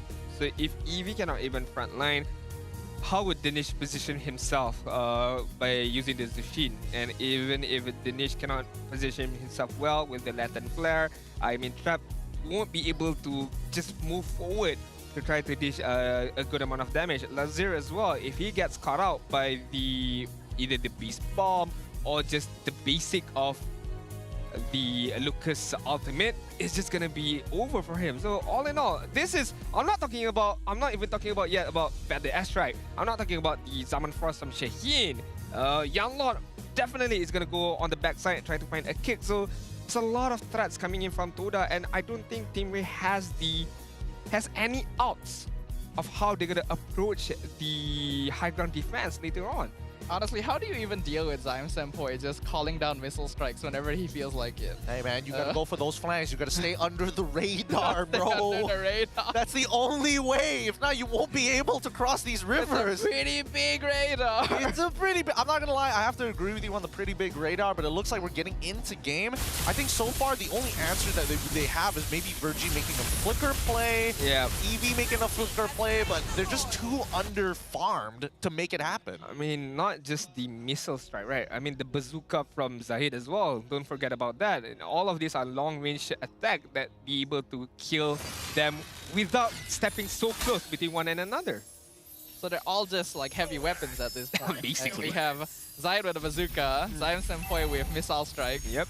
Zihin is like some kind of shotgun. Semi-automatic? Yeah, semi-automatic. No, he's an LMG waiting for orders, right? He's a heavy turret. And then there's UAV Momo here, just scanning out the map, all right? Yanlor just ready to drone strike somebody, kick him back into the team. It is not an easy position to play from, especially since the mid-game went so poorly for Team Ray. Oh, here comes the concealed Yanlord once again. This goes for Tao. Whoa! How do you even do that? The Purify comes in though, so Yanlord actually ends up dying. Dinesh able to survive. But Todak have taken an inhib. They're trying to aim for another, but they don't have the minions for it. Okay, second wave. Second wave is going to come in. Zyme Senpai still has his ult. I think based on the battle spells that we can see, Team Ray, if Todak make another attempt, it's not going to go well. Good punish coming in from the side of Team Ray, at least. I mean, good engagement, good idea from Todak, but Team Ray expected somehow that movement was going to come out from the side of Young Lord, and they were able to answer it immediately. And right now, Todak can just go back to game number 1 style, which is, I don't have to do anything. I'll just have to wait it out, wait for the next Lord. I just have to freeze the wave. I want you guys to come out. I want you guys to reinitiate back on us so we can counter-engage back. So will Team Ray bite the bullet right now? Trap! A bit far out. Flicker has to be used. Even a better dance strike come in. Oh, so close. But they throw someone. That's Yanlord again. Maybe a bit deep this time, sir. Yanlord. Gotta be careful right there. I mean, a few more of those mistakes. I mean, we can see Team Ray crawling their way back once again. So, Todak, let me repeat again. You don't have to do anything much. You just have to wait it out. Only 50 more seconds before the next slot arrives on the top side. Flicker play, Virgie. Flicker. Virgie not able to find Zyme Senpai. Finds the Hilda instead. Momo tanking everything down the head. The LMG in the backline. Double kill for the Harif. And Eevee will fall as well. Mega kill for Zyme Senpai. And that is officially it, ladies and gentlemen. There is nothing you can do against that. That was basically the equivalent of Todak dropping a nuke on top of Team Ray. Lazir trying to escape. You can't iframe a nuke though. That's a mega kill for Sihi and Momo. Still alive after all this time. They finally pick him up. But what is it worth? Because that is going to be 2-0 for Todak. Oh my goodness. That could have been a moment right there had they just caught Zyme Senpai. They just needed to chain into him. Either Phoveus or Jawhead, didn't matter. But that's a 2-0 victory, and that is textbook Todak. Like I said, wait it out, wait for Team Ray to make a move, and then you re-engage. And that's what happened, right? Team Ray engaged with Jawhead, and then the Todak just counter-engaged immediately. But to be fair, our MVP of the match gotta go over to Zaid. Played phenomenally game number 1 and game number 2 with a full of assassin on his hands. But overall, Todak, week number 2, stepping up intensely, immensely, and looking like a great contender for that one or the first place spot. I'm wondering whether he's doing so well because of his size and the fact that we're using the Note 50 Pro, bro. Bigger screen, it makes it all happen. But let's have a chat with our MVP and as well as Todak with Lafel up on stage. Jangan risau, yang ni aku memang serius. Tapi macam mana sekalipun, tahniah kepada pasukan Todak berjaya untuk menang perlawanan tadi. Dan sekarang ni, Zyme, ada beberapa benda yang aku nak tanya. Di mana pertama sekali adalah pada minggu lepas. Kalah lawan dengan MV, tough match. Tetapi hari ini menentang dengan Team Ray memang nampak sangat-sangat kuat. Apa perbezaan yang besar antara minggu lepas dengan minggu ni? Okay, minggu lepas mungkin kita orang first match, biasalah first match kan. Dan kita orang ada mistake-mistake yang kita orang buat lah. Dan kita orang perbaiki dan kita orang execute this match. Okay, ini adalah soalan yang penting di mana saya rasa semua peminat Todak memang akan tanya, iaitu pasukan Todak akan wakil Malaysia dekat ISF dan sememangnya korang nak pergi ke MSC. Soalannya, kau rasa dengan keadaan tim sekarang, boleh tak bertanding dekat international? Untuk sekarang, kita orang pun masih prepare ke ISF. Kalau nak cakap boleh ke tak, mestilah, of course boleh. Sebab kita orang pun setiap hari, setiap minggu kita orang try hard.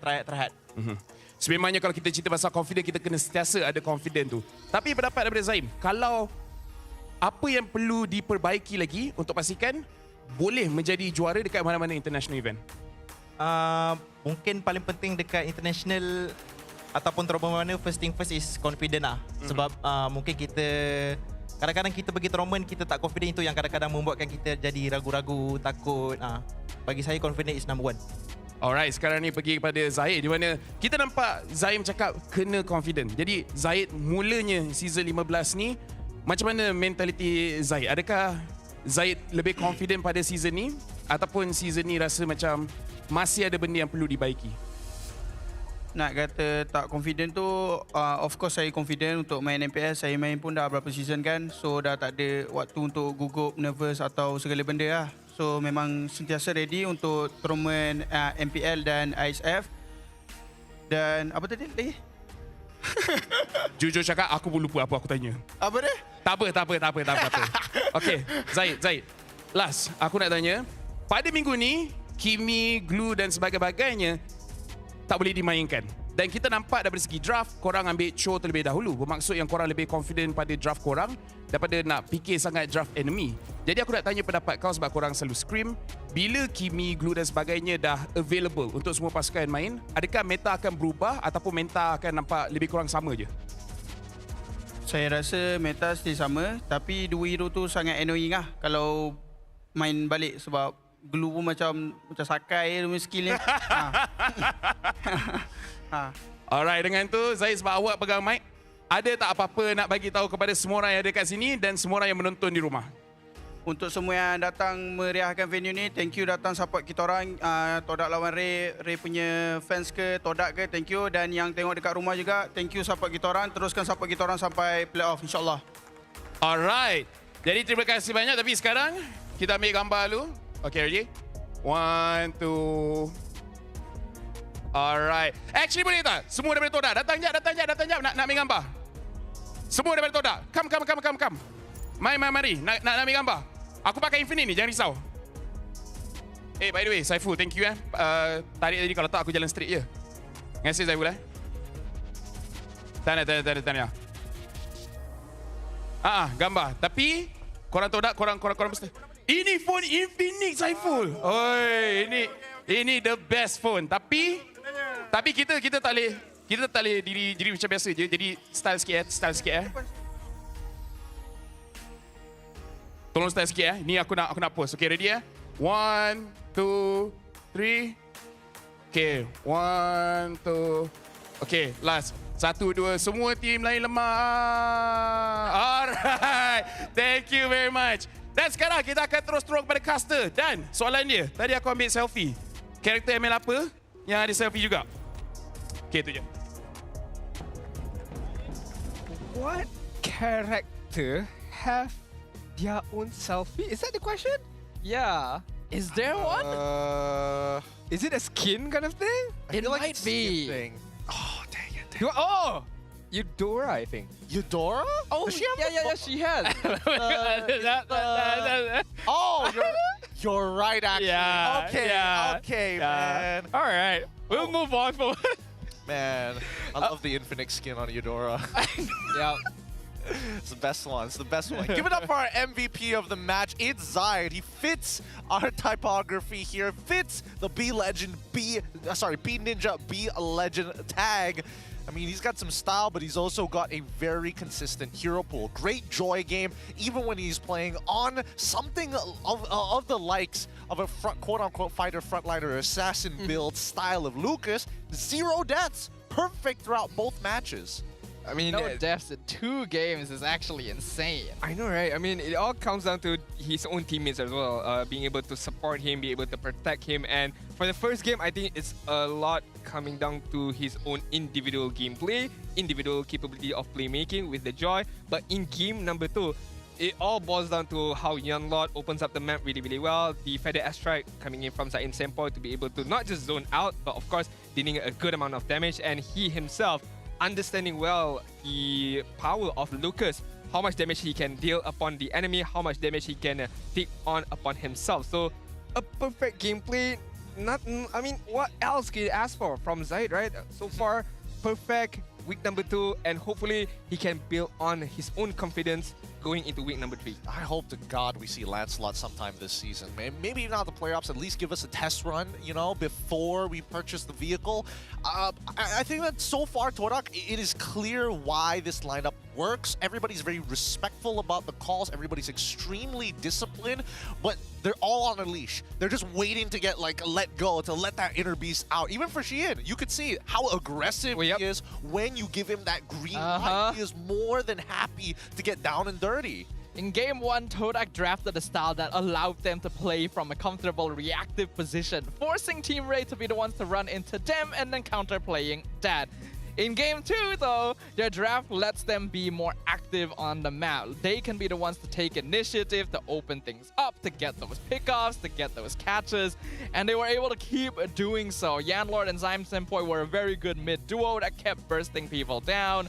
And on top of that, Team Ray unfortunately ended up drafting 4 physical damage dealers, so the 2 antique cuirasses on Todak's side just denied so much damage. Plenty of value, and honestly, I feel it's a little wasted that Zyme Senpoi decided to take the point himself together, because he didn't really have to flicker a majority of the time. He only did it to kind of just extend the fact that, oh, I might actually get a kill if I flicker here. Might as well. I mean, paying high respect towards the lineup of Team Ray, knowing that there is a Zushin, knowing that there is a Johan as well, and he knows that I'm gonna be the main target for them. Whenever I use my Feather Astride, I'm just a stationary target to be used the ejector upon or the lantern flare. So having that put yourself together is a very safe pickup. But once he noticed that, okay, we are cooking, we are snowballing, so might as well use my flicker very aggressively to be able to narrow down my Feather Astride up against Trap. And there was one instances on the top side, we can see how aggressive he went to be able to kill Trap, although he did not manage to kill, but look the amount of damage that he can deal upon the side of Team Ray. 52,000 damage, the only one 50k ahead of anyone else. It's a huge burst, honestly. Just look at, I honestly can't believe it looking at it. And it's right in front of my eyes. But yeah. This is like classic Zyme Senpoi. This is a lot of classic mid laners. They don't really want to be constrained to utility roles. They want to be secondary cores. And I'm really liking the re-emergence of Farsa alongside set of tanks like Cho and the Kalea. He is literally doing about as much damage as all of Team Ray put together. Yep. I think overall, Todak understands a few fundamentals that they are leaning into. The second half of their draft definitely is something that could be punished by some other teams if they look a little deeper into it. But generally, you can see the small synergies that eventually work into one bigger concept or machine. In this case, at least playing through that mid lane and having a strong early game makes that neutral objective so much more doable, especially since you know that, hey, Jawhead's not going to show up in the mid lane straight away. He's going to help that Suyo out. And Zyme took full advantage with that alongside with Yanlord with Concussive Blast. I mean, look at that. He's the carry so far, Momo being the sandbag and the best wingman. You know, when this screen came up, I thought like, oh, 2 Momos and 2 Zyme Senpoi. And then I realized that is not a Zyme Senpoi, that is Shaheen, the new guy, the rich guy with 850 gold per minute. So far, the debut of this guy has been phenomenally well, especially on the laning phase. He played very aggressively. At the same time, he knows that when he is getting ganked upon, he always keeps his flicker, he always keeps his escape ability to be able to save himself regardless of any danger coming in from left or right side. Oh yeah, he played a really strong game despite sometimes getting caught out, maybe making slight mistakes, but recovering himself very, very well. This is what we would have expected from like an import from MDL ID, for an example, which again, a pretty accurate showing here overall. Really nicely done. A lot of clutch moments happening in this game, but it wouldn't have made much of a difference had Yanlord died a couple more times, right? I think that Todak understood at the end of the day, there are some major concepts that we must play around, and if it doesn't matter too much if we give like a quote-unquote bounty, because Yanlord is still going to be a roamer, we will be in time for the next neutral. It's been so long since I've seen a very classic combo. Stapa did mention how it's just a very basic, very classic. You pick off, you burst. You pick off, you burst. And that is what happened throughout the game from Yanlord as well as Zyme Senpoi. One kick, one burst. One kick, one burst. It's easy as that. I don't know why sometimes there are a few teams here in MPL MY, they like to overcomplicate this very fundamental draft, right? You know, being able to be a bit, not to say gimmicky, but trying to, you know, work their way around. But it's just a very straightforward combo. You use it, you win, you dominate, and you clear out the game. They keep trying to change the recipe. They're like, oh yeah, let's make chocolate bars, but this time we're gonna put nuts in it. Nobody wants those. They just want the chocolate. Give it to me. I mean, you gotta admit, sometimes you have to be willing to do something a bit different, because basic gameplay only gets you so far. I mean, true. It's not every day that we're gonna have macadamia nuts sometimes, but generally, I think that the formula needs to be practiced well before you can start thinking about. Because unless you know the rules, it's very difficult to start bending those rules. Agree. I mean, we see it all the time in professional play, and especially when we start going to internationals where everybody's looking to exploit just the slightest thing. Oh, I've noticed that you like to take EXP crab rather than gold crab. Let's see if we can punish you there. You gotta be willing to diversify your gameplay, I think, because even like you're definitely not gonna be good at different gameplay styles at the beginning, but if you never attempt to do so, then you're always going to be missing a part of your playbook. Like in some of these fights, Team Ray tried to split up the fight. They tried to like segregate and pick off one by one, but I think Todak was kind of there when the source material was written. So they were so good at taking back control of those split fights and just denying Team Ray from anything. I think the most important part, if you want to diversify your playstyle, but you have to get good in terms of the fundamentals, the basic stuff. You have to be strong with it. First of all, then only you can diversify your playstyle into, you want to play a more split pushy kind of style, or you want to play more of a team fight oriented, regardless of whatever you want to play.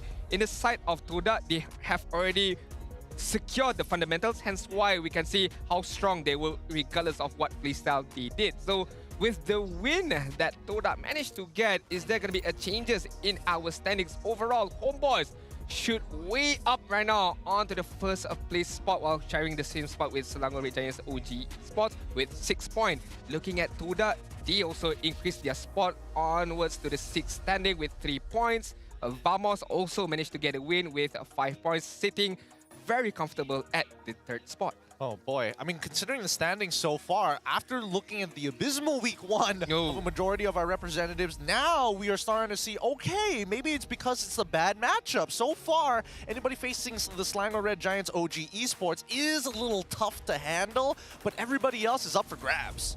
Yeah, we're definitely starting to see gameplay solidify a little bit more now that it's in week 2. Teams are thinking, all right, it's time to bring the main roster to really lock in, especially in some of these tighter matchups, just to make sure we get those points to rise up the rankings. Because after all, only the top 6 will move on to playoffs. Gotta be careful for Ocean Black and JP Niners. I know it's only week 2, but they have to rack up those wins. If not, they might get eliminated. But let's take a look at tomorrow's schedule, where we have DX Seoul is gonna go up against Homeboys. Meanwhile, game number 2 is gonna be a treat, my friends. SRG OG Esports up against Monster Vicious, scheduled at 3 PM. And the last match for tomorrow is gonna be Ocean Black up against Todak, who managed to get a very convincing win today. Can they replicate again for tomorrow? I'm sure they will. I'm sure they will. Zoravecchia on Friday was like, hey, it's going to be a fire match on this Sunday. So tune in. Tune in for SRGOG Esports up against Monster Vicious, because they had super strong week 1s. To conclude week 2, that would be the highlight. And if we can recap back to last season, on the regular season, Monster Vicious managed to get a win against SRG OG. So this is going to be a revenge match for them to be able to get one up against MV. The only team to take a victory against SRG OG Esports in the past year of MPL. And they're still looking pretty good this season as well. So I'm super excited for that. But of course, focusing on the present, Todak looks to be back in fighting form. This is their first win secured. Clean sweep as well, so that'll set them up quite nicely for the following weeks. We're getting back to the vintage of MPL MY, where Todak is, starting to dominate again. Homeboys are starting to dominate again. So this rivalry, I would want to see even more. Once they fare out against each other, it's going to be a very interesting matchup once Todak versus Homeboys. That is the original El Clasico. I think the top 4 is pretty much, like, in my mind, is pretty secured overall, which means that there's only 2 other slots that need to be filled, and I don't know who's going to get it, right? There's a lot of teams that are kind of stuck in that middle spot. Agree. I mean, you still have DX Seoul, are still doing quite well. You still have the likes of Team Ray, showcasing a good momentum. Although losing today is gonna tough, but I hope that they come back stronger for the next upcoming weeks. So thank you very much, everyone, for watching. Thank you for my partners for having me here today. We'll definitely be seeing you guys tomorrow for more action-packed in MPL MY Malaysia. Till then, take care, good night, goodbye, and see you guys tomorrow. 5 second. Kalau kau ready aku kau tengok. Go. Tengok. Ni hari mati. Nice. Chain mati guys. Badang flicker. Lukan. Boleh main. Nice. Gila guys, main gila guys. Tengok badan, tengok badan. Main gila. Nice. Badan tu no flick guys. Badan tu no flick. Okey. Boleh lock kita guys. Nice. Oi, main je. Let's go. Boleh. Ambil. Boleh. Tadi badang flicker shin. 11.55. Okey, aku try. Nasib. Relax. Aku ada conceal loh. Sama Shen. Dalam. Aku pasti badan. Dekat aku. Boleh. Menang ni. Aku ada minta. Mana. Aku bagus. Lagi. Mantap Shin. Lagi. Nah. Boleh main tak? Boleh main. Nak main tak? Fokus. Ada mi je. Kau cancel. Aku win. Dah menang. Nice. Oi, bapak gempak tu. Baik. Keren dulu. Nasib. Mantap. Alhamdulillah. Kali dia. Zusi. Aman. Dah campak. Ya, aku Fobi dia tak ada flicker. Mati. Zusi mati. Fobi lo. Tak ada flick. Jom. Tu kan? MG kan? Okey. Jom. Lagi. Mantap. Aku boleh dua bawah tu. Boleh Shin. Boleh mic guys. So you tak ada skill 3. okey, kalau kau nak buang Joy pun boleh kan? Tower dulu Shin. Tower lu. Jom. Dapat. Boleh dapat Jushin. Apa? Depan lu guys. Betul. Jaga Justin Relax. Ambil taruh bawah. Salah target cok itu. Tak ada minion dah ni. Ya, kau dengar cakap aku boleh kan? Ya, aku dah try Joy. Tak payah. Sabar. Relax, belok. Santai. Dia boleh jadi conceal tau. Careful tau. Aku jaga sini dulu. Tak betul. Joy sini. Kongsi. Play. Joy dah flick. Back. Boleh. Tengok kari. Kari tak ada flick kan? Aku hidup. Rata. Mati. Boleh kan? Jangan pakai ayat rata duk. Boleh NP juga kan? Bawa. Mati gua. Aman lagi. Gua nak wave yang ini sih. Ada wave masuk kita ya? Ada satu minion. Ada lagi. Nice try bro. Jom. Boleh tarik. Jom. Mantap Shin. Alhamdulillah. Alhamdulillah.